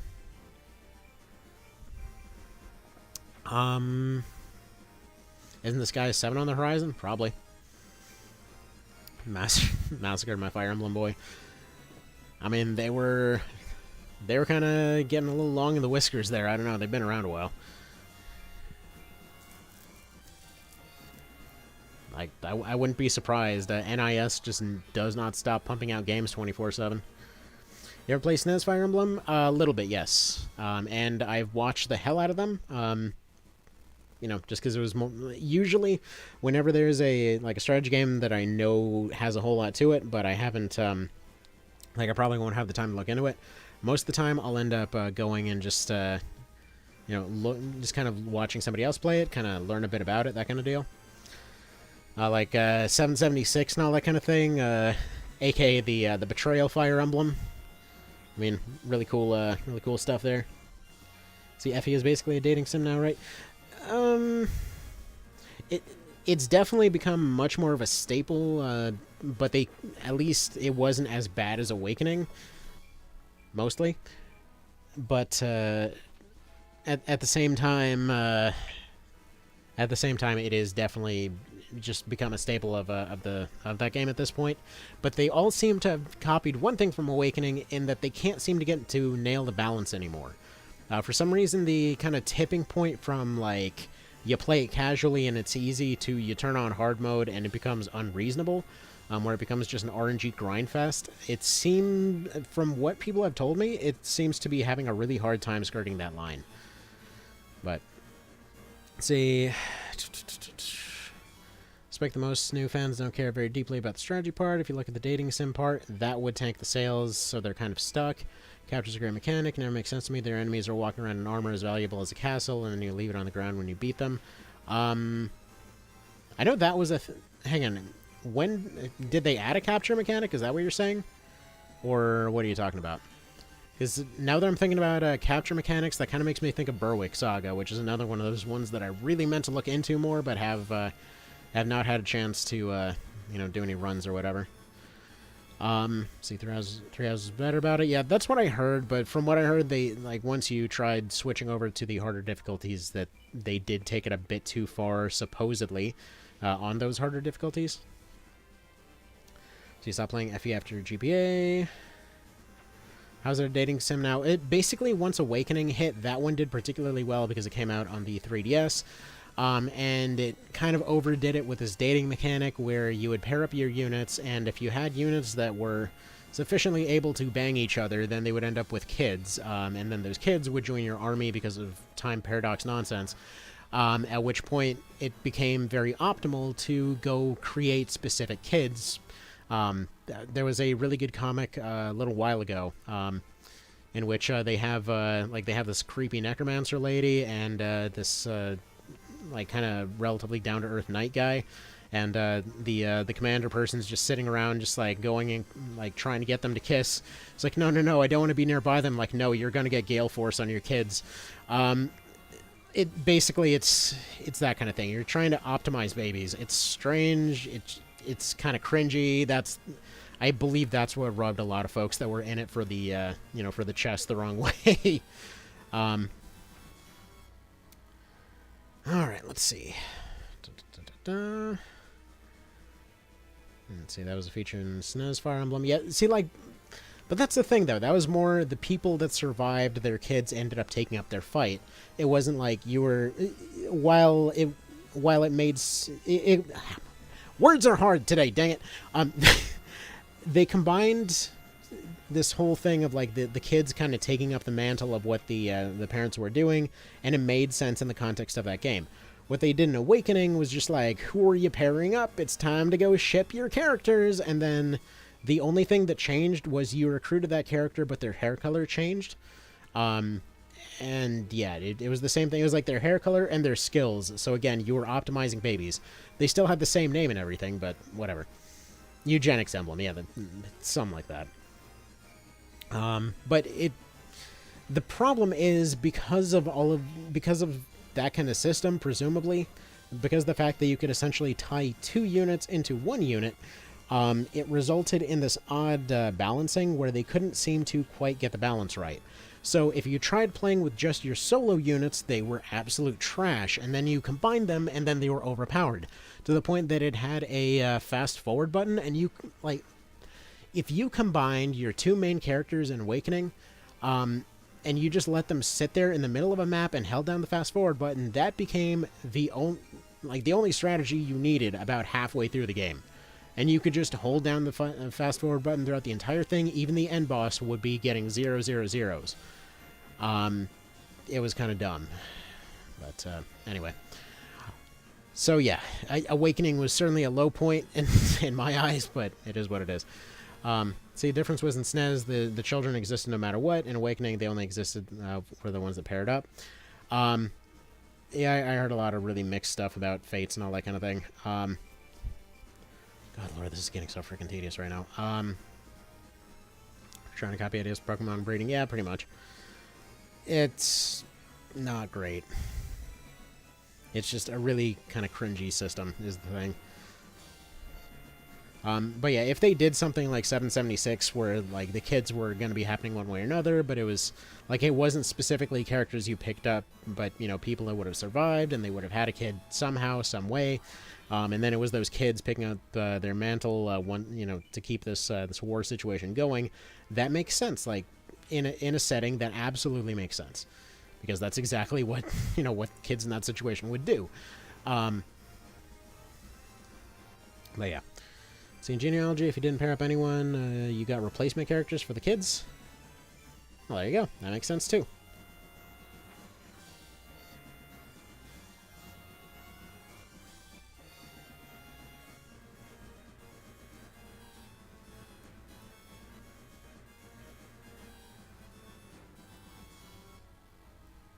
Alright, one quick side. I'm going to go check on the pups real quick while, yeah, let me turn the music back to normal, since this is kind of taken friggin' ages. Right, I'm going to go check on the pups real quick. I'm going to be right back.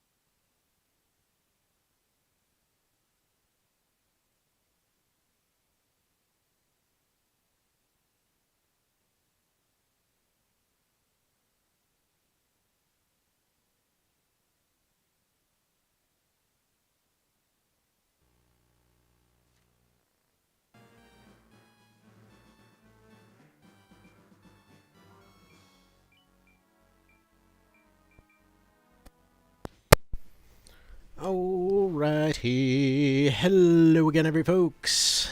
Let's continue on with this absolute slogfest. You know, such things happen. All right. Which, by the way, while taking out the pups, I was reading again about that whole war situation, and oh my goodness, it is. Oh, it, like, somehow it just manages to get weirder every single time. Alright, let's see what we missed here. Let's see. Pegasus noise is not a furry. Stop cutting off. Okay, let's see. Goldie Puppers posted in Discord. Yeah, those Goldie Pups are so dang fluffy, you have no idea.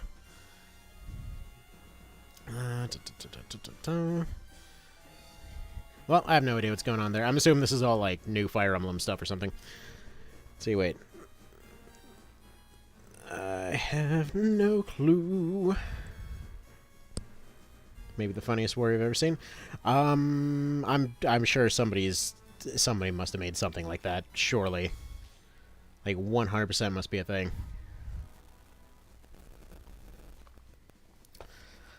But yeah, no, on the whole war thing, like, basically my phone just sends updates, you know, from that subreddit and all that kind of thing.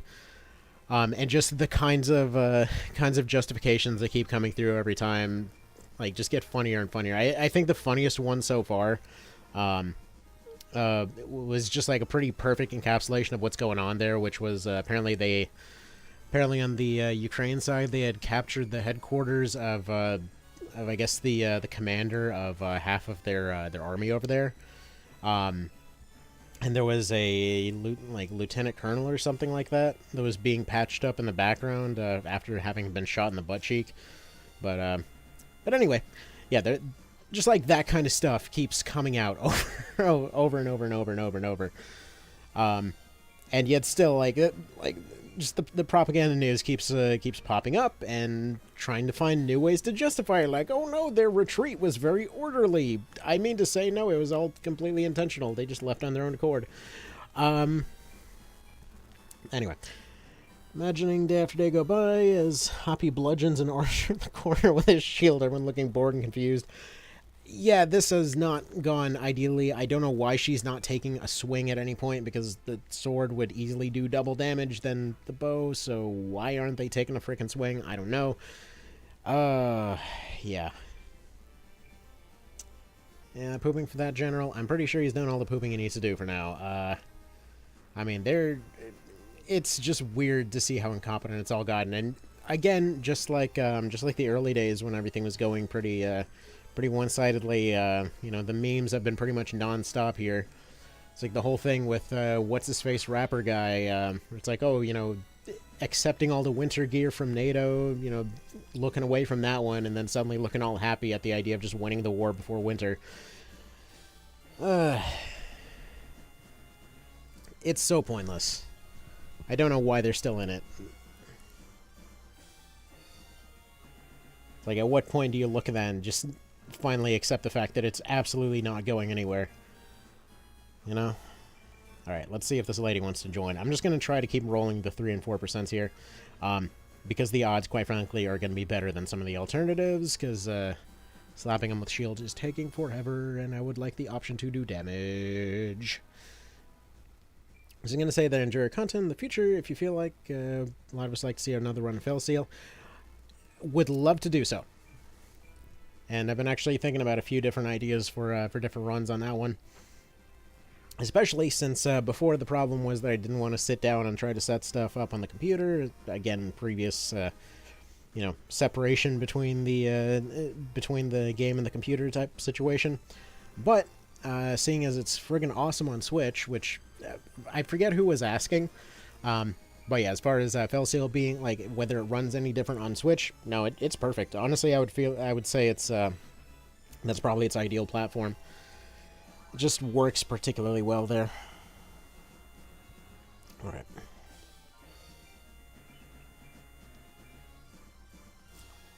Come on, Belinda. You know you want to join. Oh, for crap's sake. This is kind of ridiculous. Just know there's not a ton of Let's Plays of it out there. I believe it. Ivana forgot that she brought a sword. Yeah, I don't know why nobody's taking a swing. Usually by this point she has at least tried to take a kill or something. No, she's just sitting there spamming.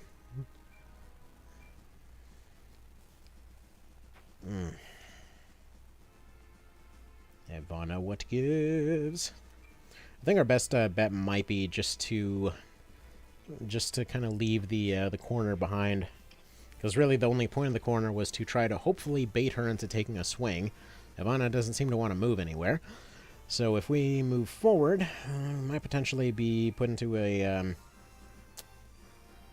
well, I suppose if we shield bash Ivana, she might actually be tempted to do something useful here, now that I think about it. Okay, let's move her that way. There you go. You're closer to stuff. Go swing at it. I'm perfectly willing to give up our 2 emblems after all this time, just because I want to move on with the run itself. We can still manage for Vita without the nonsense. There, she finally took a swing. Holy crap. Why did that take so long? Why was that the trigger, exactly? Alright, Fell Sale video would be cool, but what was that one game? Symphony of War? Would be interested in seeing more about that. Yes. Symphony of War is also pretty dang good.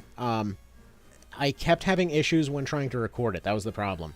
Again, just goes back to that same issue of why I like to keep things on separate consoles. That's another one of those reasons that... that's one of those ones that I'm planning to go back and do more for once once the main PC is up and running again. Will the AI actually do nothing if they can't access their target instead of trying to find a new one? Depends on the situation. Let's see, Ogre Battle is one of my favorite games ever. Friend and I both own an original SNES cart and PS1 disc. You are one of the lucky few, I'll tell you that much. Getting a hold of those things right now is a pain. Although, surprisingly, these SNES carts are easier to get a hold of because reproduction carts are a pretty thriving market. Yeah, Songs of Conquest, I don't know what the deal is about.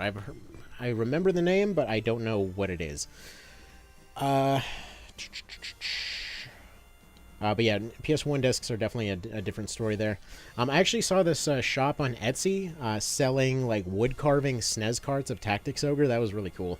Now, let me see if I can find that picture again, actually. Looking at it now.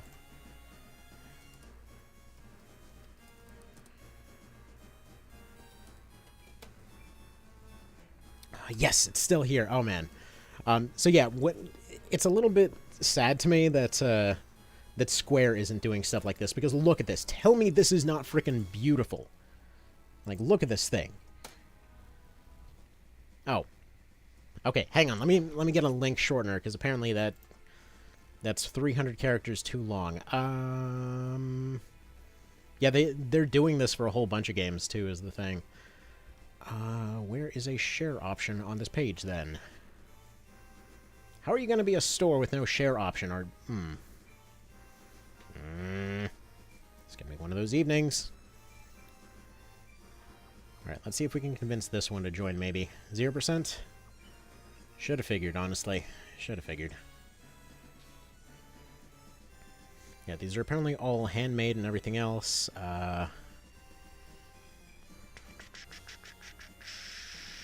Seriously, what gives? What is that even? Why does Etsy not have a share option on their page? Unless I'm just being dumb. Not gonna lie, sleep deprivation might have a part of that. Granted, it wasn't fully sleep deprivation type of situation. Did actually get a pretty decent amount of sleep recently. Interesting. Somebody's actually selling a Night of Lotus cart for 20 bucks.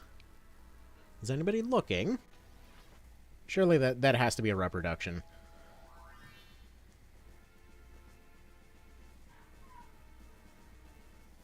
Alright, let me get a link shortener then.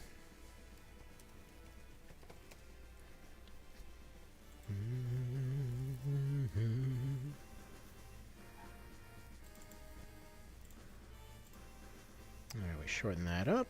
We copy that, and then we drop this sucker right here after getting rid of this crazy long link. One sec. No emblem of persuasion. Yeah, definitely missed out on that one in this particular case. I suppose that probably would have also been pretty fitting for Hoppy there, but you have to go for this one. So if I had to sit there and watch you beat my friend to death with a shield, there'd be a 0%, just 0% chance to persuade me to. Well, you know what? You know what? I mean, it might just be more convincing if you think about it. The prize of my collection so far is an unopened copy of the PS1 version of Lunar Silver Star Story. Haven't seen that one. So you can start with the Persuasion emblem if you answer one of the questions. Yeah, you can start with Persuasion one, you can start with Miracle, you can start with Wealth, and you can start with Fist Fight, but I specifically picked Wealth just because it fits for, like, the character in this particular case. But yeah, this Knight of Lotus cart, I can't tell. It doesn't say if it's actually original or not. I mean, it doesn't look out of place. It might be an original. I mean, seems to work on a GBA. So if anybody wanted a copy of the cart for 20 bucks, you know, apparently go on Etsy. Go figure. Of all places. Actually, Etsy is surprisingly good for finding, like, retro game stuff. Like, in a lot of cases, like, I know I've sold several PSPs on Etsy, just, like, rebuilds and stuff like that. Do I really want to spend $100 on a wood carving? Why not? But yeah, that wood carving looks really dang good, though. I mean, it's like 3D and everything. I mean, if I had excessive amounts of money to spend, that would 100% be a thing, but hot dang, dude. What is this right here? Oh, they've got, like, stat menus and stuff like that you can put on your wall. Yeah, this is so cool. Alright. Somebody's made reproduction instruction booklets for March of the Black Queen, too. That's pretty neat.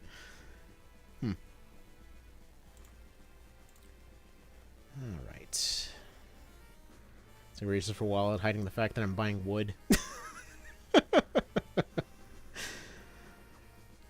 Just ignore that little detail.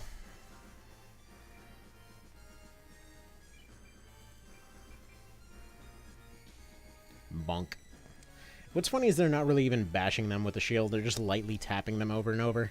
They're just slowly buffing somebody out of existence.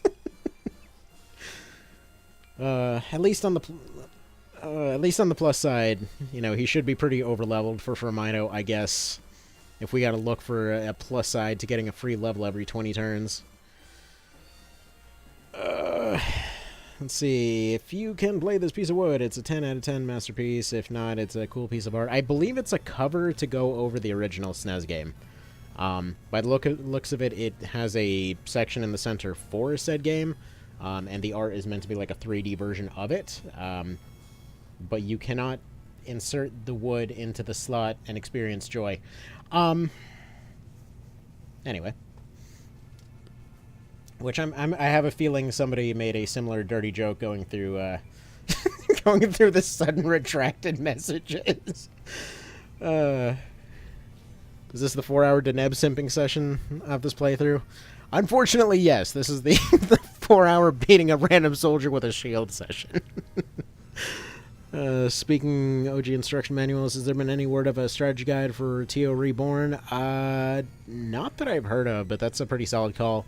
I was originally thinking at some point, whenever doing Reborn stuff, to just basically take the original PSP version guide, follow its advice while playing through Reborn, just to kind of see how it goes. So what are you trying to accomplish? Getting Mark of the Elite and Centurion. However, I went for a double shield build, attempting to convince the AI to do its usual thing of getting itself counterpunched. Unfortunately, the AI has been anything but cooperative, and Ivana just decided that she doesn't like attacking things anymore for some bizarre reason, so now we're just basically shield bashing stuff for 3 to 4 damage at a time, and wondering what we did to piss off God. Let's see. First battle tutorial, Richter. Alphonse, please stop ramming my shoulder with your shield. That's annoying. What did I miss? Deneb simping? yeah, that was a thing from March of the Black Queen. When we were doing that one, the idea was to okay, we got a dream crown really early. The idea was to make Deneb a princess. We went through all the effort, and we're something like 1 reputation point off to the point where we went through all the effort to get her on the team, and ended up getting an upgrade to our witch instead. Yeah, this marathon is slightly cursed, but whatever. In the Gryphon-only playthrough of March, reputation was too high to recruit Deneb, so he spent about 3 to 4 hours trying to troubleshoot it before abandoning Deneb. There was a bit more to it than that, but yeah. Basically, we went out of our way to go get the Golden Bow. It seemed like our reputation had dropped low enough to make it a realistic possibility, but it turns out that, yeah, we were very slightly off, and/or triggered it at the wrong time. Who knows? I mean, it was unfortunate, but to be fair, Aisha got to have her revenge, and when she got one-shot by the last boss, instead, it did end up being the proper Gryphon-only run, because only Gryphons killed the last boss, so, you know what? That's perfectly appropriate to me. So after we get past this point, it's going to be easy as hell, because the glass pumpkin that we pick up on this map easily replaces both of those shields. Suddenly, we can just swap over to literally anything else. Yeah, all we do is just carve our way through Firmido, probably pick up some extra fancy gear along the way. Realize around this point that well, I guess I can probably switch Alphonse into a knight, or Hoppy in this case. Get the heal spell off the cleric conveniently, because I just noticed that I forgot to buy more healing items at the start, so whoops. Say last fight was an ogre battle. Was Yu-Gi-Oh! With cards he was throwing down? Yeah, pretty much. But to be fair, the Gryphons did get to take 5 turns in a row, so you know what? They still did stuff, even if it was complete bullshit. Ivana, for the love of God, please stop hiding behind the shield, man. What do glass pumpkins do? In this one, they are a very heavy but very effective shield item for absolutely no particular reason. There's no shield wall mechanic in this game. I mean, there kind of is. Kind of. Yeah, I don't know why Ivana's just broken. Her head snapped in half at some point, and I swear at the last second, she's going to come in and end up stealing the kill, and it's going to be very annoying. If we can persuade this one, 1% chance, let's roll this thing. Come on, 1%, 1 in 100. Oh. Well, we tried. Who's ready to roll for 1%? Oh, she's trying to do cardio. It's okay, we've done everything completely wrong on purpose.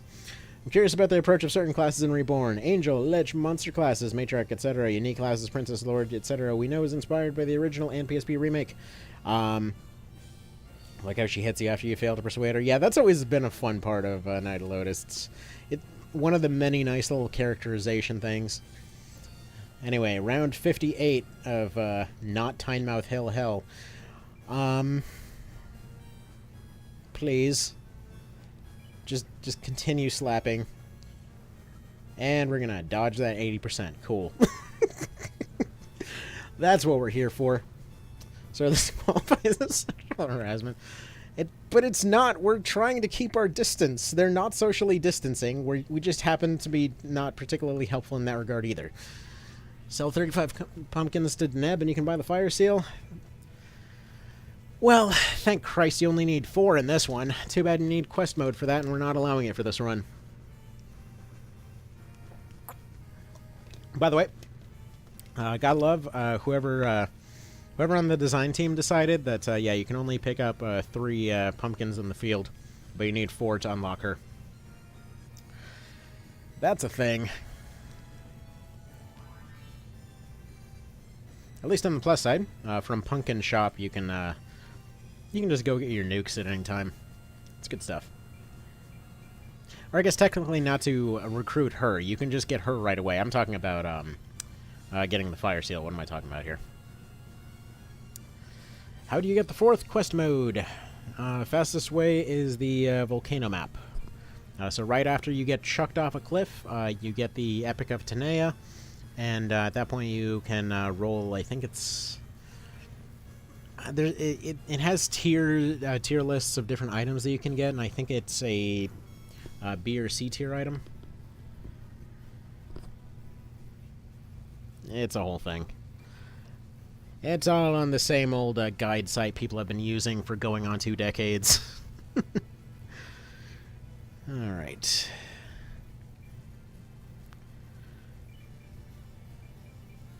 Oh, look at that. Look at that. We almost could do 4 damage. We've gotten 1 single point of damage out of this whole thing. What this thing needed was a Armored Core style, like, purge gear mechanic. Which, by the way, I really hope that for Reborn that's actually something they end up doing. Because one of the cool things that you could do in the original PS1 version, and they technically didn't really go too far with this, was just the fact that obviously if you used items you got lighter, but if you found a piece of equipment out on the field, and you had a free slot, you got the option to just like put on the helmet that you just found on the ground kind of thing. So that was kind of cool. Is this considered torture? I don't know. I think this is considered very slow pressing. Although, surprisingly, it's a very unimpressive type feat. The annoying part is, if we don't flatten this lady, then we don't get to get our emblems. Anyway. Which, by the way, the owner of the Night of Lotus website apparently is still around. Even though their contact stuff doesn't work, they have been posting new stuff about Reborn, so that's cool. See, honestly, Alphonse got promoted for coming back with a spear. Imagine what he would have gotten if he came back with 4 fire crests. If only. If only, but he never figured that out, because of course he didn't. If you went back to Ivana from uphill, will that draw the archers closer for Ivana to take a slice at them? Mostly the problem is she, for whatever reason, has completely gotten locked into her kind of cautious mindset. Usually she'll end up switching between aggressive and cautious. At least that's how I usually call it. So in this particular case, because they're both like either around 100 or less, she's going to keep spamming heal.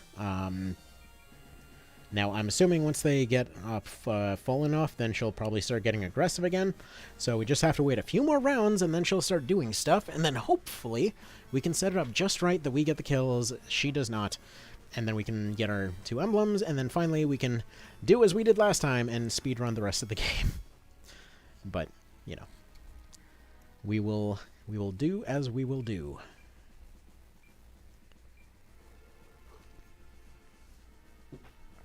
I love how I went through all this setup for Lucked, and it's looking pretty unlikely that we'll even get to Lucked, but either way. See, I forgot if in TOPSP you could set a trap and use shield attack on the same turn, or was that only in OV? You can do that, but I believe the trap is... Okay, so for OV, you can set a trap behind somebody and shield bash them into it. For original PSP, traps are 1-tile range, so it wouldn't work. So yeah, it's definitely, like, it's technically possible, but you would have had to set the trap beforehand, and you can just set a different trap, kind of thing. But in OV, it's an actual legitimate tactic to drop a trap behind somebody and then shield bash them into it. Which, just because it's obligatory at this point, I have to throw out my usual "good lord, the traps and Fel Seal are so good" moment. Because again, just like one vision, 50% damage is just exactly the right amount of damage that a shield or that a trap should always do. And it just feels fantastic to have a couple units with initiative just go out and just mine the crap out of the entire field, and then just waste a bunch of turns and then use their follow-up turns to put additional traps in front of everybody else. Man, that game is just so good. Alright, so now we've gotten to the point that we can't even hit anything. Beautiful! That's exactly what we wanted. Now, I suppose on the plus side, well, this would have been a great time for us to actually put on those Stones of Agility that we totally would have gotten if the AI hadn't stolen both of them. Also, hold on. One of the pups is barking for some reason. Let me go check what's going on with that. One sec.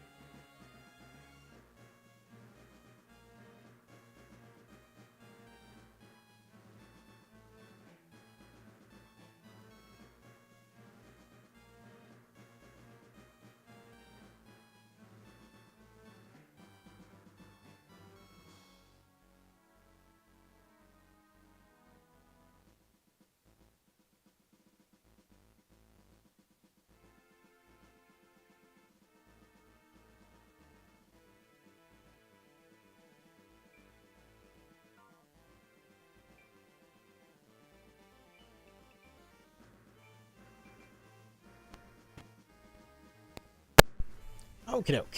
Hello. Yeah, so one of the pups found a really big ant that was crawling around, and earlier, it's funny, I'd taken a picture of this ant because this friggin' thing was just, like, sitting on the ceiling, like, this thing just, like, comes over the kitchen, like, oh, you know, I'm a friggin' genius, like, all the food's up here, this is where all the smells go, surely this is where I'm gonna find all the food. The thing's just running around in circles. Apparently it decided to go over to the puppy pen, and one of the dogs was just screaming at it, like, I'm gonna kill that thing, guys. There's just a monster over here, and my fluffy butt's gonna get it. But yeah, that was not quite necessary. It turned out to not be as big of a threat as previously anticipated. Anywho, we're about to find out how high the turn counter goes by the looks of it. All right, but yeah, just puppies doing adorable puppy stuff as they do. As they friggin' do. Let's see, I guess ideal on PSP would be Thief with Blowgun, attacks from one tile away, sets trap, then your second DPS with enhancement knockback properties to knock the enemy into the trap. That could work, yes. I mean, technically speaking, the knife would do the same thing. So you have that as an option. Let's see. So you're selling the floofs? Yes. Currently, there two are spoken for. And one of them, well, technically 3 are spoken for, because one of them we're keeping for our daughter. But yeah, we got 5 that are still looking for homes. But yeah, they're freaking adorable. And it's funny because this has come up every time. Like the other day, I was picking my daughter up from school and was taking them over to the vet, and they ended up stopping the car line to go and stop and let some people pet the pups. Like, felt bad because I'm sure some people got a bit delayed because of that, but at the same time, it was so friggin' adorable. Which, for a bit of context, apparently they had, like, actually lost their dog not that long ago, so it was kind of a I get why they did it kind of moment. Just wasn't really expecting them to just, like, come up knocking on the window, seeing the, like, the boxes of pups, but anticipating. Aha. But yeah, you can never have too many dogs until you have too many dogs. Then you kind of just have slightly one more than not quite enough. But yeah, they're fun. As long as the dogs aren't jerks, it's a good time. It's a very good time. Like, I mean, early on, I know with one of our Goldens, we had a pretty rough time early on. Because she was one of those ones that would constantly just decide that, you know what, it's a great idea to just have an accident in the kitchen and just roll in it, which apparently is not that unusual for you know, certain types of dogs and all that kind of thing, but still, it's one of those, what on earth are you doing? Why have you done this kind of moments? But yeah, they're really cool to have around. But nowadays, she's just a really sweet dog. Which is, it's funny because I never saw a dog, like, pet themselves. If you don't pet them, you'll find yourself just standing there, and then suddenly your head, like, she's just shoved her head in your hand. It's like, hi, you are petting me now. These are my pets. I am getting my pets. This lady is friggin' dodging every 80%. Good lord. No wonder none of the recruits are gonna roll. She can win 80%. What chance do we have of a 1? But... Alright.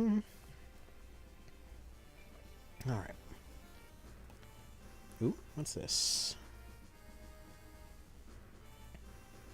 Oh, good. Apparently, one of the things that I ordered was on my way.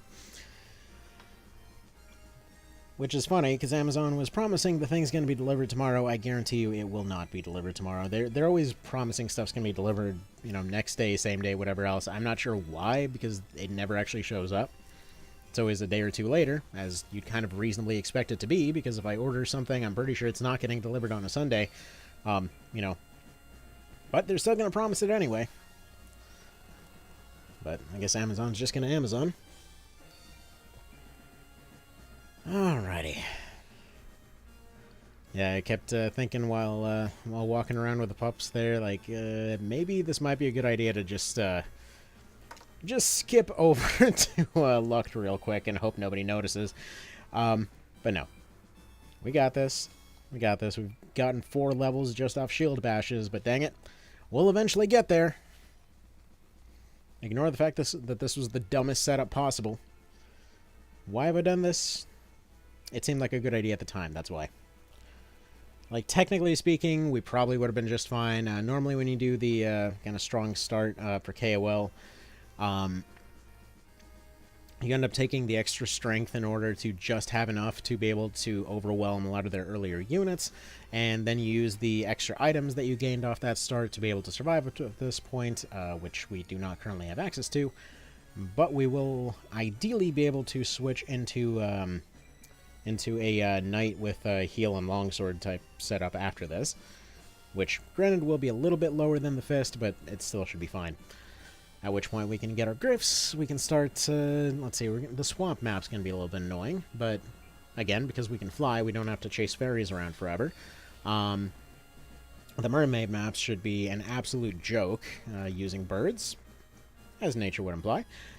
And, well, I guess Peugeot might be a little bit of a pain because he's got an anti-beast sword, but we'll burn that bridge when we get to it. Especially considering that we should be able to buy extremely overleveled Gryphons after this, so we're just going to pretend that it's intentional. Oh, for crap's sake. Back to fast forward.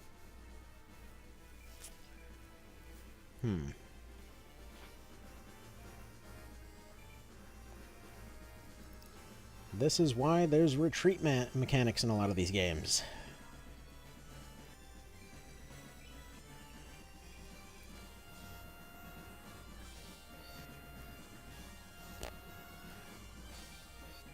Falling asleep over there? Yeah. I don't blame you.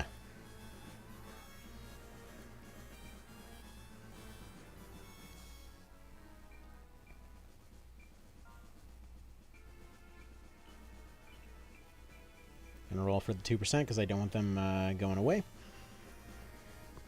We're pretty close to, yeah, turn 75, I know, right? We know for a fact that this is the longest fight in this particular stream so far. Not the fastest thing in the world. Yeah, don't remind me, George. Don't remind me. Oh, come on. 80%, lady. Enough. Yeah. It's like Captain America. I can do this all day. I mean, technically, yeah, Ivana's got healing forever. They can't do the damage to kill us. They also can't heal. So, this will eventually happen. It's just a matter of how long it takes. We were promised a speedrun. I mean, right now we're speedrunning an early grave out of boredom, so I guess that's something. Though I have considered actually like properly doing speedruns of some of these games before. Like for example, Lucked, I mentioned earlier. I've been routing out a speedrun for that one for a while, which probably would be pretty darn solid, but haven't quite done that yet. Let's see, left, did some dishes, got some coffee, came back, the first archer is half dead. It's progress, they're more half dead than they were before. Some games don't eventually, exactly. I know you said slow, but you know what, we gotta be a little bit slow. Rolled that 2%! You saw that! There we go. Just saved you 3 hours. You're welcome. Let's get out of here. Now we just gotta hope that this archer drops her to just enough health to be able to pull this off. Worth it. Seems like your streaming KOL is already one of the best contents live right now. Well, that's, I don't know if that's a good sign for humanity, but alright. I know I just got my motivation back. Alright. Ignore the sound, by the way. That's just a thing that happens sometimes. Bonk. Alright, so ideally, what we want to happen here is they take 3 shots, and we take 3 slaps, and hopefully we end up rolling high. And or she decides to go backwards a little bit. Let's see, Ivana, swear to God, if you're still hiding behind the shield, and when it's a 3v1, new archer takes your emblem. I mean, it's not impossible. Right now, I'm hoping to separate them to some degree. But But she might end up taking the emblem. Whatever. If she does, she does. We should... I actually don't know if we get Mark of the Elite because we recruited her, but technically we only deployed with 2 units, so who knows how that's going to land. Let's see, that's how you talk to girls. Yeah, right? Apparently Hoppy's got quite a way with words here. In fact, we're actually going to go ahead and not attack her at all, because she is 2 archer shots away from for being kill range with the shield. So if she rolls medium and then rolls high, then we just come in and easily take our 5 damage and call good. Okay, she rolled very low on that one. That's not ideal. We do want to take the shield bash then. Hopefully this does 5. She does 22. Okay, we did the 4. Come on, roll a 22 or something. Boy, this music is pretty cursed right now. It's sounding like that alternate soundtrack for Resident Evil. 14, what is that? Alright, yeah, we can't do a 10. Okay, we're gonna reset this real quick. There you go. Have more health. We're gonna do this again. We're gonna do this right. Keep asking them until they say yes. Exactly. It's just life lessons taught by Knight of Lotus. In the ideal scenario, Ivana takes the last hit. This is unlikely, but it would be the funniest outcome. I think Rando Archer's probably going to do that. I mean, Ivana seems like she's just completely gone fully passive for no apparent reason. It's unclear what's going on there. Okay, she's at 46. Now we just need her to roll 2 20s or something like that. We might have potentially gotten ourselves kicked out of Mark of the Elite because of this other unit, but that's fine. Honestly, it's kind of whatever, as long as we get Centurion. Because Mark of the Elite is just a free level up. Alright, come on, roll a 22 or something.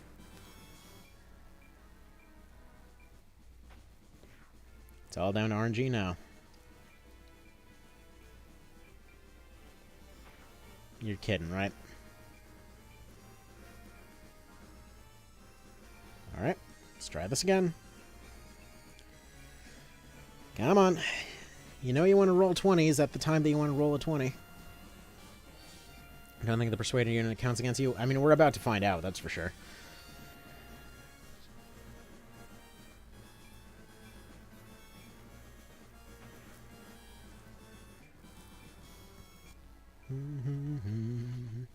Yeah, if Ivana didn't take the swing there, I'm pretty sure she never will, because if we look at the tiles, yeah, that should have been... Or actually, I guess... yeah, she probably would... I mean, if she went there, she would have probably gotten neutral damage. Oh, well. Basically, grass tiles give earth elements a pretty huge potential damage bonus. So how many times has it started and stopped raining during this match? I don't think we want to know. Alright, 15. Your rolls make no sense.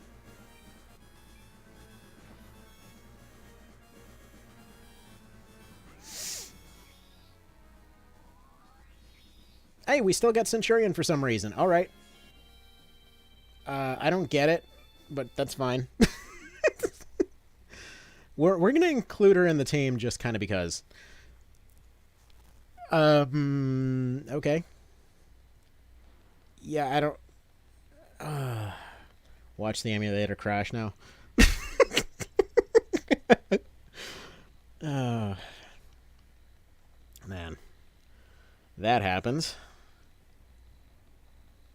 Funnily enough, I don't actually know when this emulator saves, because usually I just leave it open until I complete a run. But... yeah. If Honest Brain makes her an honorary bird, I'd count that. I'd absolutely count that. Save. For the love of anything at all, just save. Well, level 7. We definitely got higher level than you normally would have at this point. Replace this tower shield with a Francisca. Because that's, yeah, 40. Francisca's also 40. It's just slightly heavier. Replace leather hat with a glass pumpkin. And there we go. That's something. I believe the fist is technically power 56, but I mean, I guess we can just take the chainmail from Ivana. which she doesn't have. Right, we only get chainmail after this. Whatever. Beast Tamer's good. Strength 84, which is pretty fantastic. Hers is only 45. Because yeah, we get emblems, so good. Alright. Actually, right, I need to switch him into a knight and then take that heal from her, but I can't become a knight because he's chaotic. Fudgery! Okay, how many items do we have? What is our inventory looking like? Okay, we're good on mending leaves. Never mind. We're fine. We're fine. Everything's fine! Don't panic. Contain your constipation. Alright, one map was 89 turns. Yeah, we're on a roll now. Check it out. Your save game time went from 101 to 318. Don't remind me! Surprised there's no negative emblem for taking over 50 turns. Yeah, see, that's why this game needs a remake. Don't you have a Mirror of the Gods? Yes. Yeah. That's a fair point. That's a fair point. I think... Wait. No, we need a Tome of Discipline to move on up. On the plus side, we're about to have a massive increase to our strength.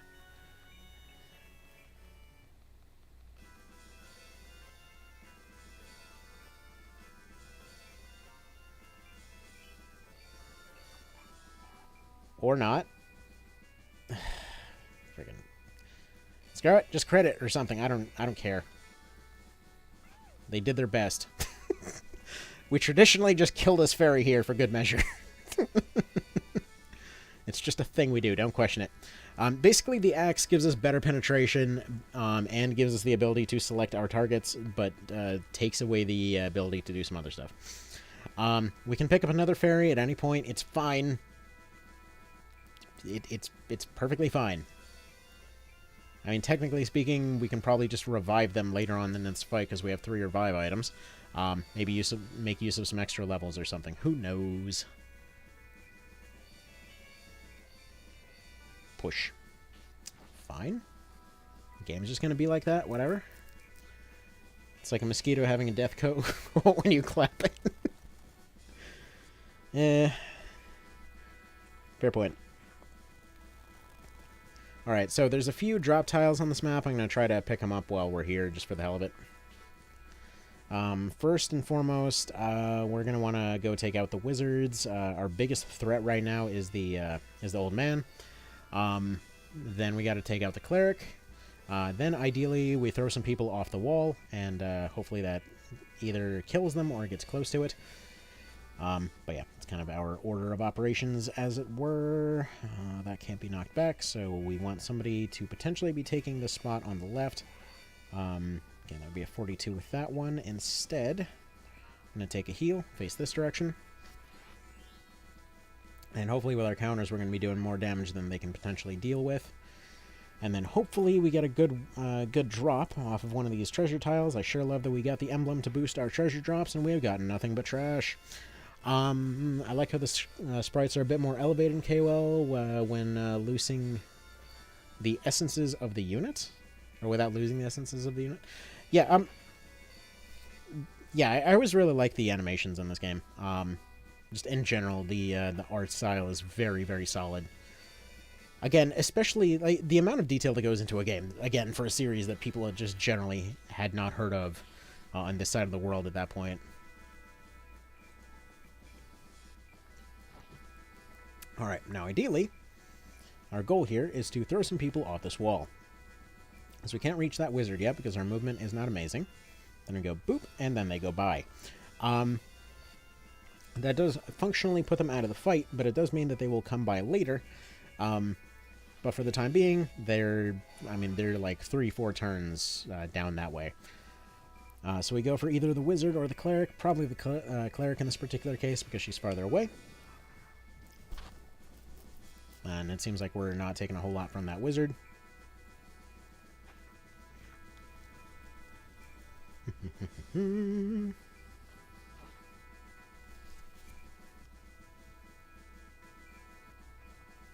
Alright, I get the point, guys. Come on. Enough sniping. Let me just do the thing where we win, okay? So once we remove their ability to heal, it's just a matter of attrition.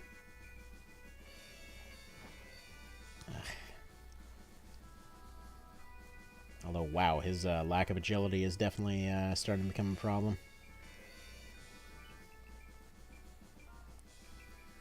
Alright, in other games, when wizards say, I cast rock as a joke, in this game it's a threat. I mean, yeah, it's literally cast stone in the PSP remake. Alright, we might have to find a different approach to this particular map, then. I think we're going to have to ditch the shield approach. Because we should be able to punch 80s or so. Again, everything has gone exactly wrong.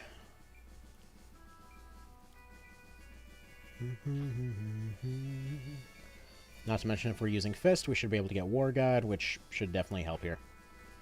Because we're about to get game overed.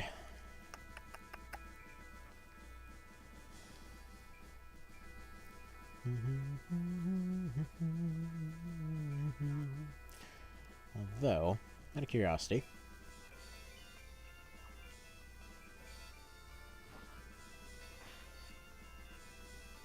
yeah, we're just gonna go ahead and take the loss here because realistically, it's gonna be faster than resetting everything. Not to mention, sometimes miracles happen, but I don't think they're gonna happen in this case. Especially with how many blocks they rolled.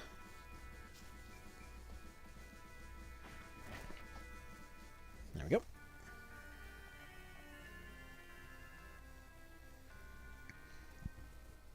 So I'm glad you saved before this. Imagine if you went through the marathon and then got immediately game overed. That happened once. Alright.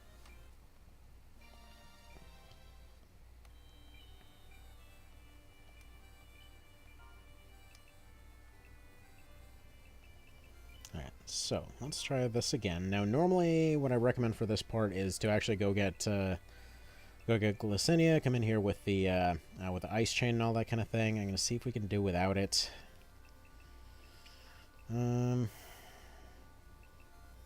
could go longbow.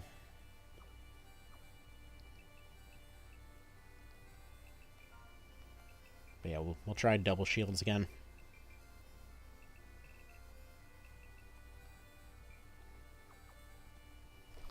Oh, shoot. Hold on.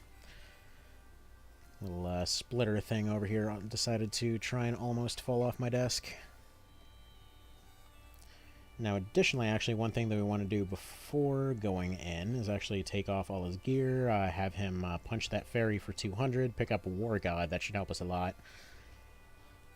Alright, you go there. Fairy goes over here. Alright, but yeah, we're not doing Glycinia this time around because I'm not about to go start punching a bunch of birds. Although, that gives us Gryphons. So yeah, whoever said the Gryphons would be, Glycinia would be the first chance to get those is absolutely right. That's, yeah, you know what, we're doing that actually. Although we can just also hire them after doing it solo. What do you guys think?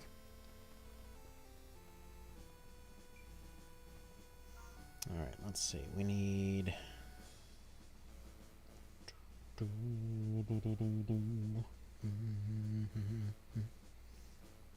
Alright, is there any Earth plus 15 here?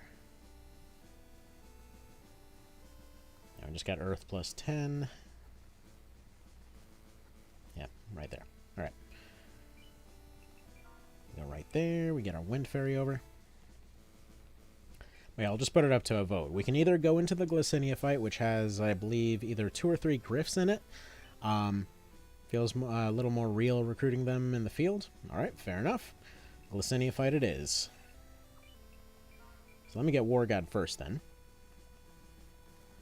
So you know, well, which is funnier, going full Pokemon trainer or signing an NBA contract with the chicken? I mean, it depends on how well that chicken can dunk, let's be honest. Okay. So, if the fairy were to attack first, I believe we can get War God just, yeah, there we go. Should be the way to do it. Because he's getting the boost from it being a counter punch. War God. I just realized it took how many turns to grind through that early game, though. If you go with 2 shields, though, I'm jumping out a window. Fine. I don't want to be forced to pay for a window. But we will go with a bunch of armor and a glass pumpkin. All right. Fair enough. Good. Because yeah, his strength is now 114. Yeah, there's not really much else he could be doing here. So, okay. There we go. We'll go ahead and save that one. I will go pick up more healing items. And, yeah. And then we'll go ahead and actually sell our altars. Usually prefer not to actually allow resurrection. Buy the bandana for the agility bonus. I always forget that the store actually has stuff that you can buy. Alright, let's go ahead and pick up 21 healing leaves, because we're going to need to save some money for agility bands later. Because that stuff is going to get pricey. Fight it out. Chicken is fly as hell. He's dunking for sure. Understandable. Now, the thing is, I don't believe we technically have to save the fairy, so there's that. Also, we can probably one-punch that fairy over there on the right. Wonder if we should give her a hand. Well, I mean, we're going to give that fairy a hand. Around the neck. And yeah. Let's do this. Okay, so it looks like 3 Gryphs. Good, that's a solid start.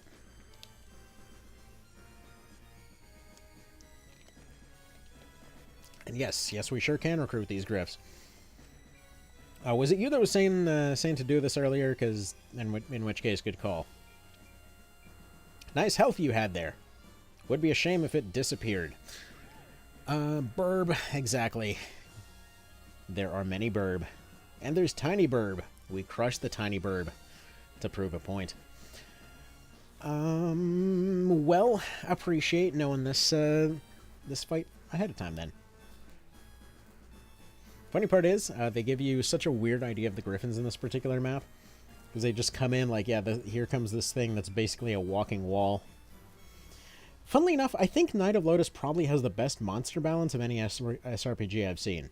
Like, they're probably the most consistently growing. Like, basically monsters in all these games always have the same problem of being overpowered early and then being curb-stoppable late game. And probably nowhere is that more clear than something like, well, pretty much any of the Final Fantasy Tactics games. Like, you just get curb-stomped by friggin' cats and things early on, and later on the meteor chickens. But then as soon as you have a counter for them, they don't exist. You know? Alright, now the problem is, can we recruit them without accidentally ripping their heads off? Because that seems like it's going to become a regular problem here.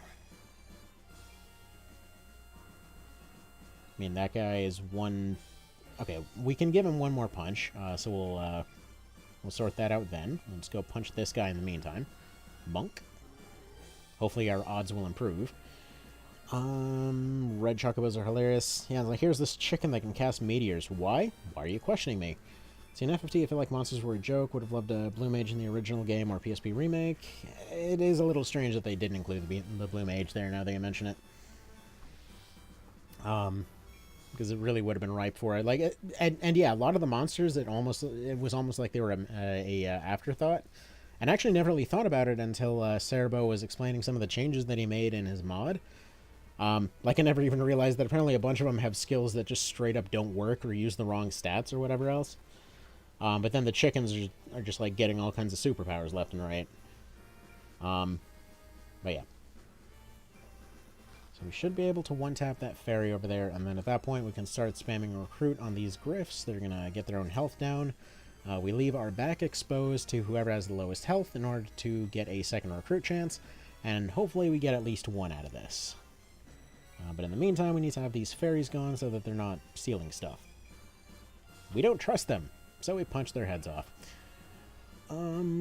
Also, the Squire skill Monster Trainer gives monsters within 3 squares access to new skills. Did anyone even know that? It's one of those things that never comes up. Yeah, it's actually funny because that was borderline required for the monster-only run of Cerebro's monster, or Cerebro's mod there. I never did finish that monster run. And unfortunately, now that I think about it, I can't because the computer, that hard drive is toast. Damn it. Well, maybe there's a way to recover something off it. But that's a project for another day, not today. It was so close to the end of that thing. It was on the final chapter of that game. But yeah, those fights started taking a exceptionally long time every time that I went to do an episode.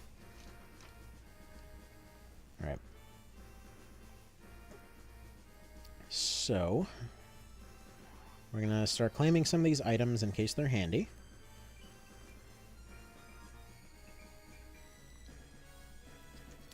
Four turns past, 80 to go? Not really. We can one-tap everything except for the Gryphons, which take 3 hits. 2 hits should be enough to knock them into critical range, at which point we can go for the Recruit. We don't have to worry about the Gremlin for now. Also, let me fix this real quick. There we go. That should make the stuff stop falling. We're more or less explaining to the Gryphons why Hoppy's going to be leading them. He's just making his case right now. Boop. That one should now be at 3 health, if that's the one I'm thinking of. I mean, they aren't Gryphons. It is an Ogre battle, but Chocobo only FFT. Yeah, sure. Why not?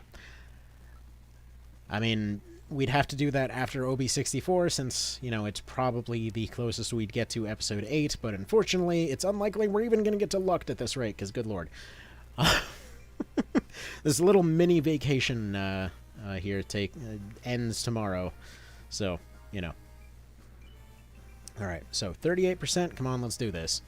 Hoppy isn't actually fisting these Gryphons, he's petting them. There we go. Alchemeni. Alchemeni has joined us. Please do not kill this Gryphon, other Gryphons. It just occurred to me that that's probably going to be a problem, because they've got next to no health. Yeah, one good burb, but will they survive is the question. At least the AI in this game does tend to prioritize Alphonse in most situations, so hopefully that's a thing. I'm going to run that guy to the edge of the map just to be sure and watch they get one-tapped by a gremlin, but we'll deal with that. Although, points for them for being able to dodge. That's something. Yeah, we're in business, exactly. Oh, crap, they're AI controlled. Well, this is a problem. Because he's not going to run to the edge of the map then. He's going to try to kill the other one. By the way, can you tell the difference between ours and theirs? I sure can't. Hopefully Glycinia will just kind of take care of herself over there. Actually, Alchemeni has pretty decent health. I'm surprised that we were able to recruit him. Alright. In that case, 48%. Let's do this. Come on, 48%. Yes! Okay. We got 2. We got 2. We've at least accomplished a lucked squad. It's something. Exactly something has happened. I'm hoping that Gryph attacks us in the back, our 2 peck at him. We get like 70% recruit. We make that happen.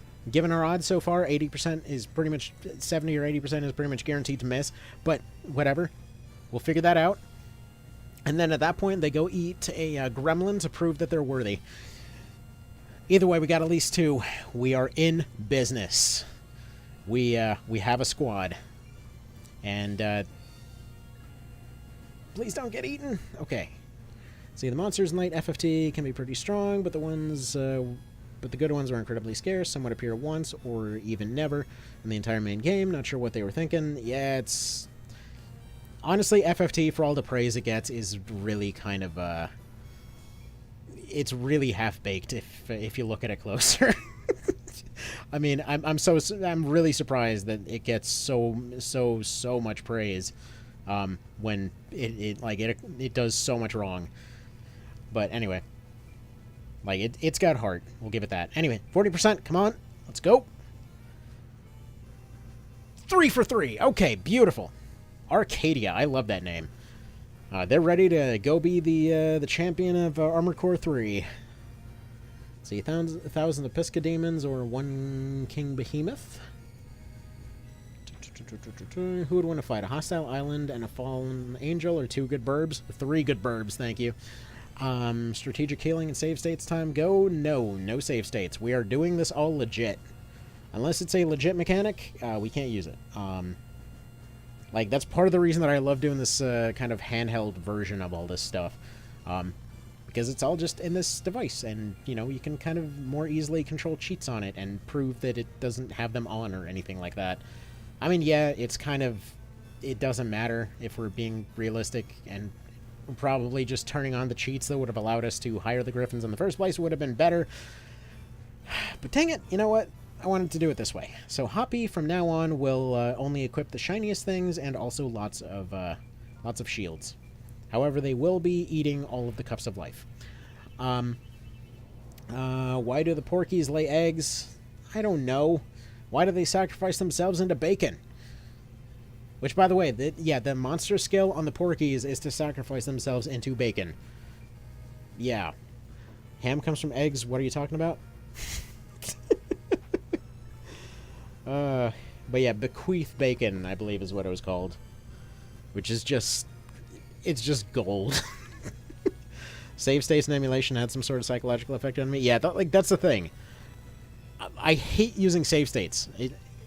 It's the weirdest thing, because in a lot of cases, it is very practical. Like, for example, old games, you know...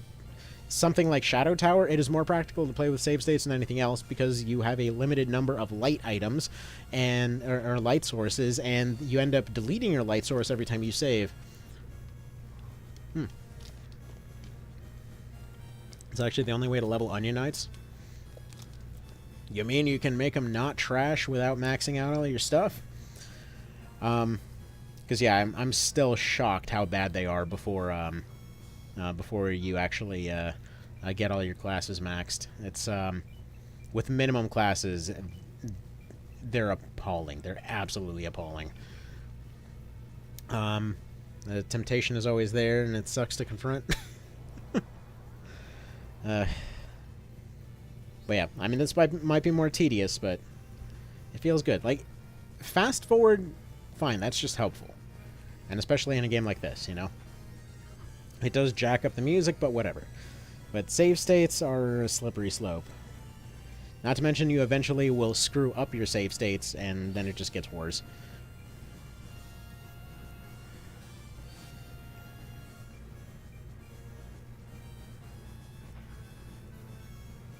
Alright, now we teach our new friends by eating this gremlin. So, like, pick him up, just, like, crush him in your fist like a bug. There we go. 3 stones of swiftness. Yes, join us, Griffies. Be our burbs. We're gonna pick up Glycinia just to make a fight easier later down the road. Save the hell out of this.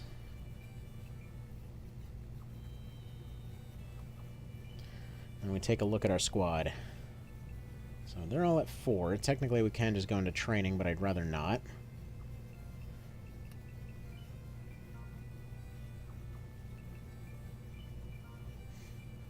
Alright. Improve our intelligence a little bit. I always thought that improved agility, and I don't know why. Alright. 1 tower shield. And 1 dragon shield, please. So he will still counter with punches, but he can't be offensive with his punches.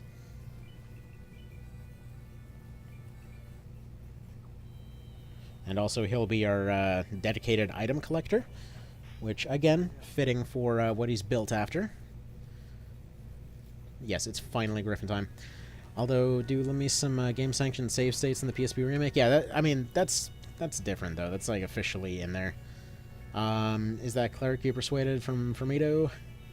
No, I mean, we got a random soldier that we persuaded. So far, talking has been the best weapon of this team.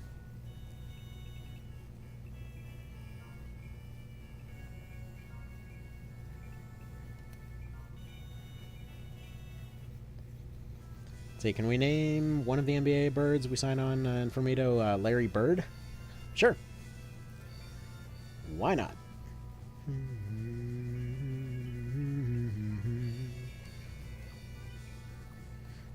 I missed that.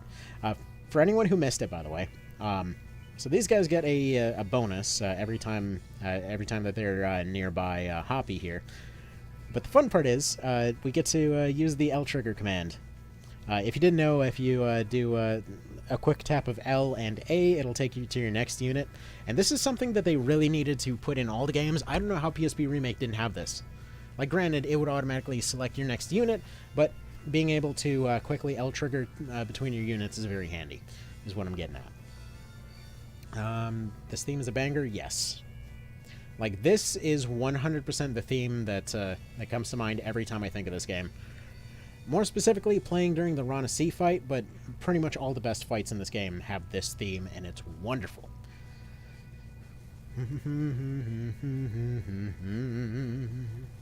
Actually, I was trying to learn to play this on violin when I was a kid. But it's definitely a... Sorry.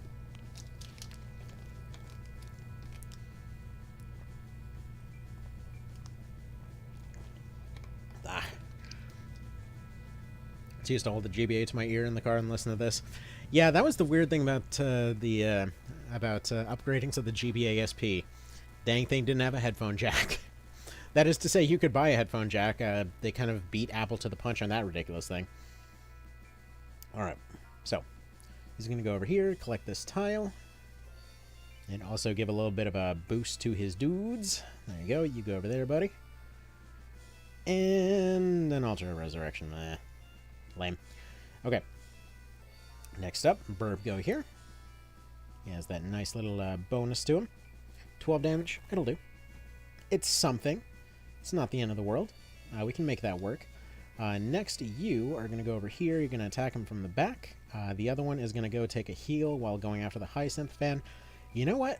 That apparently it's a 3-tile range actually for their bonus here, which is pretty handy. Anyway, he's gonna stand here and he's gonna take a healing leaf. There we go. All right, great theme, really captures the tone of determination and let's get it done. Like, to me, it always sounded. It made me think of like a rainy day on the rocks. Nobody wants to be there, but they gotta be there, kind of thing. Is what this theme always screams to me. But yeah. So one is being named Max, already established. Yeah, we got Max, we got Larry Bird, and we got, shoot, what was the other one? Somebody remind me what the third one was. This reminds me of my Luck playthrough when I was Dread Knight Nigel of the Order of Thornberry. Let's see, Griffins were great in that one. I really like the intro theme on TO when the town is being invaded. Yes. Shaquille O'Neal. I don't see why not. Although, I mean, they're kind of a murder bird. They'd be more like Shaquille O'Neal or something. That's kind of lame. Where equipment-wise, there's not really a whole lot that you really want to do with these. You just kind of slap a bunch of agility bands on them. You dump all your money on them, and then they go really fast. So, that, I mean, they're more or less going to be really fat fairies by the end of this. Really fat fairies with no skills. They just go zoom. So that's a thing. So you did a dragon-only run of this game once. The retros are surprisingly decent. Yes. They are very decent. Really, the only downside of dragons on this game is their movement range. So the main thing with Gryphs, they get an AoE later, which will be very handy, but for the time being, their slightly better evasion is kind of what we're looking at. Like, these guys are the equivalent of, like, the FFTA White Monk, where they've got slightly higher evasion, and they've got an accurate but sort of mediocre damage output. But yeah. On the plus side, though, this shield bash strategy should be pretty fun, because we, you know, we just do one of these things, and we boop him, and then he falls, and then he takes some extra damage, and the birds are all like flappity-flap, and then they, you know, they kind of bite him in the face, and they bite him in the everywhere. We love 3-movement dragons, said no one. Alright. Let's just boop that guy. We're gonna have one dude probably fly around, attempt to go deal with something or other here. Alright, why don't you fly over here? He's probably gonna start getting pecked away by the archers, but for the time being, that's fine. Start getting leveled up. They are reasonably under-leveled at this point. That's actually why we're kind of doing a little bit poorly. But that's fine. But I do want to make sure... Okay, they're going to pick up the Hyacinth fan, so that one's fine there. I think what we're going to do is just go over here and take a heal. I mean, we're going to have to make decent use of that for the time being. See, all the soldiers are watching their Knight Commander being bullied by 3 birds. Except for the one bird that decided to go peck that one guy's helmet. I'm gonna have to deal with Cleric, yeah, eventually. Although for some reason their Cleric has decided to be a genius and just put themselves on the clear opposite end of the map for no apparent reason. So I think this one might be a freebie. Especially if we can get him to attack Alphonse. The Angel, Thunder Dragon, Virtro are really fun. Learn my Dragon Only run. Yeah, essentially... Yeah, at that point, you're just getting fray paralysis and everything else off them. Although, I will say Poison is pretty solid in this game, given how defense works. And yeah, both of their casters have decided that they're defecting, I think. They just saw the birds and they're like, yeah, we want none of that. This is just not going to be our our day if we try that. Let's see, 3 birds, a man screaming, caw, caw, caw.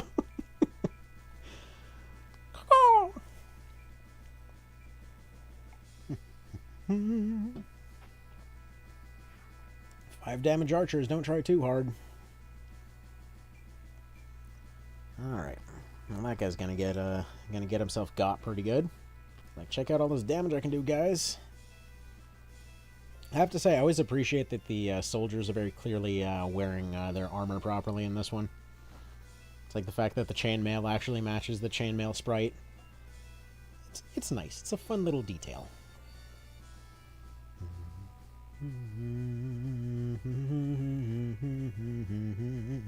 So, taking bets now. Is this guy a mistranslation? Like the whole L and R thing? Like his actual name is Radish. He's the fire element Radish, but who knows? It would be nice to be able to... Wait a minute. Yeah, there's pretty much no way that shield bash is going to work. That'd be pretty nice. But no, that's a 4-tile difference, so that's going to be a no. I think if we put him up front, take a heal, and just kind of have him counterpunch everybody, we might get somewhere with that.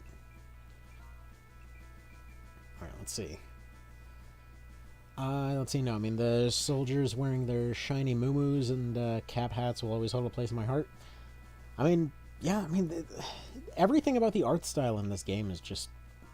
It just feels good, you know? Let's see, we should have about 30 heal leaves, so I can spam these pretty willy-nilly. Right now they're going up there to pick up the Hyacinth fan. Why am I doing that, exactly? Because I don't really have anyone that can use it. Okay, we're going to not pick up the Hyacinth fan, then. But this one's going to fly over here. They're going to do the peck, and they're going to pick that dude. And then that happens. He's going to get a level up, which is nice. And then this one's going to stay right here, but they're also going to heal instead of attacking, because we're not losing any of our precious birds at this point. Because we've made it this far. He's not a lad, he's a laddish. I'm just going to assume he's supposed to be a radish. Let's see, because I'm not specialist, I also included 1 Moocius and Naga in my army of Virtra. Or specious, that's what you meant. Okay. Understandable. Understandable. But did you include the zombie dragon? You can't forget the zombie dragon. You gotta... I mean, they're the most pain in the neck dragon to get after all. Or of all, rather. Hyacinth or Dragon Gem Sword? I always remember the Hyacinth fan up there, but you're right, it might be the DGS.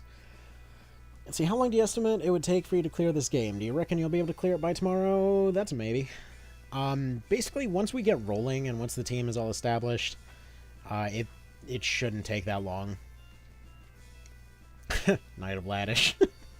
You can get the zombie dragon. Yeah, it's just a pain in the neck to do. Because you gotta get, I believe you gotta get a dark dragon specifically, and then you gotta get necromancy, and then use necromancy on the dragon. I don't... then again, you might be able to get a zombie dragon out of any of them, but either way. You can get one, it's just a pain in the neck to do. Can you recruit the zombie dragon in Euphrates map?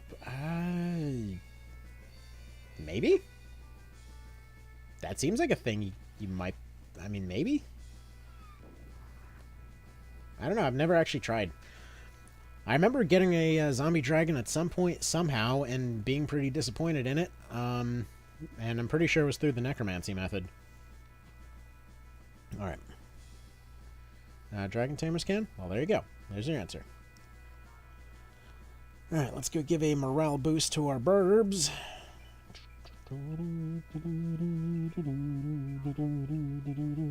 That old man just threw a rock at the burb. What a jerk. Trying to keep everybody off his lawn. Trying to not piss off the HOA. They're going to come down and file a bunch of lawsuits on him for having the wrong color curtains or something, so he's just going to start throwing rocks out of rage.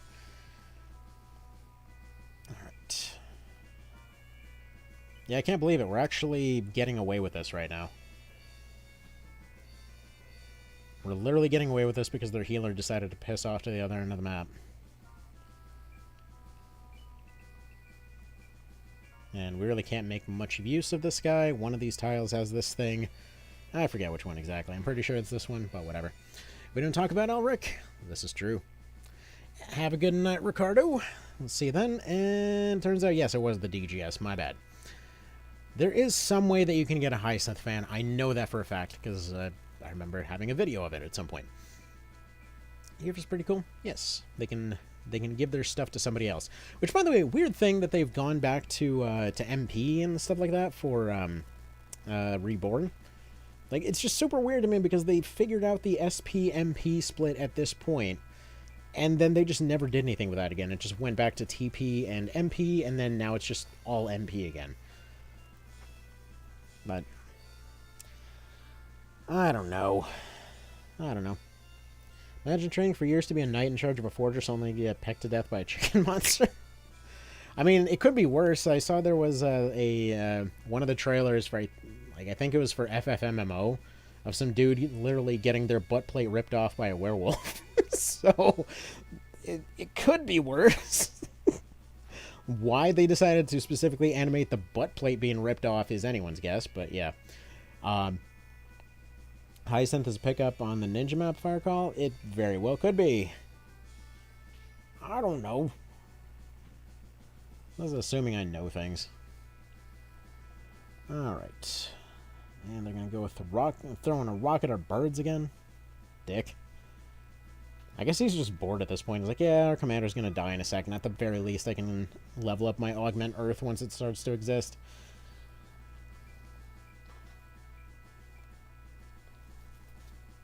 I suppose we really should just move one of our birds so that he decides to punch Alphonse instead. So, do characters die for good and cling together after they're defeated? Yeah. It depends on which ones, or rather which game we're talking.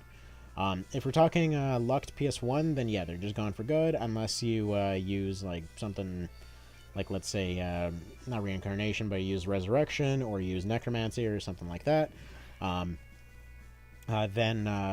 Then at that point they can come back in a different form, or they might be able to just auto die into an angel in that case. If we're talking the PS1 version, they will, if they reach their timer, they lose one of their lives. Each unit has 3 lives. If they lose their lives, they are not quite alive anymore. So, yeah. Which, it sounds like it's too much, but realistically, like, I know when I was doing casual runs at both of them, original Lucked, I still ended up losing, like, 2 units, I think, once all was said and done, which was exactly the same as the PS1 version, or the PSP version. It's great that Hoppy, when fighting, does 3 damage with a shield, but the second someone screws him, with him, he slaps him for 80 with his bare hands. Yep. Because shields are those things that are known for being light and harmless. So you think it's more fun that way, as opposed to, like, FFT, where they just get knocked out? Yep. It is. And also, like, personally, I know that they ended up redoing the system for Reborn and stuff like that, but I really, really did appreciate what they did with that one, because when you made a mistake, you knew it was on you. It wasn't random death and all that. But what can you do, right? Let's see, me had 4 angels and PS1 luck by the time I reached Olgare because I get impatient. Hey, you know what? At least everybody's stats lined up for that.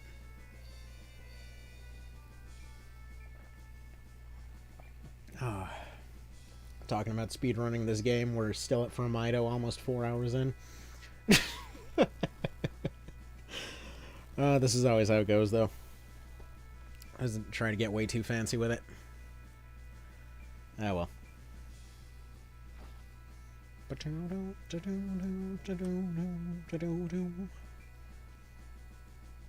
Alright. See, oops, dead. Oh, hey, an angel, not dead. Yep. Exactly, we have the burbs. That was always a funny thing in OB64. How, like, how you could only get zombie units out of human characters, meaning that all the rest of your characters were functionally immortal. There we go. Good night. Good night. Getting himself punched in the head. Which is good, because that thing's looking a little hollow these days. On account of being caved in, but, you know. You do as you do. Peck. Let's go ahead and speed this up again.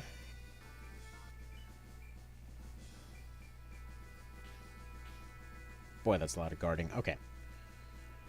I'm thinking we can probably eat the old man.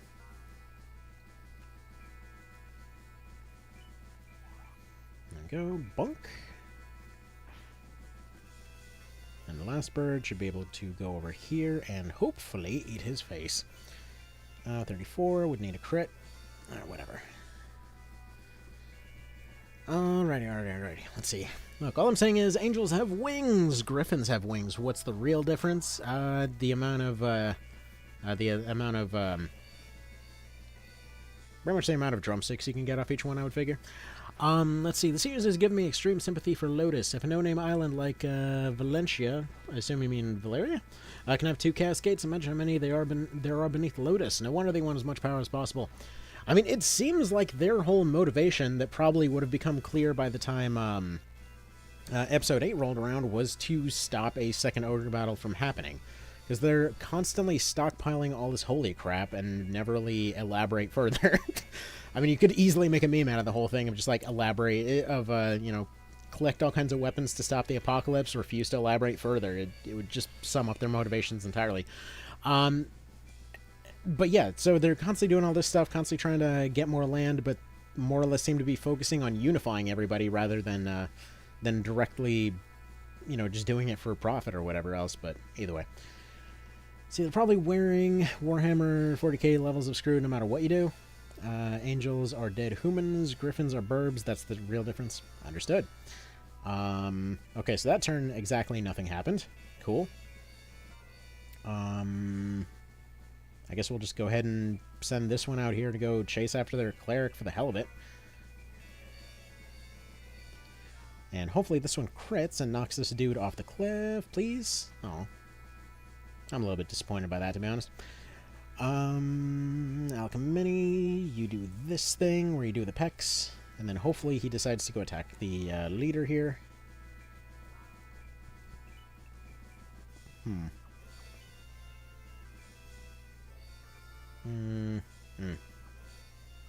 Okay, that's maybe a terrible idea. Okie dokie. Let's see. So commit war crimes, collect holy artifacts, refuse to elaborate, leave. Yes, exactly. I meant Valeria. I was talking about the Fire Emblem game Shadow of Valencia earlier. Gotcha. Burb go peck. Burb go very peck. Burb go peck in the pecs, even. So we seem to go straight for the center. Apparently everything's extra bitey there. Alright, now all we need is for Grimal to attack the dude so that the fight can be all well and done and over with here. Come on. You know you want to do it. Your health is not too low. so you shouldn't be using the healing item here. No one else should be in danger. He probably should see the high evasion rate on the Gryphon and decide that that's just not going to work for him. Please just do it so that our setup can be done here. Come on. Thank you kindly. Do not block this. You complete dick. Okay. Now we get to wait another round. This guy. This guy. There's a reason sometimes this fight goes incredibly fast, and other times just nothing happens forever. And it's always just due to that guy's really high block RNG, quite frankly. Alright. So now we have the birds, go after these dudes, they do the pecs, and block an 80%. It's fantastic. That's exactly what you would love to see. Alright. And then we sit in place. Shelter in place. Imagine how disheartening it is to almost have the burb dead when it stops what it's doing, pulls out some Tylenol, and heals 50 HP. What could possibly, let's see. How about we name one of the birds Dog? You know what? No, fair. I think I like that one. Which actually would be all the names claimed then, because we already have the 3 other ones, so until a bird dies, which then again we'd have to clear the entire map to go bring them back, if that's, for crap's sake. Hopefully we don't have to do that. I mean, we'll come back here for Chapter 2 anyway, so that's fine. That's fine. Now that I think about it, though, why the hell are there Gryphons here? Every other time you find them, they're high up in some mountains or something like that. Here they're just living in a fortress. Maybe they have them in stables. Although, imagine how disheartening it is right now that this guy, who has been pecked by a bird multiple times, pretty much everywhere on his entire existence, refuses to die because of said Tylenol that he keeps pulling out of God knows where. Alright. If a bird dies, the next one should be named Barbecue. Why not? Let's make that happen. Peck. This healer is really, really something else here. I mean, they really must hate this guy. It's like the Gryphons at Hogwarts. I mean, I guess. Alphonse Park Ranger. So I'm just imagining him with the Chuck Norris hat right now. Maybe they're signaling the Gryphons enjoy making their nests in abandoned fortresses? Alright, fair enough. Like implying an ecosystem? So, what are they... I mean, I guess it's a fortress. It would have a lot of rats for them, so... Free lunch, you know?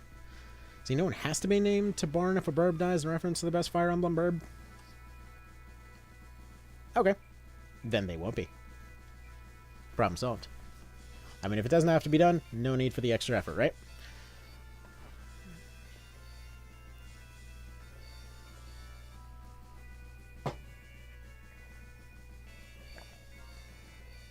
I really should reconsider having this guy have a method of attack. In fact, at this point, it probably makes more sense to have this bird go elsewhere. There we go, so that Grimal doesn't have a choice but to actually take the counter that we want him to take, so that we're not here until the next millennium. Although, that being said, how many healing leaves do these guys actually have? Because apparently that answer is many. Very, very many.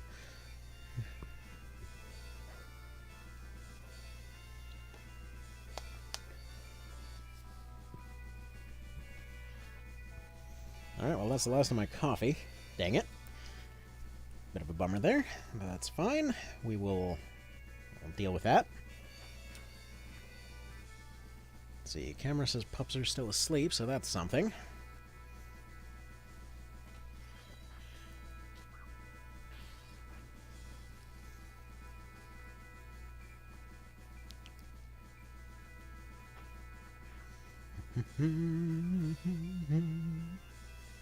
Right. Beautiful. I'm not sure if that guy died or just got really constipated. The sound was exactly the same.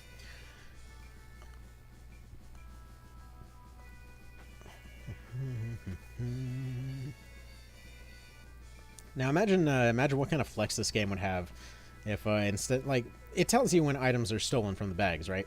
But if they ended up going to a tile that had a hidden item and then they went to that thing and all it said was the bag was not empty. And it just won't tell you what was in there. It doesn't even bother to do a roll to check for what it would have been. It's just like, nope. It wasn't empty. There was definitely some in there. We're not telling you what it is. Wouldn't you like to know? Alright. That's 50. Bird goes here. He cannot accomplish very much because this unfortunate old man keeps on healing. This feels really, really weird because as of the last few runs that I've done of this game, it's like pretty much they're doing the total opposite of every single one of those for some reason.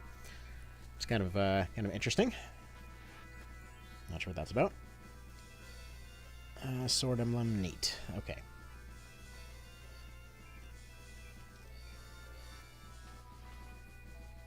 And now the healer's nearby. Please, Gryphon, just take your counter. Take your counter so we can be done here. Just take your licks. No one else has to get eaten by the birds. And none of the birds have to get additional scarring on their tail feathers and stuff.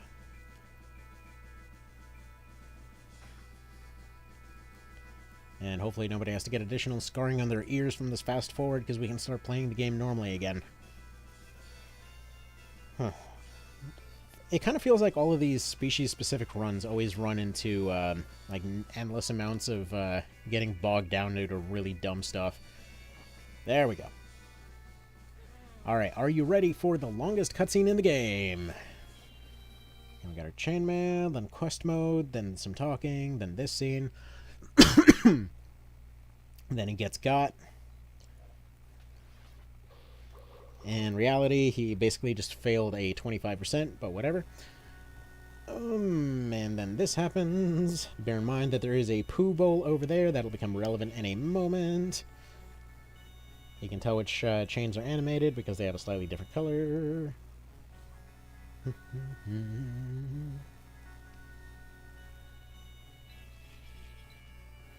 She wants his burbs. They're just all hanging out upstairs laughing. It's like, look at this loser. He can't even fly out of the situation. So anyway, we take a drug-induced coma, and yeah, now we're in the same water as that poo bowl. Wonderful. That's not disgusting at all. And then the church shows up, and they're like, hey, we'll get you free. Just by ways and means. Also, we got this, you know, Naruto-looking a-hole over here. Then he goes poof, and congratulations, you work for the Pope now. See, what are your intentions of Lotus? I don't know, I just wanted to recruit Gryphons. Alright. Good. Okay. So, Max was the first one, right?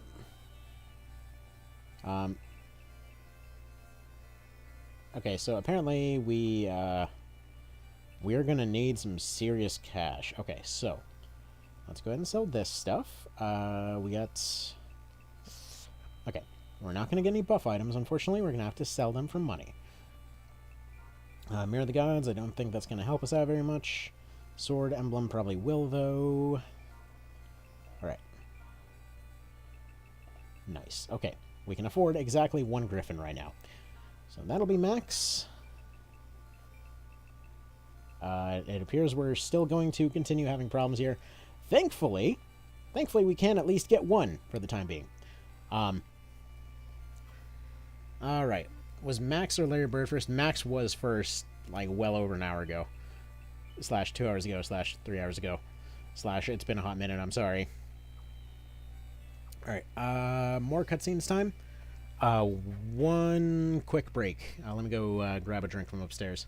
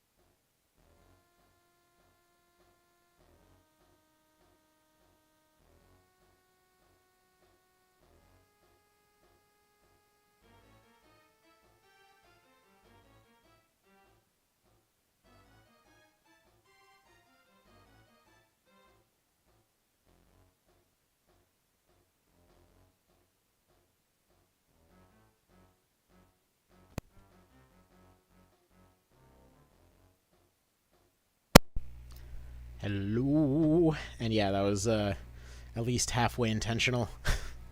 It had to push the button upon remembering that line was there. Alrighty, so we'll see how much longer we go here. Had as much coffee as it's healthy to have right now. Not exactly the earliest part of the day, and voice is definitely getting raspy. So we'll do as we'll do. Let's do this thing. All right. Let's go ahead and jack up the music here and keep on going. Also, I always kind of wondered what the deal was with those weird kind of fork spears they got going on over there. All right. Let's go ahead and save here. Once we get back to Formito, we'll go pick up more, but I think 4 burbs will do us for now. Because we should be able to hire 2 more here.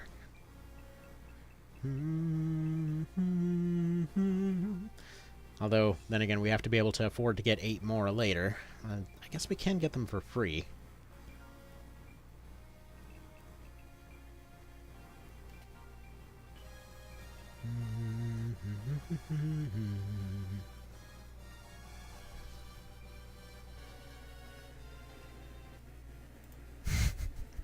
This jacked up music is really something else. Alright, so his only goal is going to be to go ahead and try to recruit those 2 Gryphons up there. Everybody else's goal is to just kind of surround them in a circle and hope for the best.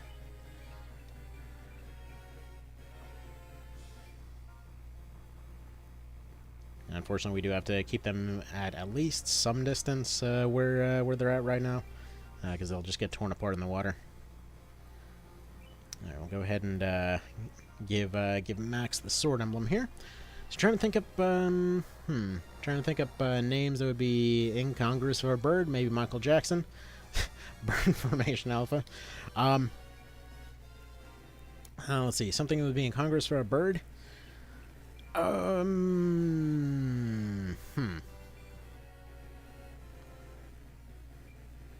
could go with a whale, I guess. I'm not even sure what that would imply exactly. Also, for some reason, these Hawkmen love to attack from the water, despite the fact that they take a massive penalty by being in the water. This is a pretty regular thing, and I can't really even begin to fathom as to why they do that, but whatever. Big Bird? I mean, they're all exactly the same size, though. Alright.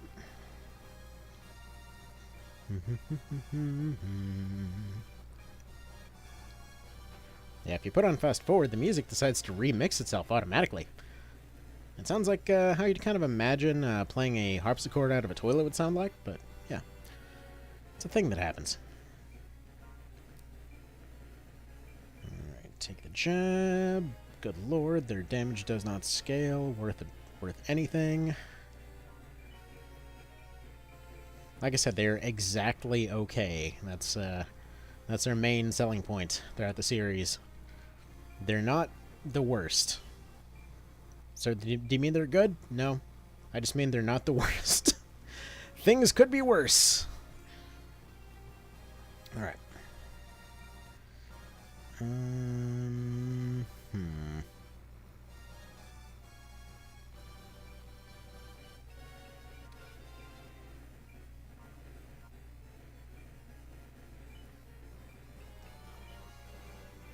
Alright, I can just imagine wading through the water. Kongta's... Ow, crap. Kongta's new friends to recruit him. If only. If only it were that easy.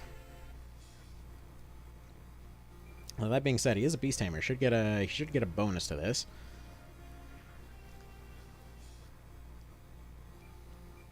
Though I'm not really sure, even in bulk, if they're that much of a threat, if we're being honest right now. Why on earth did they love attacking from there so much?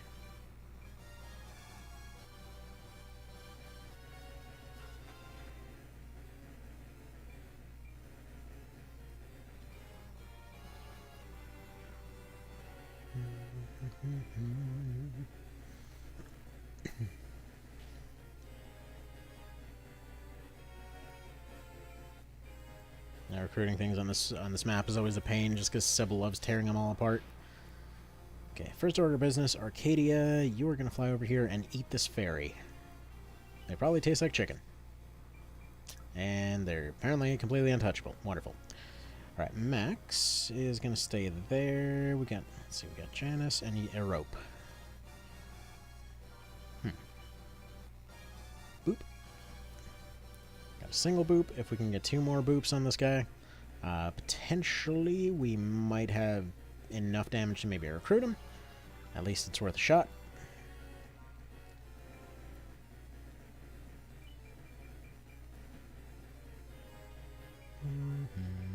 Mm-hmm.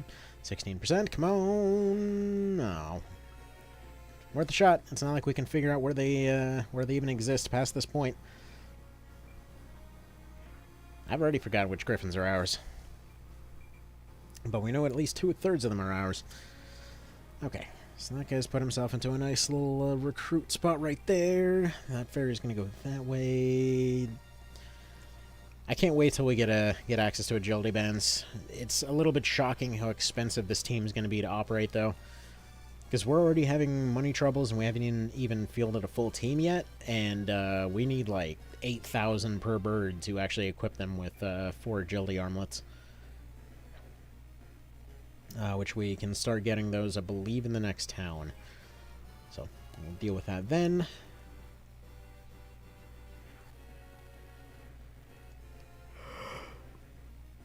Yeah, it's definitely getting about that time to sleep, though. Oh, boy. This is really one of those series that just, like, the slightest thing can throw you into such a slog, it's not even funny. But, you know, it is how it is. It's kind of how it's always been. Let's see, in my headcanon, persuasion is attempted seduction, and the counterattack is when you fail as him getting slapped for being a perv. Yes. It's pretty much exactly how that is, though. I mean, what is seduction but persuasion anyway? Alright. Let's go ahead and get a few more pecs going here. This one seems by far the most likely. And dodges a 93%, because of course he does.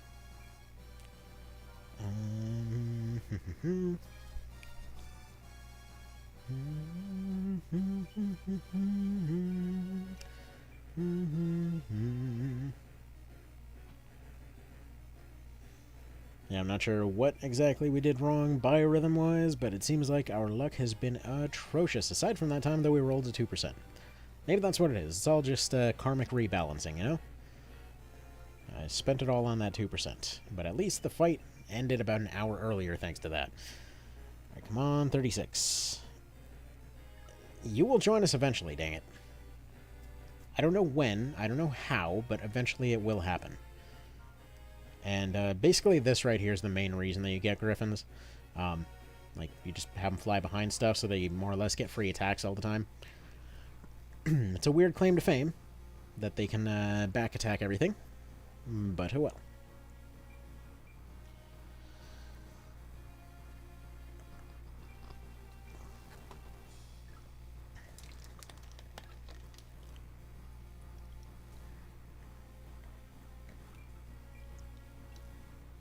Though I will say probably this might have to be the last one for tonight. Because no amount of water, Gatorade, or anything else seems to be sorting out the dry mouth problem. So it's probably a good time to stop chattering like an idiot. Oy. Yeah, I remember back when we used to do way more regular streams and things like that. This was a pretty regular thing. And these are by far the longest ones that that I've done.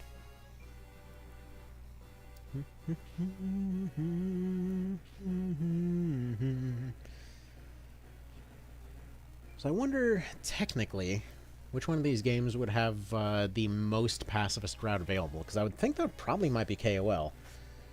Because they do specifically say in March of the Black Queen that any unit getting killed off is actually getting killed off. Technically, you only have to take out leaders. But since most of your main offense is AoE based, it's kind of questionable how how much you could get away with. Though I guess if you use a Fool and a bunch of like Justice cards or whatever else per each map, then potentially it probably would be in the low 20s for that one. Most of the kill-all maps you can persuade right from the get-go in this one, so I feel like K-Will would probably have the lowest body count overall. Kind of a weirdly specific thing to be wondering about, but oh well. Okay. Alright, which one's not ours? Let's see. Is that Janice? Okay, that's Janice. Okay. Janice the bird. Alright, we need Max doing a bit of a pecky action on this thing. The other one is kind of over there. I'm not really sure how much good that'll do. First time seeing Sybil get attacked on this map, but that happens all the time. Kind of. Mostly. Occasionally. Sometimes. Alright. Alright, that's that one there. Let's go ahead and get Hoppy over there. Attempt to do the seduction of the bird. Probably give them some nice little head scratches or something. Beautiful. Alright, arbitration got. So now we should be able to recruit any birds we want whenever we want. The only problem is he's also kind of one-shotting a bunch of units, so hopefully he doesn't end up getting Beast Slayer. Anyway. I get so confused in this map if I had your team. Oh yeah, this is... I'm not gonna lie, this is mentally really irritating right now. Because I can't tell who's on what team. We need to recruit them just so we can tell who's on our team. Alright, we're going to turn fast forward on, just so our next turn comes faster. So yes, we are now up to 5, and then we can get 6. Unfortunately, renaming them all after Basketball Stars is going to have to wait, because we are too poor to name them after the NBA. The problems of attempting to be a faraway legion in Rome.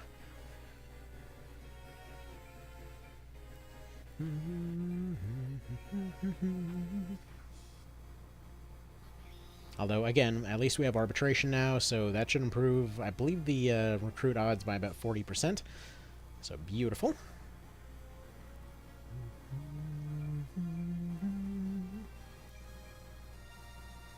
Yeah, I keep thinking about that FFTA cart that I found earlier today. It did actually have a couple saves on there. I'm kind of tempted, because one of them is a seemingly maxed out save file. I'm kind of tempted to go and review this this random dude's save there. Let's kind of see what's on it. Would that count as singling that person out? I don't know. Alright, so we got Sybil over there trying to take our bird out. So that's a problem. We can't even get to the guy right now, for obvious reasons. Alright. That's one more problem gone. At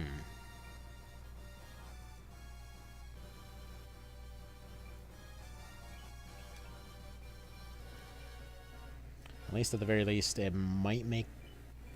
It doesn't even really help with the fairies much. I guess that's why they don't really get used very much in this game.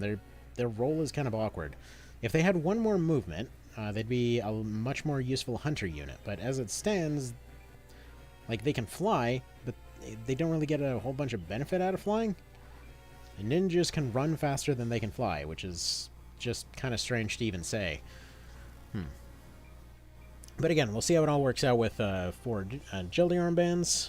We'll get those pretty soon. Hopefully we can recruit that last bird there. Zappy stretches back and forth in front of the lectern, bobbing his head. Caw, caw, he screams. The enemy stares in admiration. Damn, this guy's persuasive, one of them says. How does he know exactly what we're thinking? Bop.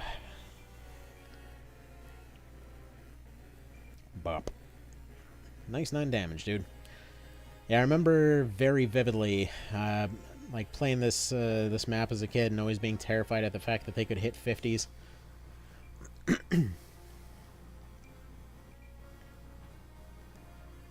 Alright. Come on, Sybil. Only attack the units that have high evasion, please. Alright, let's see how good this arbitration nonsense is. 70%, yeah. That definitely feels like a pretty noticeable increase, which is naturally why he's going to now avoid actually accomplishing anything. Beautiful. There we go. Max has eaten a Birdman, and acquired intellect as a result. Beautiful. Now we chase after fairies. Like, this is a little bit irritating, because normally you'd use ninjas and stuff like that to track down the fairies. We can use two Gryphons at a time to hunt down a fairy. This feels like a pretty massive investment of resources, but okay. There we go, peck you.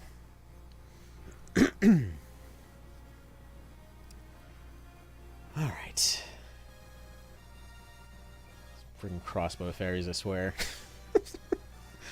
Whoever designed those fairies in this map was pretty much confirmed to be an asshole. I'm just saying. See, that's accurate. My son's favorite food is chicken nuggets. Well, there you go. The more chicken nuggets you have, clearly the more your intelligence goes up. Alright. Okay, so go peck that guy. Please, Sybil, don't finish off. Okay, that's fine. That one deserves to get electrocuted. I mean, we can't afford opportunities to recruit birds, so we're going to have Alchememi over here. Sounds like they belong in some kind of Greek tragedy or something. They're going to peck that dude from there. 31 health. Who's our lower health? Let's see if Max can maybe take a peck off here without... Yeah, they should be fine.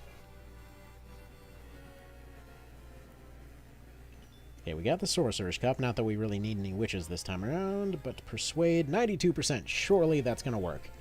There we go. We got Janus, which I think is actually a cult in GTA. Might be mistaken, but there we go.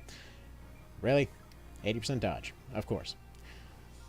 Anyway, you go over there, you go this way, and off we go. 2 Gryphons going after a fairies, like 2 lions going after a dragonfly. Yeah, it is asinine that we even have to chase the fairies.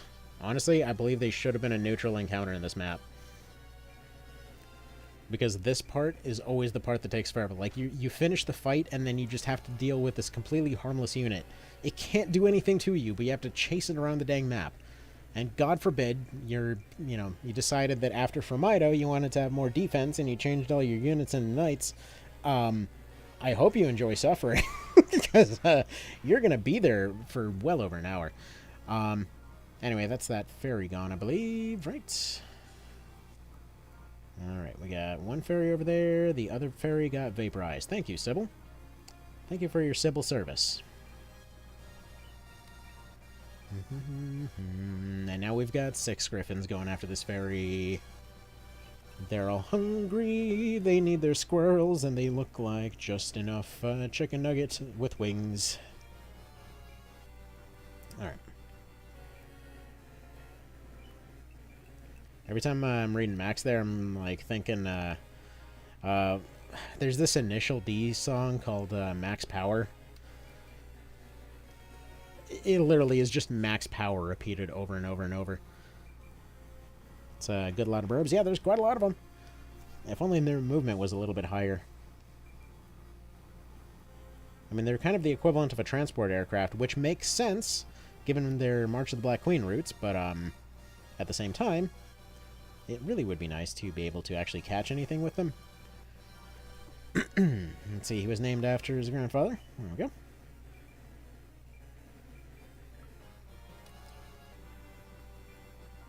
Alright, let's get Hoppy over this way. I suppose it's fitting. Hoppy does actually do a lot of hopping in this context.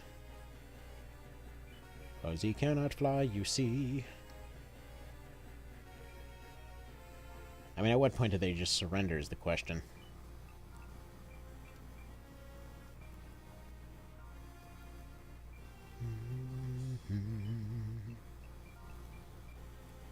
Alright.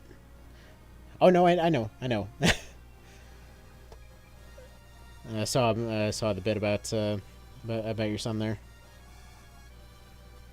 I was just saying, like, mentally, I just keep hearing that song in my head. It's not really related to anything. It's just a weird thing in my head there. Alright, Fairy help from 2 maps ago in the background, having no flashbacks. Oh wait, what happened to them? I don't care. Oh yeah, the guests ate them. There we go. Good job, guests. See, I feel like if we had an AI command for this part, this run would be very quick. Like, all we'd have to do is just set them to AI, and they would easily be able to handle anything in the game. But it's a matter of specifically telling them to go behind everything over and over. That's their problem. Like, they're very good at close-range maneuvering, but everything else they're kind of meh at.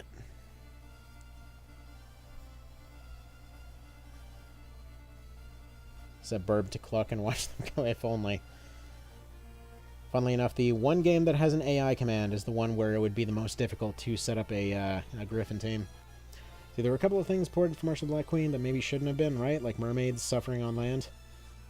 I mean, how else would you make that work? They don't have legs. Do they hover?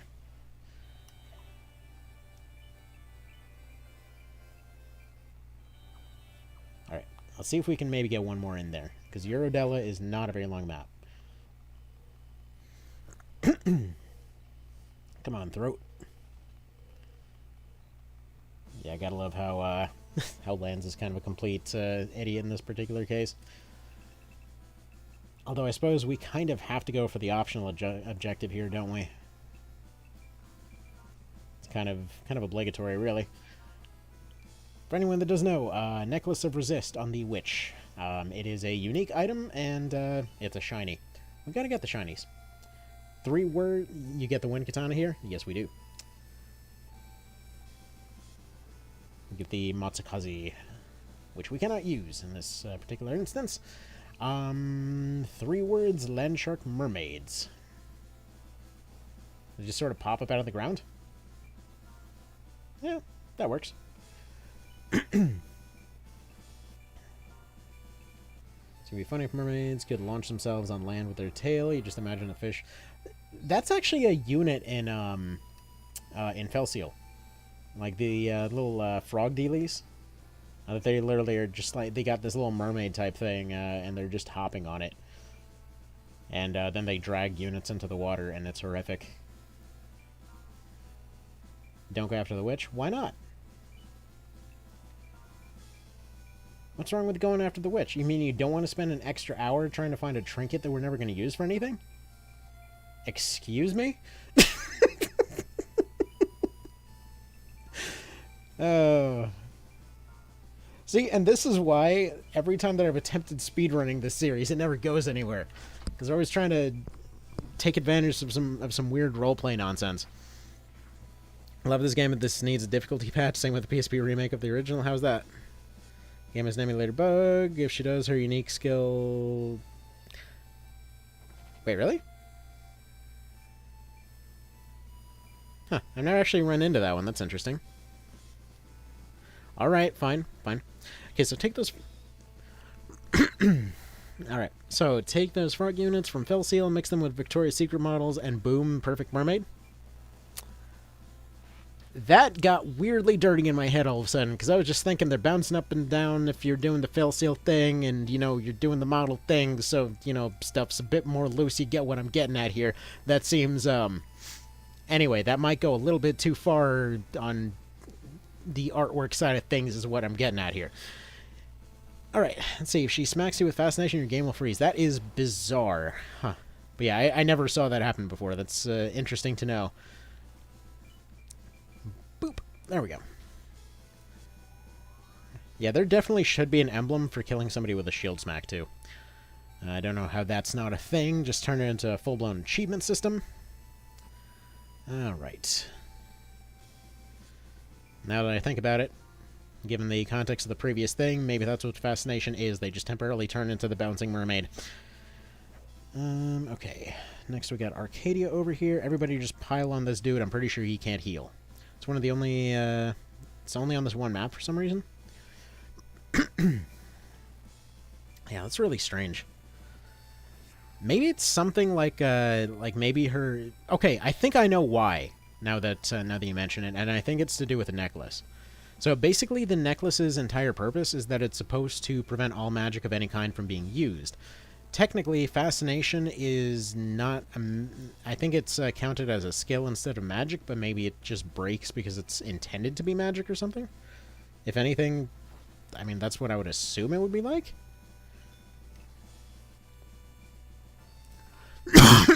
Oi, sorry. Oi. Yeah, she's the necklace of resist is unique to her. So it's very possible that's what that is.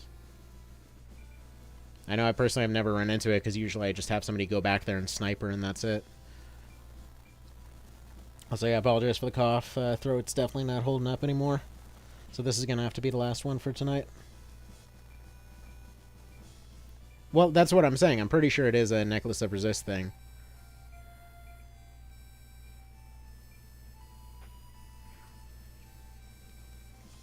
Because usually I make it a point to hunt her down for that necklace.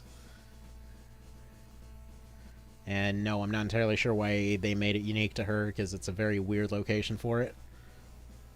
She turned into a siren. So imagine if you got a negative emblem for using too many healing items in a single map. I mean, that basically gets you stigmatized if you play RuneScape.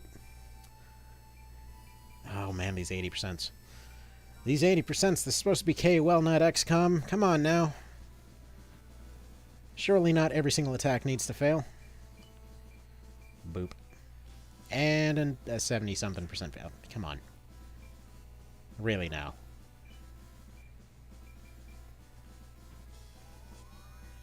I mean, at this point, I kind of want to go for the Fascination just to, just kind of see it happen.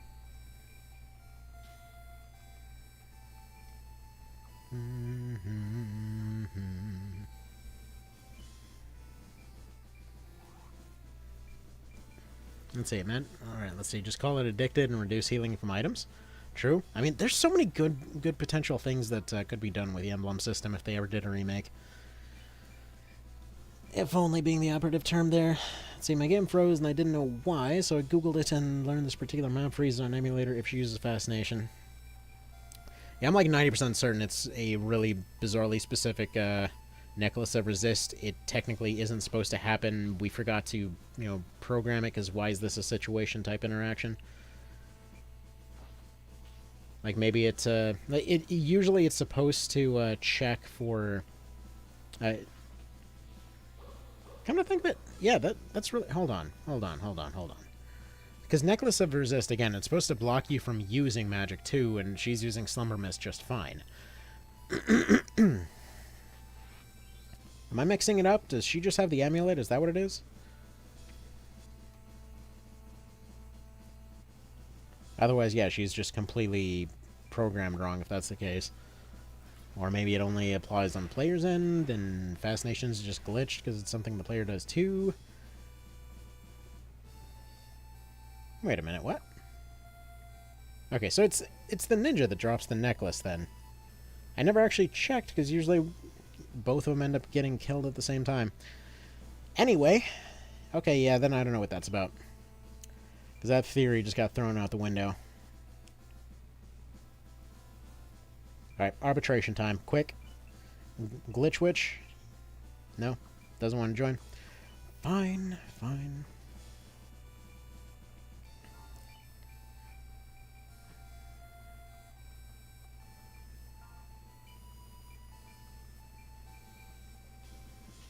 This is one guy who's just going to sit here out fighting all the Gryphons now. I mean, props for trying, I just don't think it's going to go terribly well for him. And there we go. Okay. Now the humanity, it's the night all over again. Thankfully not. Thankfully not. May as well just see if it happened, then close up shop. Glitch Witch, yeah. Hoppy, why are you here? It sounds weird to see him say that. I believe this maneuver is called the Cluster Cluck. That works. That works perfectly.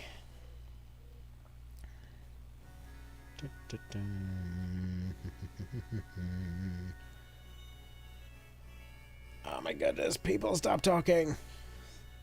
We need to save.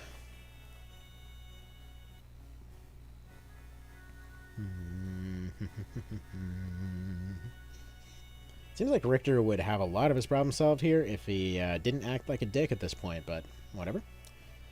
Anyway, we want to go the B route, so we do this this cool strategy called mashing the B button. And this gets us down the B route, which is pretty handy.